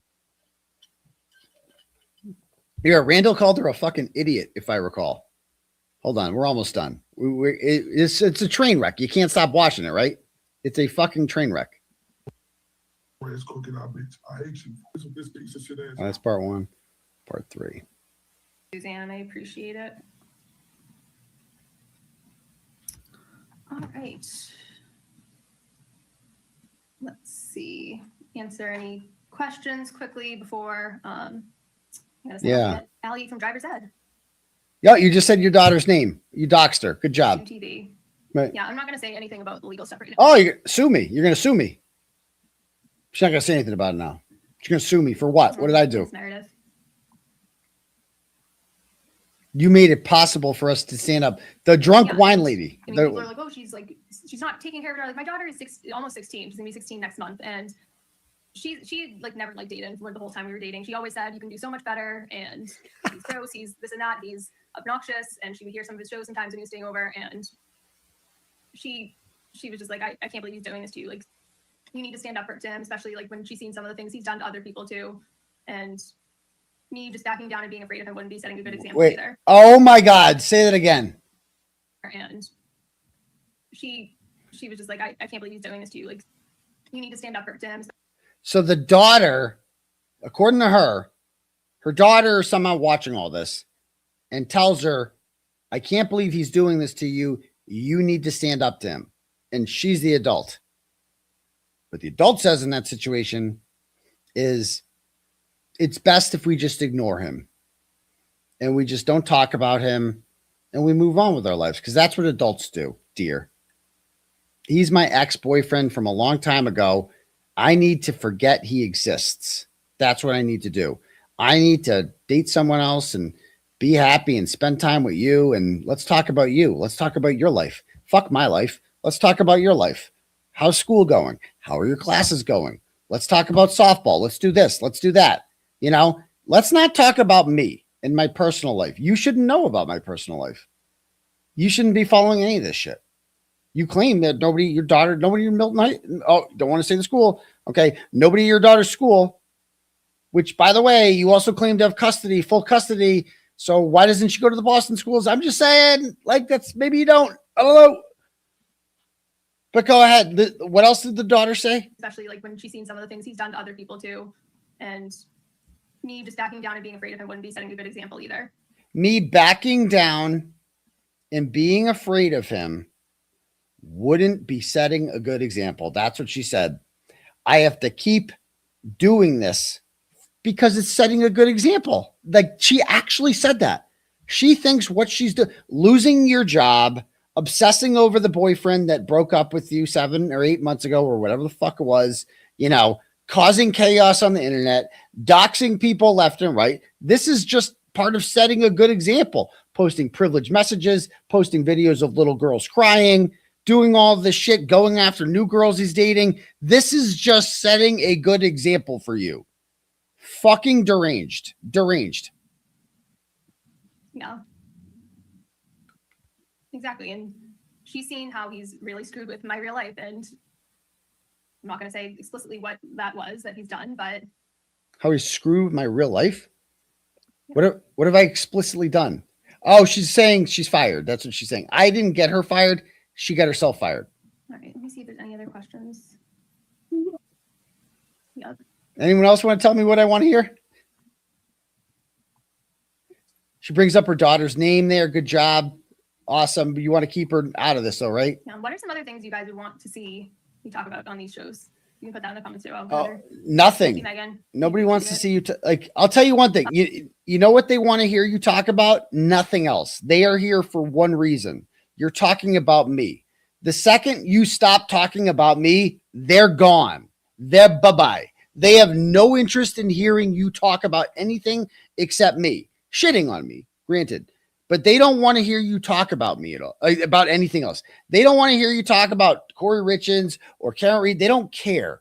They can get all that content somewhere else. They want you to give them the good shit, the Turtle Boy drama that no one else can give them because you dated me for a year and a half. That's what they want. So I'll quickly give like an update. So I really didn't want to talk about this again because I knew just with everything going on Twitter, I don't really want to make my family a target, but as many of you know, and if you haven't checked out, I have an article about this in long form on Twitter. My uncle was killed by a drunk driver almost a year ago this month. In a couple of weeks, it'll be the anniversary on the 21st. So she basically says the reason I'm not talking about my uncle being murdered is because if I do, then they'll attack my uncle. Okay, that's why. Right. Sure it is. Her name was Lauren Mullins, and she'd done that before. That was documentary. The body cam footage is on my YouTube channel under videos until we had a hearing yesterday, but ironically, Aidan decided to tweet, oh, Meredith was faking like concern for her uncle. She hasn't talked about her uncle in a while. And little did you know, I actually went to a hearing for it yesterday. But because of everything that's going on with the harassment of Aidan and his followers, and I'd already seen some comments before he brought it up, like saying like, oh, my uncle deserved it because like I'm such like a witch or whatever. Like, I didn't want to call attention to the case again and have like his nasty followers start dragging my family into this. So right. It's you guys. Yeah. I'm trying to see, there are a few other things. Like I want things to get less ugly, but let's talk about. You're such a badass. Look at that. You're such a badass. No, she's not. She's unemployed. Yeah. Badasses have jobs. Yeah, I mean, he had obviously like a niche with the Kearney case. He was one of the few people covering it. And yes, I was. Funny sometimes. Like I'm not going to say he isn't. Thank you. I was with him for almost 2 years, but true. Yeah. The way he is now, like become so vulgar and so just over the top. That's who he really is. And that's who I've always been. I don't want to say I like dialed him down or controlled him, but these are things that he never would have said. I would have been like, cut the shit. This is a terrible look. Like when we were together. I don't even know who he is anymore. I mean, did anybody ever think I toned down the rhetoric when I was with her? Were you guys like, man, Turtle Boy has really fucking changed when I was with her? Was that the vibe that you guys got? Did I stop telling people, bro, I almost got my fucking bail revoked because I told Brian Tully to die in a fire. Didn't tell him to because I said I wanted him to. Like, what are you talking about? The rhetoric? I was with you and I fucking got indicted for window intimidation that fucking night. What are you talking about? You toned me down. No, you didn't. Lisa saying teen cancer. I forget. I don't even remember what else he did this week, but going after Brandy, calling her retarded. It's just. She is retarded. Yeah. I mean, he had like the world in front of him when this first started. He could have taken this one way or really progressed his career and reached a new level, or he could have just sunk into the gutter like he's done. What? Yeah. I mean, I've been silent though for weeks, and then he was actually more crazy those couple weeks that I wasn't on Twitter and doing weird things behind the scenes, asking people if they were talking to me and stuff. Then her arrogance. Now, exactly. So it's like I might as well just be myself and speak up if he's going to act just as crazy. Oh yeah, be yourself for sure. Yeah. Okay. Yeah, I agree. He was probably putting on a mask. Okay. What? That's a good question. I mean, where is the documentary? I'm hearing there are issues finding a buyer because she's hearing there's issues finding a buyer. Where the fuck would you hear that? You don't know anything about what Compelling Pictures is doing. What are you talking about? They know that he was paid for it, and when streaming services get a hold of that, they know that he was paid for it. I haven't been paid shit yet. That the subject is paid for a documentary. I mean, they don't really want to touch it. That's what I've heard, anyways, from somebody who I actually trust and does know what they're talking about. Okay, so she knows somebody who's involved in documentaries. Okay, right, sure. Right, you're an expert. So it's not going to get picked up. What?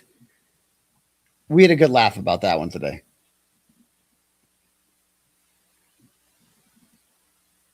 Look how angry she is. It's just fucking scary, bro. Ain't happening with this vulgarity. I think it is going to happen, but I mean, I think because it is who is financing it is he is sunk a lot of money into it. Yes, he has a lot. She thinks it is going to happen, so she admits the doc's going to happen. That's interesting. I heard that the final evidence was submitted yesterday for Jersey for the grand jury. What? There's no grand jury. Oh my God. There's no grand jury. You're listening to a koala. I think Chris has the contract for that. He can probably share it. I know it was like, I forget the number, but. How much was he paid without Karen? Yeah, Chris will share his contract. Wait, how did the koala get my contract with Compelling Pictures? Because I only sent it to you, but you don't send shit to him, right? So how would he have it?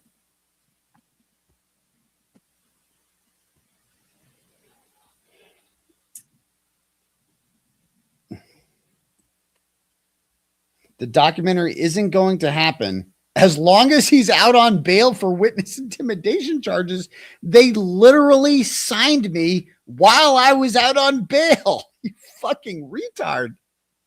Oh my God. They've been filming it while he's been out on bail, so yes, that's going to stop it. Yes. Listen to her. All right, yeah. I better wrap this up because I have to with my daughter from driver's ed, but thank you, everybody. All right. That's the end of that. So that was a disaster. So anyway, let me read some turtle chats. End the night. It's getting late. Holy fuck, it's late. There was all sorts of shit we didn't get to. I didn't even get to the Natalie shit. Good God. We'll do that another time. Okay.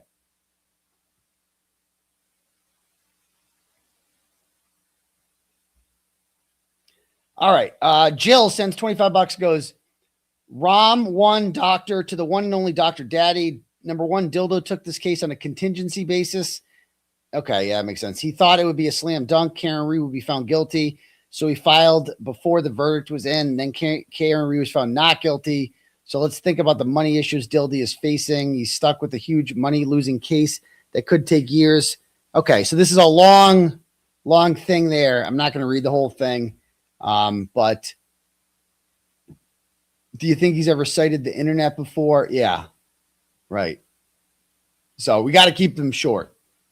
But I appreciate that. I agree with you. Could it be he's cutting his losses and prepping his Irish goodbye? That wouldn't surprise me, Jill. That wouldn't surprise me. Laura sends $5, goes, whatever happened to Chad and his random $5 turtle chats? That's a good question. He's usually on the Cash App. Chad, I miss you, man. I miss you.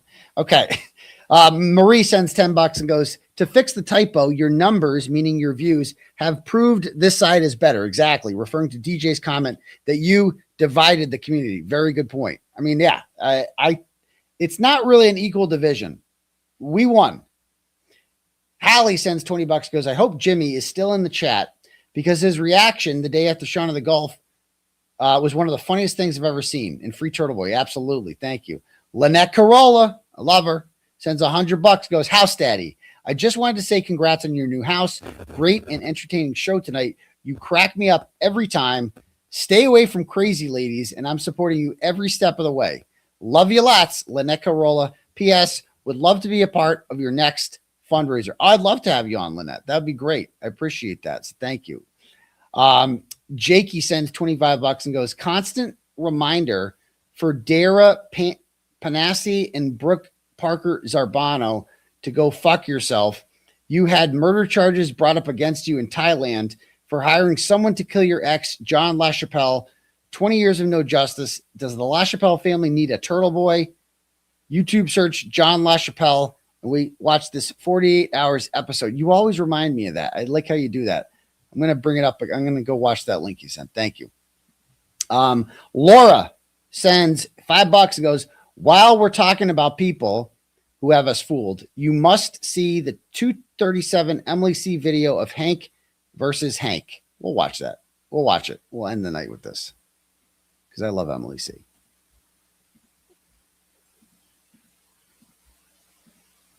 This woman is in the wrong seat. She shouldn't be sitting here. She should be sitting there. A witness, a victim. Where's the victim witness advocates? Where's the support? She's sitting here because the government put her here and put a label on her. She's a defendant. And they did it like that. Did they investigate? Did they show due diligence? Did they care? So this is from Hank defended a woman this week named Nellie Medina who was accused of assaulting her husband, and she was acquitted. And Melanie covered the trial. And just want to stop right there. They're going on a little tangent here. Okay. So the law girls, not attorney people, I like them. They're supporters of mine. They've come to all my shit. I've said nice things about them before, but I'm going to criticize shit when I see it. Okay. And the other day, yesterday, whatever, the daughter, so it's a mother and daughter. The daughter, I think, is like 15 or 16, maybe.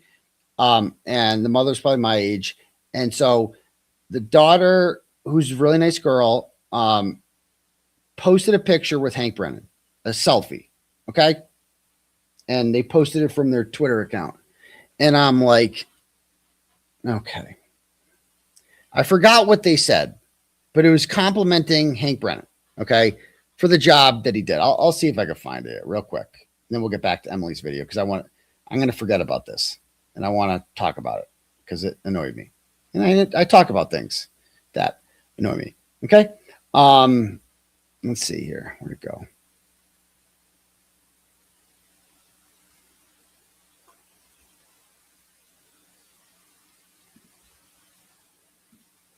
We'll get right back to that video, though.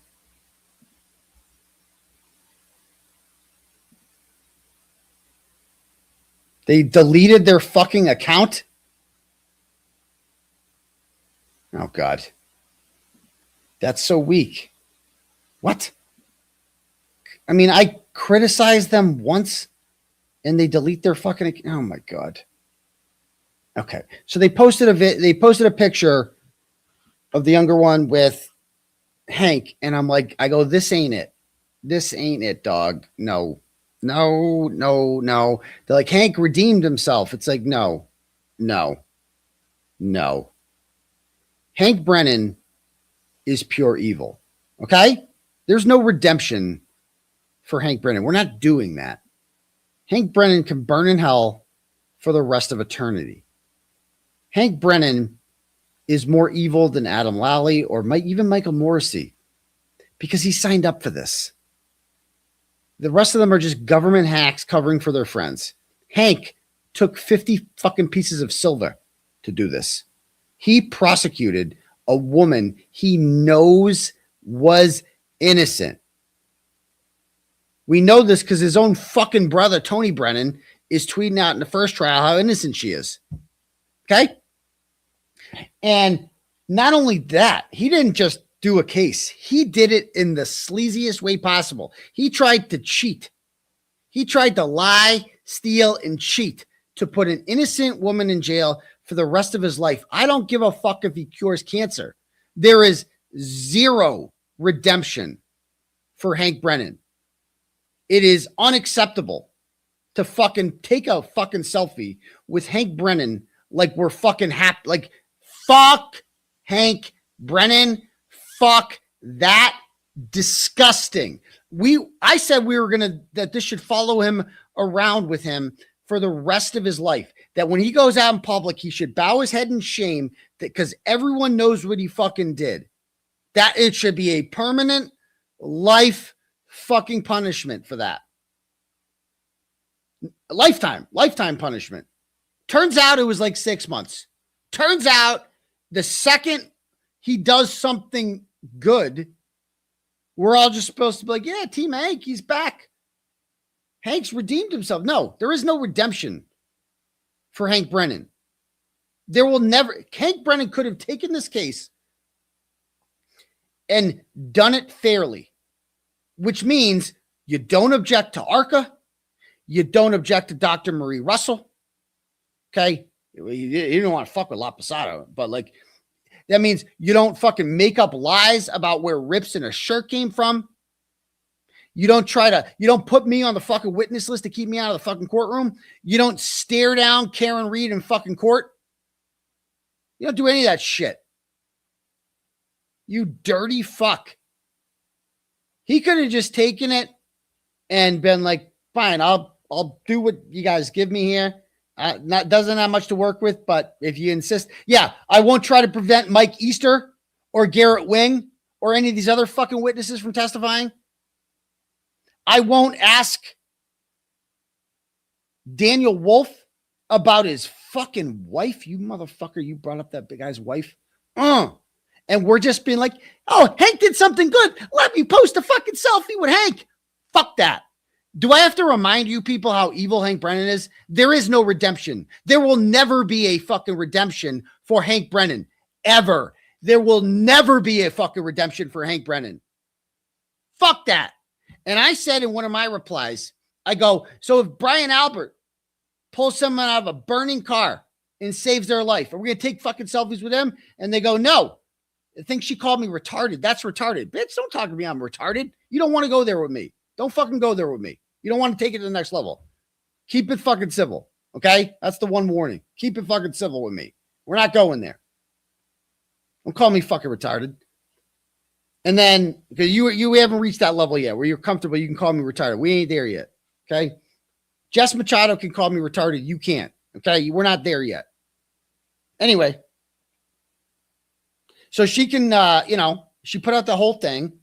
And then she was just like, that's different. Brian Albert killed someone. Yeah. And Hank Brennan knows that. And he protected him. He signed up for that. He got paid to do it. At least Brian Albert's in self-preservation mode. Hank Brennan did it for the money. The money. So I just wanted to put that out there. There is no redemption. I don't give a fuck what Hank Brennan does the rest of his life. There will never be redemption. Ever. Ever for Hank Brennan. Ever. Just want to put that on the record. So Emily here has taken a compilation video of Hank's closing statements involving Emily Medina and mashed it together with what he should have said about the Karen Reed case. This is actually really good. Their decision was over before it started. Did they actually sit back and try to think what actually happened and why did it happen? I mentioned that to you in the opening. They're going to come and tell you what they saw after. What actually happened and why did it happen? They didn't do much. They went to the scene, they take pictures. Nobody would know because when the police and the government received information, they did nothing. They went to the hospital, he was intubated, there was an officer at the scene, didn't have a great memory. Basically, she said something about, I hit him. Okay. Don't follow up. Don't look for facts, don't look for details. And at the scene, they tell you that they talked to neighbors. You didn't hear from one neighbor that they went to a door. Was it misogynistic? These are your words, Trooper Proctor? Yes, Your Honor. Go ahead and say them. Cunt. Is that too much of a word for me to use? Is it? Think about her demeanor and interaction, that stare, that distance. And think about the attitude of the investigators. You have to listen. But one of them calls her cunt. That is their first instinct and impression and bias as they're speaking to her. Love or scorn has nothing to do with it. That's how they treat her. That's how they think. The detective goes, oh, he cheated on you. Scorn woman, of course, that's the case. He cheated on you. The government didn't bring anything. This case was closed that night. I had to ask how many detectives and officers, who's the lead detective? So the government is going to take two fragmented sentences and try to build a case beyond a reasonable doubt. They're not even close. And they're going to take that one statement out of context and say, I hit him. I hit him. They did not even bring the witnesses in for your consideration. You don't hear from an expert on wounds. You don't hear anything about the angle and the position that she was in. Oh, my lawyerly lover. Oh my God. That was so fucking good. That was so fucking good. Well done, Emily C. You were so talented. You were so fucking talented. That was fucking amazing. And thank you, Laura, for that turtle chat where you sent that in. That is a great way to end the night. I think. Yes. Okay. Just want to make sure we don't have any cash apps here. Yeah, we do a couple. Let me read these actually. Naomi sends $10 and goes, for you to spend however you want. Oh, thank you, Naomi. You're too nice. Mike Cryford sends $5 and goes, www.mikecryford.com. You did not start a www.mikecryford.com. Oh my God, there's a fucking website. You guys made a fucking website. You made a fucking website. Coming soon. P.S. I love you, Jabril. Oh God. Oh God. Okay. Limitless possibilities there. Okay. Let's see. What else do we have here? We have Tracy McGonigal. The messages sends $10, goes, please stop sharing this. That is me. I know, Tracy. I know, but I'm calling her out on her bullshit. Oh, sorry. She goes, please crop my picture out. I sent you messages. I'm sorry. It's too late. I'm sorry. Thank you for the dono. Okay. All right, cool. So anyway, it's fucking late. It's almost 2 a.m. We didn't even get to the Natalie shit. We'll do it another time. But because it was pretty funny. But we'll see you guys all on what? Monday for Bus Stop Live, Tuesday for next live show. All right. Peace to you, bum crease, and thanks for gifting memberships. All you motherfuckers who gifted memberships. I don't have time. You, all you motherfuckers. Look at all you did. I love you. I love my members. Join, become one tomorrow. Gift, love each other. Take care of each other. Oh, the glare. Oh, fucking awesome. What a night. You guys are fucking the bomb. Look at you gifting memberships. Congratulations to all the winners. We'll see you guys all later. And don't forget to brush your teeth. Outie. Top down, riding down Main. It's a clear night. Screens glowing blue. Got the facts in my headlights. Commonwealth tripping, but the truth stay calm. Morrissey and Lally, I'ma read them like Psalms. KP throwing shade from a broke down porch, but the files in my lap like a flame to a torch. I don't raise my voice, I just let the game speak. Steady with the grind while the crooked run weak. We just riding slow, gliding, paper stacking in the breeze. Turn the system up, let the whole town see. No mask on my face, no fear in my lane. I'ma shine that light on the ones bringing shame. From the courtrooms down to the city blocks. They can't hide from the truth, cause the truth don't stop. We just ride a slow grind. Midnight oil burning, pen hit the pad slow. Every word cut clean like the rims on the 6-4. From Boston to Brockton, the whispers all hum. Turtle boys riding in the reckoning gon' come. Lally in the back room, Morrissey on the phone. Trying to twist the narrative, but they can't postpone. I'm just sipping on the facts while the city play pretend. True, got no curfew, I'ma run it to the end. See, this ain't about fame. This about that long game. You can duck, you can weave, but the truth still call your name. We just riding slow, gliding, paper stacking in the breeze. Turn the system up,